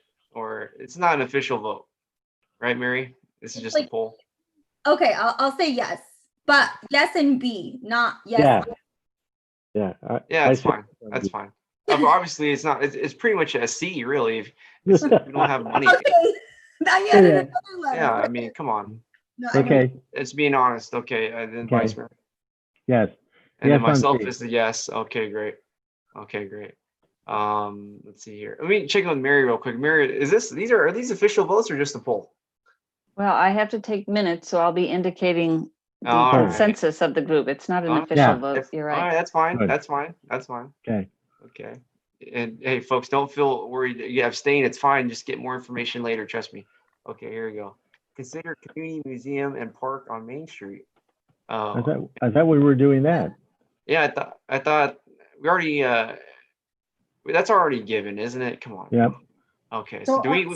so going back to 6, responsible construction, so I'll put a No, waiver. we're not going back. I'm sorry. I'm putting a Already- waiver because I didn't know, you didn't set the rules first. You can abstain. So I'm gonna Oh, abstain. you know the rules. It's too late. We already kept going. Don't matter anyways. It's gonna go, we're gonna discuss it anyways. All right, and then you could, just vote later. It's all about your latest vote, Yeah. right? Come on. Okay, so number, consider community museum and park on Main Street. That's a given. We don't need to decide Yeah, on that. no, we don't. Thank you, thank you. Next up, policy Cross for that out. proclamations and commendations. I actually don't know what that's about. I thought we were pretty We're good. doing okay. We don't need that. We don't need that. Awesome. Okay, next up, policy for social media. No, we don't need that. Yeah, we don't. Thank you. And then moving down here, completed items. So Yeah, those we've great already job. finished, so we're Yeah, done. Great job. So yeah. Okay, how I about- feel better. How Huh? about today's, Mayor? What's that? Today's, the items that got brought forth today. Today, yeah. I mean, those are. Don't those come up the next round or? Well, I Oh, think we'll put it today? all that's for the summer. I think August, and Yeah, we'll do it the next round because. yeah, those are easy ones. I think. We in do need terms to do of, these first. Okay, Yeah. exactly. Yeah, I wanted to make sure that, to be fair, that those that were on this list, we go through those first and then just add on the ones that were added today. Yeah, absolutely, yeah, for sure. And it's interesting. Each item is completely different from each other for the most part, and we will continue to do well. I just want to thank the city council here and the vice mayor for just the accomplishments. Look at the completed items. I feel like that's not even everything. Is there another page? Yeah. I know, right? But no, everybody, please, really think about what we've done, especially since in 2020, amid all the great challenges of our lifetimes. Yeah, see, I knew it. Yeah, look at it. There's a lot on there. And I have another one, but I don't know if I should put. I'll wait till Yeah, next but time. no, but seriously, I'm gonna wrap it up here. I hope we can get done by 12:30 tonight. I do want to squeeze in one more item. We are at home. We're drinking water, so we should be good to go. Yep. But I do want to take really a moment here to thank everybody for their hard work on the council in terms of this is our aspect of the job, and our city staff is there to receive direction. And the more we can make a list like this, the better and the more helpful will be to our city staff. And I think we've done that over the past several months.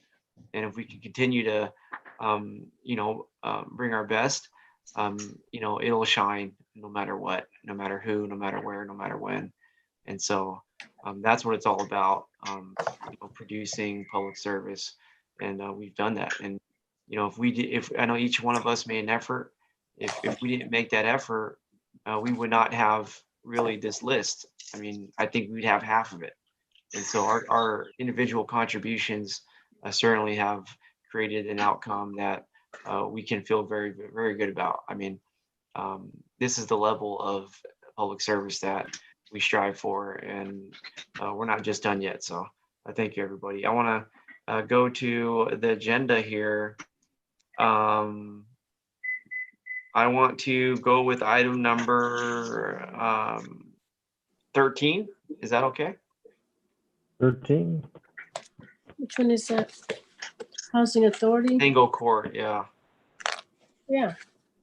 Now, we're checking with Steve and Sharon.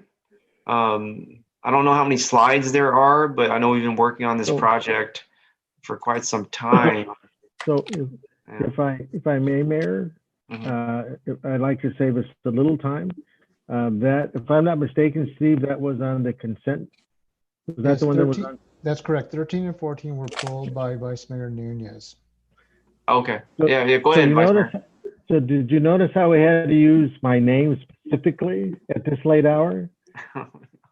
But that's okay. So now let's remember that for later. So I would like to, we talked during the last week. I got all my questions answered. So I'm ready to move numbers 13 and 14 for approval. Awesome. Yeah, I like that. I know we've put timing on it. So should we do it one at a time then, huh? Yep. Okay, so we got a motion for to approve item number 13. Looking for a second. Second. We have a second by Councilmember Dominguez. All in favor virtually. Councilmember Fan. Aye. Councilmember Montano. Aye. Councilmember Dominguez. Aye. Vice Mayor Nunez. Aye. Myself is an aye. The motion is carried. Item number 13 is approved. Moving on to item number 14. I Looking for a move appro- motion. I move approval. We got a motion by Vice Mayor Bob Second. Nunez. You have a second by Second. Councilmember Dominguez. All in favor virtually. Councilmember Fan. Wasn't that me that said it? It was No, Carmen. I got a good ear now. No, it was me. You were It was good me. close. I always get it right. Who was it? It was me, right, Karina? No, you figure it out tomorrow. Come on now.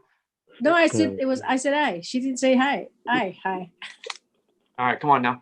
Councilmember Fan. Okay, Karina, tell him who said aye. No. It doesn't matter. But see, there you go. There's your answer. I put it on Bob. Bob, who was it? Yeah, I know better. All right, let's go to the go vote. ahead. Councilmember Have Fan. it. Councilmember Fan. Aye. Okay, Councilmember Montano. Aye. Councilmember Dominguez. Aye. Vice Mayor Nunez. Aye. And myself is aye. The motion is carried, and the item is approved. Item number 14 is approved. That leaves only one more. Should we just go for the fences Yep. tonight? Yes. Number 12. Let's do Yeah, it. do it. Go for it. Yep. We receive report and presentation on application process and timeline for development projects, and our director of housing and building safety, Sharon. How are you? Good. Thank you, Okay. Mayor, Yes, yes. Vice Mayor, and council members. The presentation before you tonight is a follow-up item from the January 28th budget study session. So we're going to provide you an overview of the application process for development projects and share several project timeline examples for development projects. Next slide. Yeah, so first we're going to start with the planning application process, and Ned is going to talk about this first slide.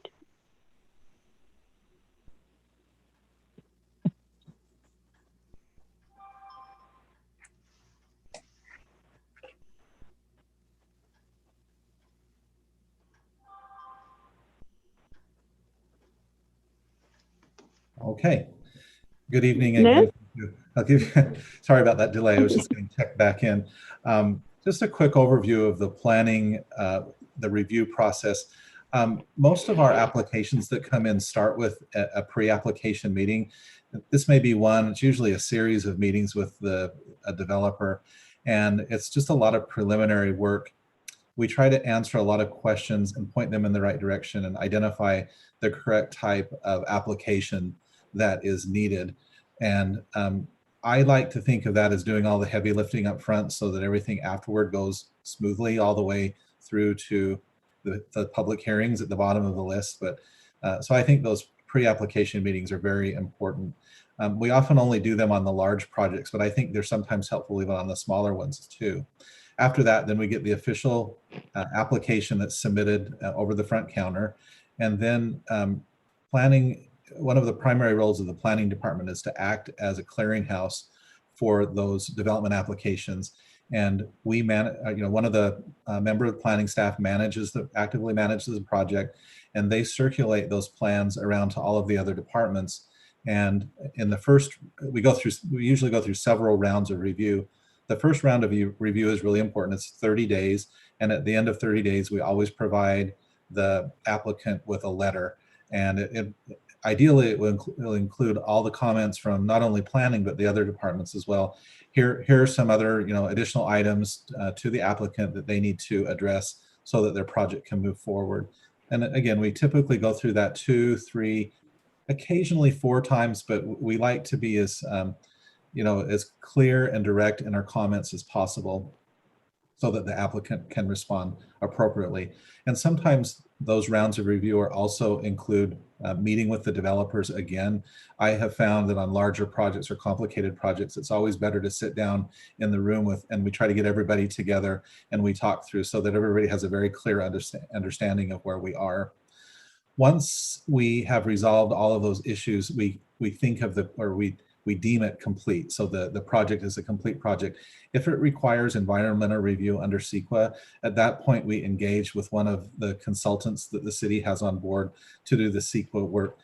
In recent years, increasingly, most projects, because they're either infill projects or they're covered by one of the EIRs that was already prepared at a program level, the CEQA work is already covered, and so we don't have to do additional work.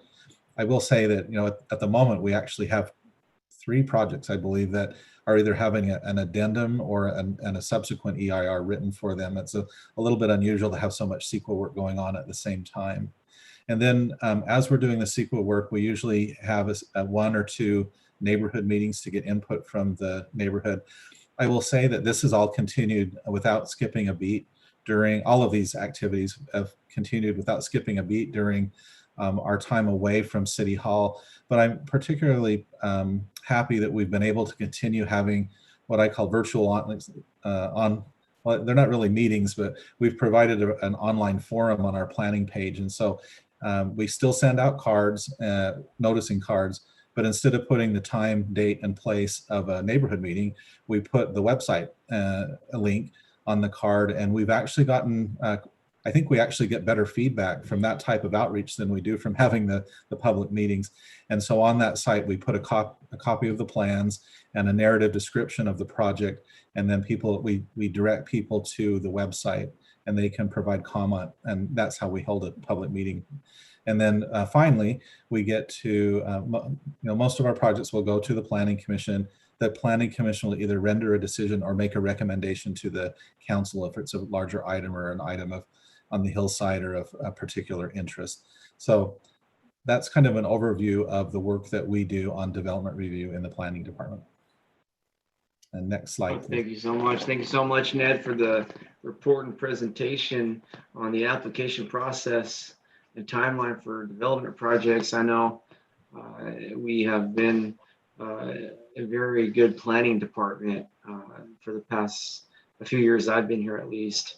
And you are certainly guiding us through tremendous development in every way during the most important time in Silicon Valley and now are really our world. And so I have no further comments. I don't think I see any virtual hands on it.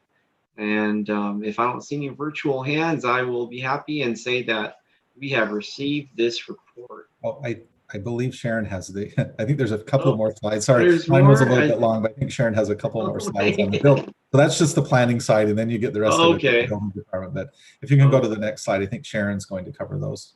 Okay, yes, thank you. Sorry, I know it's late. But... Yeah, so here's a quick overview of the building permit application process. For complex projects, our team conducts preliminary reviews and holds meetings with developers also. We want to discuss any major code issues that could affect the design and construction of the building, and then resolve those before the formal building permit submittal.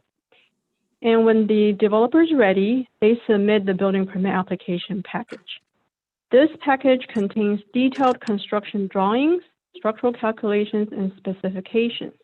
And this submittal needs to contain every element that's required to construct the building, which includes the size and material for every beam, every column, the size of every fastener, pipe, piece of mechanical equipment, wiring size, etc.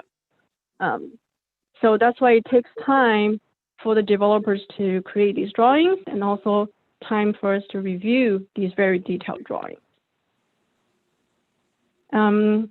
And there's typically a time between the planning application approval and the building permit application process. And it's for what I just spoke about, that it's the time to create these detailed drawings. And the city review includes multiple departments and disciplines. This is true for the applicant response as well. And you can see the various disciplines in every department where we review for life safety in building, covering architectural, structural, electrical, mechanical, plumbing, energy efficiency, green building, and then our partners in fire prevention, planning, engineering, also are very active in the review process. And depending on the scope of the work, other agencies may need to review the submittal as well. And those are some examples. County Health Department or the Bay Area Air Quality Management District for any demolition work. And after we go through a couple rounds of review, and you'll see that via graph later, we reach a milestone, that's the plan review approval. And for small projects or medium projects, that's typically 3 rounds of review.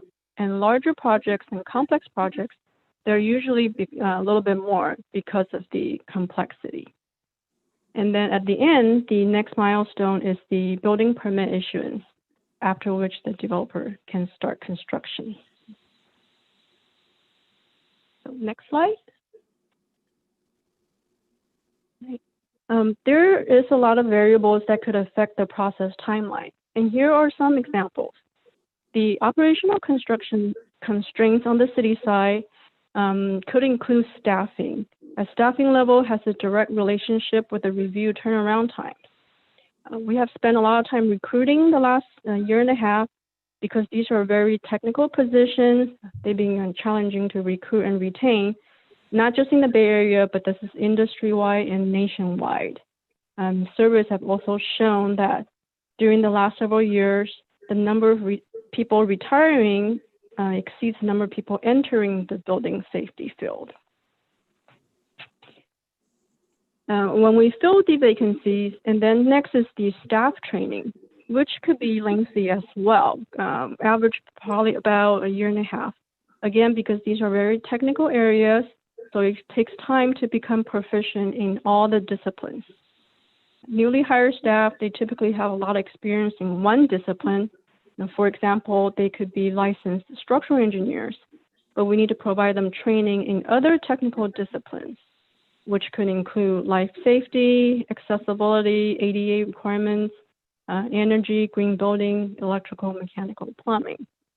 So that's why the technical training could be lengthy. And our team juggles between several priorities as well. They serve at the permit counter and they rotate for counter duty. Sometimes they'll have returning customers looking for the assigned plan check engineer, so they would put down their plan review to assist customers. And sometimes they are juggling between special projects from time to time too. An example will be the fee study last year, where our plan check engineer team worked very hard on a lot of detailed data analysis. Now on the applicant side, here are some examples of variables that can affect the process timeline. The quality and completeness of each submittal, each set of responses, and the time for responses, these all affect the process timeline. And the time between planning approval and building permit application can vary significantly. And you'll see that through some examples later. And the complexity of the project do directly relate to the time frame that it could take to review the project. That's the level of CEQA that may be required to be reviewed, and also how extensive the code analysis may need to be to perform for these complex projects. And as I mentioned earlier, depending on the scope of the project, a variety of outside agency approvals could be required. And sometimes it takes time to obtain the approvals from outside agencies as well. And the developers sometimes need time to secure construction financing, and they're planning for their construction scheduling. That's why they would obtain plan review approval and then still need a bit more time before they can pull the building permit. So all of these are examples that factor into the process timeline. Next slide. Okay. Now here, here's an example application process and timeline for development projects.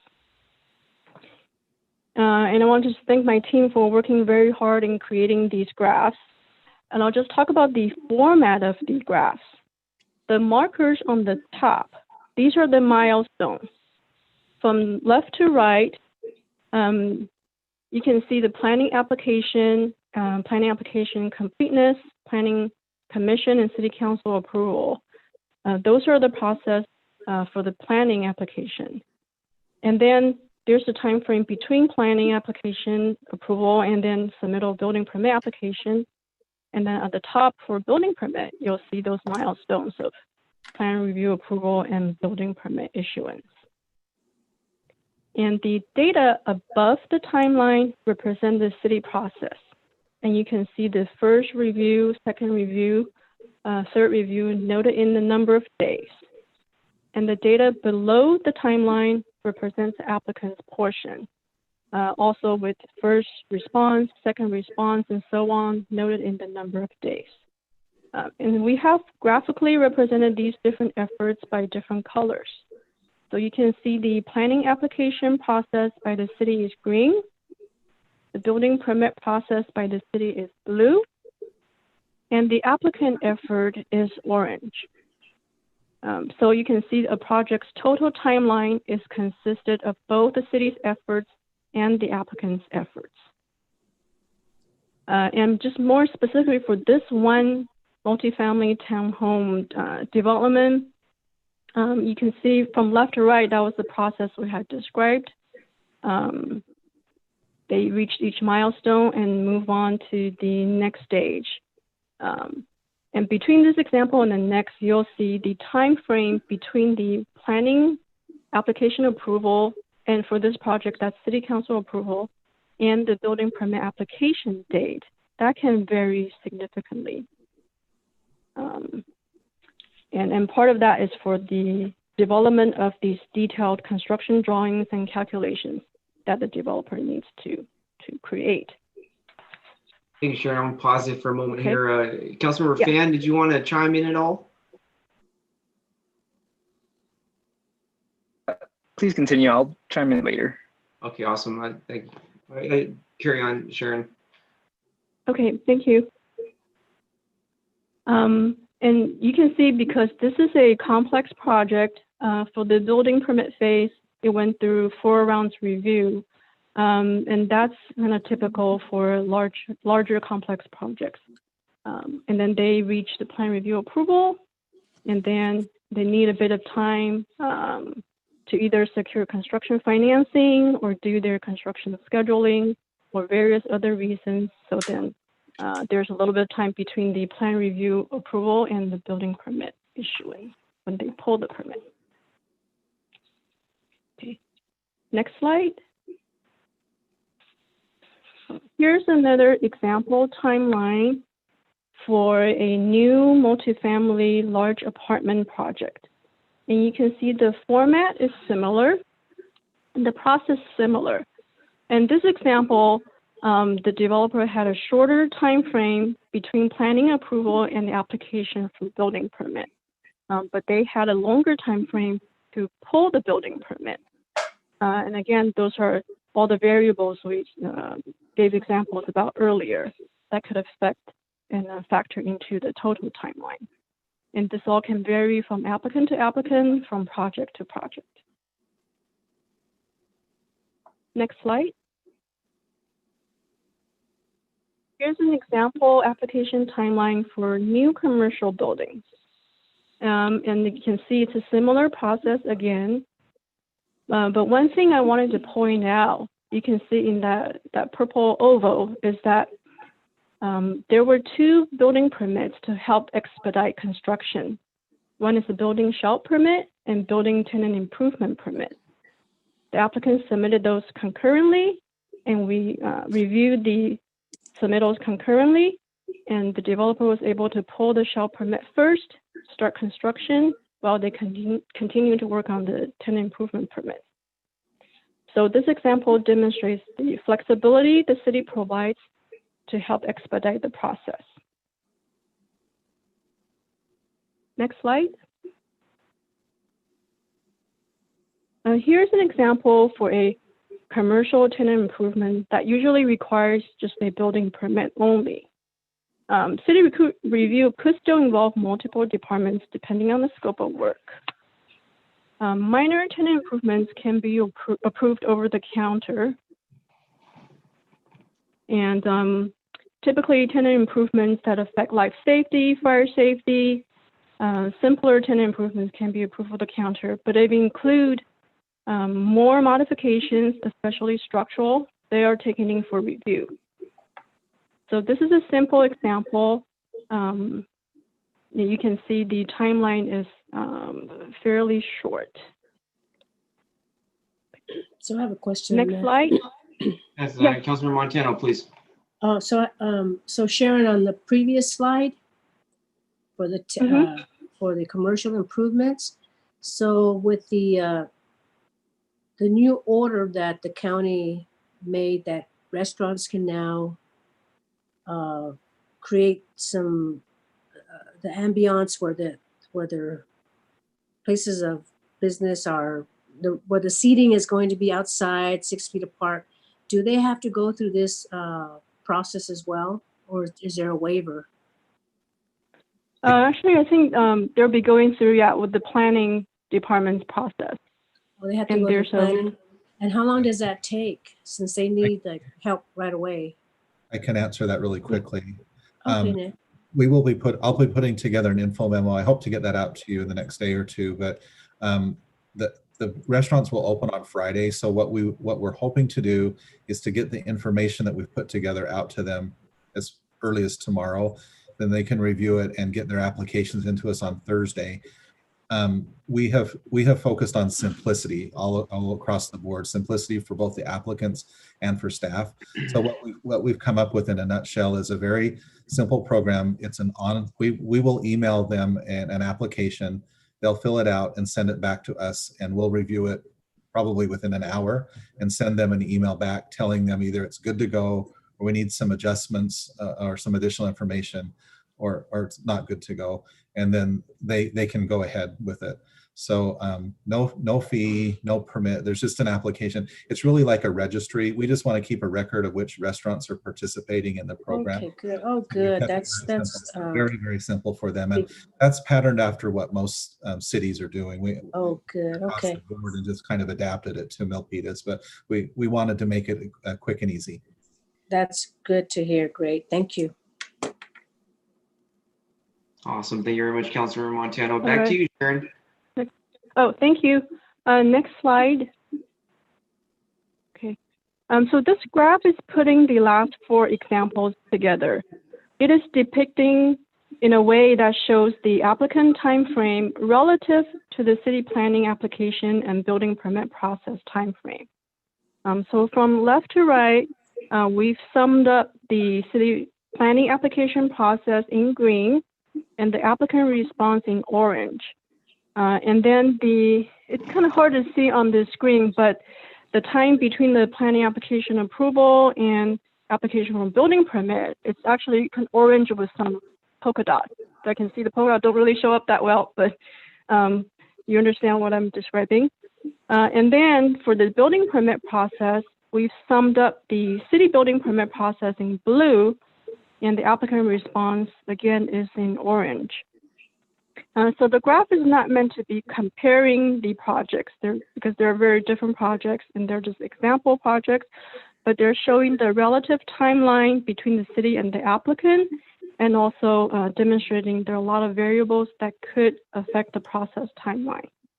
And I think all the prior graphs and this graph give you a sense of the process and the efforts from both city staff and applicant to complete an application before they start construction. Next slide. And here are some of the process streamlining efforts that we have been implementing. And I'll turn over to Ned to talk about the planning application, and then I'll talk about the building permit. Yeah, there's several on here. I'll pick out the one of the hour that I think is good. So a year or so ago, we amended the zoning ordinance. Council approved it to create the zoning administrator hearings. Those have been very successful. We're much more nimble because we're able to hold them every week if we need to. We usually have 1 or 2 a month, and they're very simple projects, and we don't require a big meeting with them. It replaced the planning subcommittee meeting, and even we've had 3 of those even during our shelter in place, and those have all gone very smoothly. So smoothly, in fact, I think that we may consider having all zone administrator hearings online from now on, just because it's a lot simpler than having everybody come down to City Hall and we can get through our business quickly. So as far as streamlining, I think that's been a very effective approach. And then you can see the other items that are here as well. I guess the other one, it kind of showed up on the graphs that you just saw with Sharon, but we do offer to all of our applicants concurrent review of the planning and building permit applications. And as you can see, when a builder takes advantage of that, then the building department can be reviewing all the building permit plans while we're getting things ready and taking it to planning commission and going through those hearings. And that cuts down the time, the total timeline significantly. Back over to Sharon. Thank you, Ned. So for the building permit process, we have been conducting plan reviews of building permits over the counter. We do about 33 to 40% of these permits over the counter, and they're first come, first serve. And of course, the criteria is that there are simpler projects with no structural changes. We also have a service of plan review by appointment.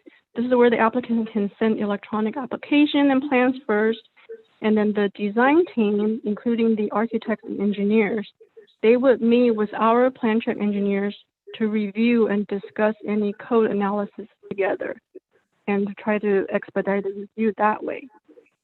And preliminary review, I had mentioned that earlier. We want to be able to work with the applicant to resolve any major code issues before they submit for the formal building permit.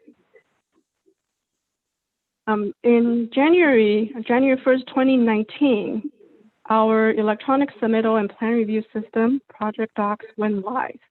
And this is actually one of the main reasons we have been able to continue all of our plan reviews and permit services during the shelter-in-place order. We also assign a project coordinator that's typically the main plan check engineer as the project single point of contact for applicants.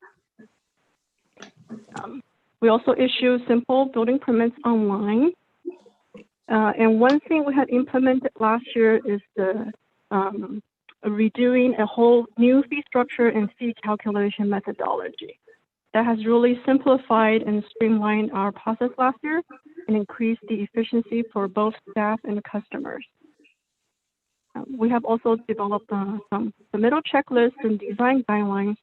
These are all for simpler scope of work that helps contractors and homeowners to accomplish their projects. So we'll continue to work on streamlining development services to all of our customers. Next slide. So that's the recommendation is for council to receive report and presentation on the application process and timeline for the development projects. Thank you. Thank you very much, Sharon and Ned. I want to apologize for the interruption. I was confused as to the presentation's comprehensiveness, and I am very pleased to receive this comprehensive report, and I know it is of interest and assistance to the community that's watching. And so we'll go now to is there any public comment? We'll go ahead and get that out the way. Mary, is there any public comment? No, Mayor, there is not. Okay, fantastic. So that's it with public comment. We'll go to Councilmember Finn. Yes, thank you. So I will have to say I'm very impressed with the presentation. When I had initially asked for this just general overview as to the timeline for the whole planning process, building process, I really wasn't expecting this much information. So, a couple bullet points would have done it for me, but I think you guys have worked really hard. So I appreciate your efforts. So in terms of the process itself, when an applicant comes before staff, do we give them a timeline that they can expect to receive a response? Like, do we frame it ahead of time and say, well, typically this is what you should expect? Yes, we have developed turnaround times for first review and subsequent reviews, depending on the type of the project. So for example, for a new multifamily project or new commercial project, that's a little longer than a new single family or residential addition. So we have developed those target turnaround times, and we continue to see how we can improve upon that. Do you set a departmental goal of of a timeline, just so that you try to meet that timeline? Let's say, I don't know, 200 days or whatever, and it's like day 195. So Ned's like, all right, everybody, let's haul ass. Let's get this, project reviewed and approved. Is that something you do? Yes, for the city portion of the process, we have developed performance measures, and those are the turnaround times I mentioned earlier. For different type of projects, we have developed those performance measures, and that's how we try to make sure we are meeting our goals and see how we can improve. And I will add that this year we've refined those. We've always had performance measures, but I don't know, Sharon, you can chime in, but I feel like we've refined those measures this year. We always do that as part of the budget process. And this year we took a very critical look at that so that we knew that we were measuring and that we could have a comparative measure between projects. And I just wanted to quickly say too, with regard to timelines, I like to give ranges of times to applicants when they come with their project. Once we talk to them and have an idea of what the project looks like, we usually have a pretty good idea of how long it will take us to get to the Planning Commission. They always push us to give them an exact date, but that's always a difficult thing, if not dangerous thing to do, because things go wrong along the way, and I don't want to set someone up with an expectation and not be able to meet it. So, most of our projects will take 3 or 4 months to get through the process, and then others will take longer if complications come up. But one thing that I can say absolutely is once they submit their application, we will get our first round of comments back to them in 30 days. And that usually by that time, it usually sets them up, and we have a pretty good idea of how difficult or how straightforward that project is going to be. I see. Yeah, and just to clarify, the performance measures that we have established in all the development services departments are the portion that's done by city staff. As we kind of shown earlier, that the portion that's by the applicant, which was that orange portion, that's not within the city's control. So our performance measure that we have set up is for the city's review process. I see. The examples that you showed us, are those typical of applications, or are those kind of more like outliers, especially, the earlier multifamily project with it was like 2 years in terms of the time frame? Yeah. The city's review. Oh, go ahead, Ned. Oh no, go ahead. You probably. No, go ahead. I was just say we combed over many different projects, and Sharon can probably talk a little bit more about the details. There were other projects that we had, and they did some of the graphing on that. We decided that they were outliers, so we kind of threw those out. The projects that we included are actual projects, and we felt like they were very typical, and we wanted to have a range of different projects: a residential, a commercial, and an industrial. And then Sharon, of course, included the tenant improvement so that you could see the full picture and the full range of the types of projects that we reviewed, and they are all very different. So do we, in looking at our own numbers, do we look at how fast the timelines are for other cities?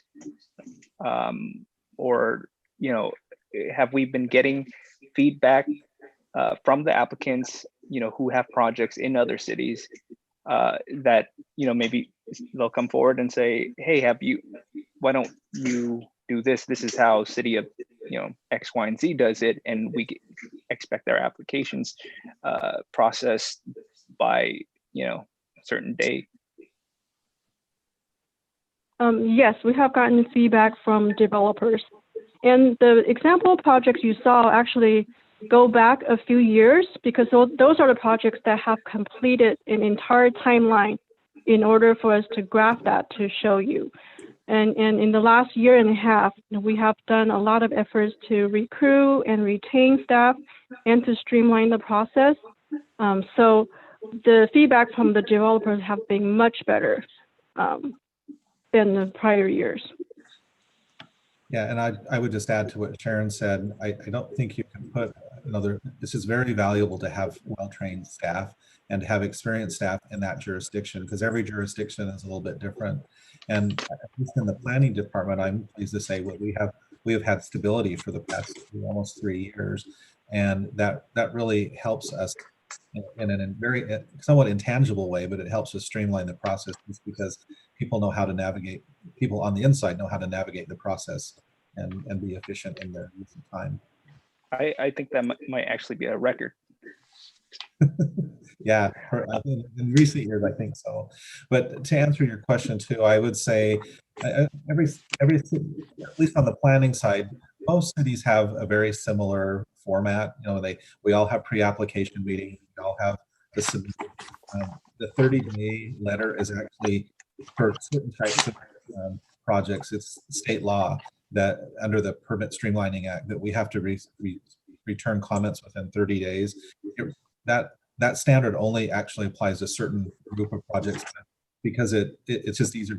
We apply it to all projects. It's a good standard to have, and it keeps staff on task. And I can say that our planning staff is very good about focusing in on that 30 days and getting that letter out. And as Sharon said, kind of a wild card how soon we will get a response back from the developers. Some are very anxious to keep their projects moving along, so they respond to us very quickly. And as I mentioned, I like to have meeting on more complicated projects with a lot of comments, and something that we might have think that they might have difficulty with. It's really good to sit down and meet with them face to face and walk through the comments so that they understand what they are on that first and maybe second, the middle or round of comments.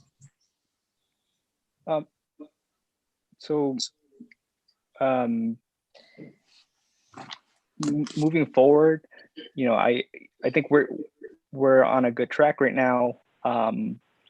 We should always keep striving to do better, obviously, and I know that we will. Perhaps the next time you present on this topic, you can bring forward some of the things that we can add on to the duties of that zoning administrator process to further expedite the process. Because I want us to continuously be able to be creative in streamlining there. So that's pretty much it on my end. I know it's getting late, and I have more questions and stuff, so I'll just talk to you privately, and you and Sharon, because I feel like we all probably want to go to bed. One thing that I'll add really quickly is that once we're done with the general plan update, the very next large project that we have, and it's budgeted in the CIP, is a comprehensive overhaul of our zoning ordinance, which is very much needed. It's been many, many years, if not decades, since that zoning ordinance was comprehensively updated. That will look at the land use designate or the zoning districts, but it will also look at the processes. And at that time, if we want to do some tinkering with the zoning administrator hearing, that would be a good time to do that. And we will have a year or two of experience upon which to base those types of recommendations and decisions. Just one more question real quickly. In terms of our staffing, are we short-staffed in any of the areas that affect the process, either in plan check or within planning itself? No, I'm happy to say, at least on the planning side, as I mentioned, we have stability and we're also fully staffed. We have one part-time intern position that we're always hoping to get a student intern, but we're fully staffed, and everyone is fairly experienced and very adept at what they do. And we continue to provide in-house and other types of training for them so that everyone's always increasing their skills. Shannon? So on the building side, oh, sorry. Did you want me to talk about the building side? Oh, no. Yeah, okay. Exactly. Sure. Yeah, so for the building permit process, there are two functional areas that affect the timeline. One is for the permit center and one is the plan review, and these are the plan track engineers. So for the permit center, we are trying to fill some vacancies of some recent departed staff. And for plan review engineers, we're monitoring the workload, and then we'll decide to proceed accordingly, depending on the workload because of COVID-19. I see. Okay, thank you. Okay, awesome. Thank you very much, Councilmember Fan.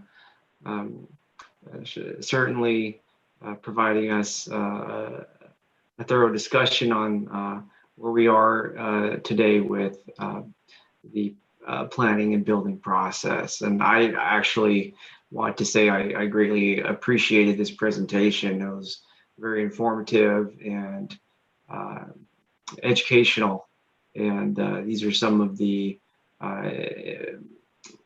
chunks of information that I can really utilize out in the community for folks that want to invest in town. So I appreciate this item being brought up and discussed. I don't see any further virtual hands. I do want to give the alert for the virtual hands. If anybody wants to put their hand up, I won't be mad at you if you don't. And if okay, well, that's the case. We don't have any public comments, and there we go. We received your report. Thank you so much, Ned and Sharon. Really, one thing I want to say is I appreciate the stability of professionalism that you both have been providing day in and day out, and I look forward to continuing the stable that we have of great leaders and stability that comes from it. Thank you so much. Okay, now I know I've been pushing the meeting tonight. I've been pushing it and pushing it. Sometimes I push it a little too much, but we do have another item from the consent, item number 7. Let's just go quickly to the Vice Mayor, and he will lead us here. And I promise to be quick. So it's really to Walter, because you're changing over to an e-payment, an e-bill presentation for utilities, correct? Yeah, so this is, we already have e-bill presentment for utilities. Excuse me, it's an existing service, and the contract ran out, expired, or it's scheduled to expire June 30th, and that's a rebid of the existing service. Okay, so there's no need to do any kind of, I want to make sure that the residents aren't going to have trouble trying to make a payment or anything because they don't know how to use this new service. That was going to be my major question. And then I see, is that an additional cost of $207,000 over that 5-year period? No, the contract cost did go up slightly, about I think $10,000. Okay. But it was still less expensive than the second lowest bidder. And it's an existing service. It's the same provider, so it's seamless for our residents to pay the bill. And obviously they can pay the bill with several ways: online through credit card. They can go Pay Near Me with cash payments, which we instituted this year, and they can also submit. Call us by phone, and we can actually talk to them and take their payment. So there's several ways for them to pay. especially since the city hall is closed right now. Excellent. Thank you very much. So I move the item. We got a motion by Vice Mayor Nunez. A second. We have a second by Councilmember Fan. All in favor of approving item number 7 virtually here at the Councilmember Fan. Aye. Councilmember Montano. Carmen. She's sleeping? No, she's there. Hello.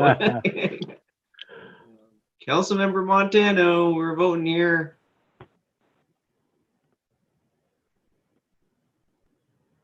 Okay, well, we'll put maybe absent, maybe, huh? Councilmember Dominguez. Aye. Vice Mayor Nunez. Aye. Myself is an aye. The motion is carried, and item number 7 is approved. And really quickly here, I know I always keep saying we're almost done, but we're not. All of a sudden, we got others items coming up, but we have item number 17. I am fine. I have reviewed somewhat on my end.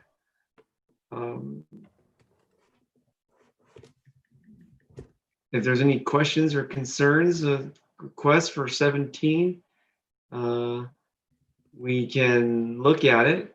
But if not, if folks are comfortable at home at this time, we can proceed to adjournment. Fine. Yeah. Let's adjourn. Yeah, I know. There you go. There you go. I see. I'm right with there. Mary. 2 I'm thumbs with up. Mary. Okay. Well, I just want to thank everybody for a great meeting. We cleared the deck, and looks like we got some attendees: Walter, Sharon, Jane, Jeff Maloon. He says he's on here. All right. Well, Steve Erickson, Liz Brown, Ned, Tony, Renee. If you're still here listening, I want to thank y'all for being troopers, and of course everybody that was on the panel. Great night. I did a lot, and we'll go ahead and adjourn this meeting in the memory of, I want to say, George Floyd, Ahmaud Arbery, and all the folks that have ever lost their life due to injustice. And we are reminded why we decided to be in public service, even if our specialty is in things like our departments here in town, but through the policies that we set forth and the department directors and the departments that really put the ideas into action, we all can play a part in contributing to a safer society, a more just society, whether it's affordable housing through planning and building, or social services and recreation, living wage through finance. Let us never forget that city attorney, obviously, everybody. And so I'll just pause there, but let us always be reminded that everything that we do, every single person in public service contributes to a better world in ways they can, and we all bring something. And so I do want to adjourn this meeting in memory of those that we know have lost their lives across our nation, and let us continue to put our best foot forward and work towards a good closing to this fiscal year so that we can do our part for the world we live in. This meeting is adjourned. Thank you.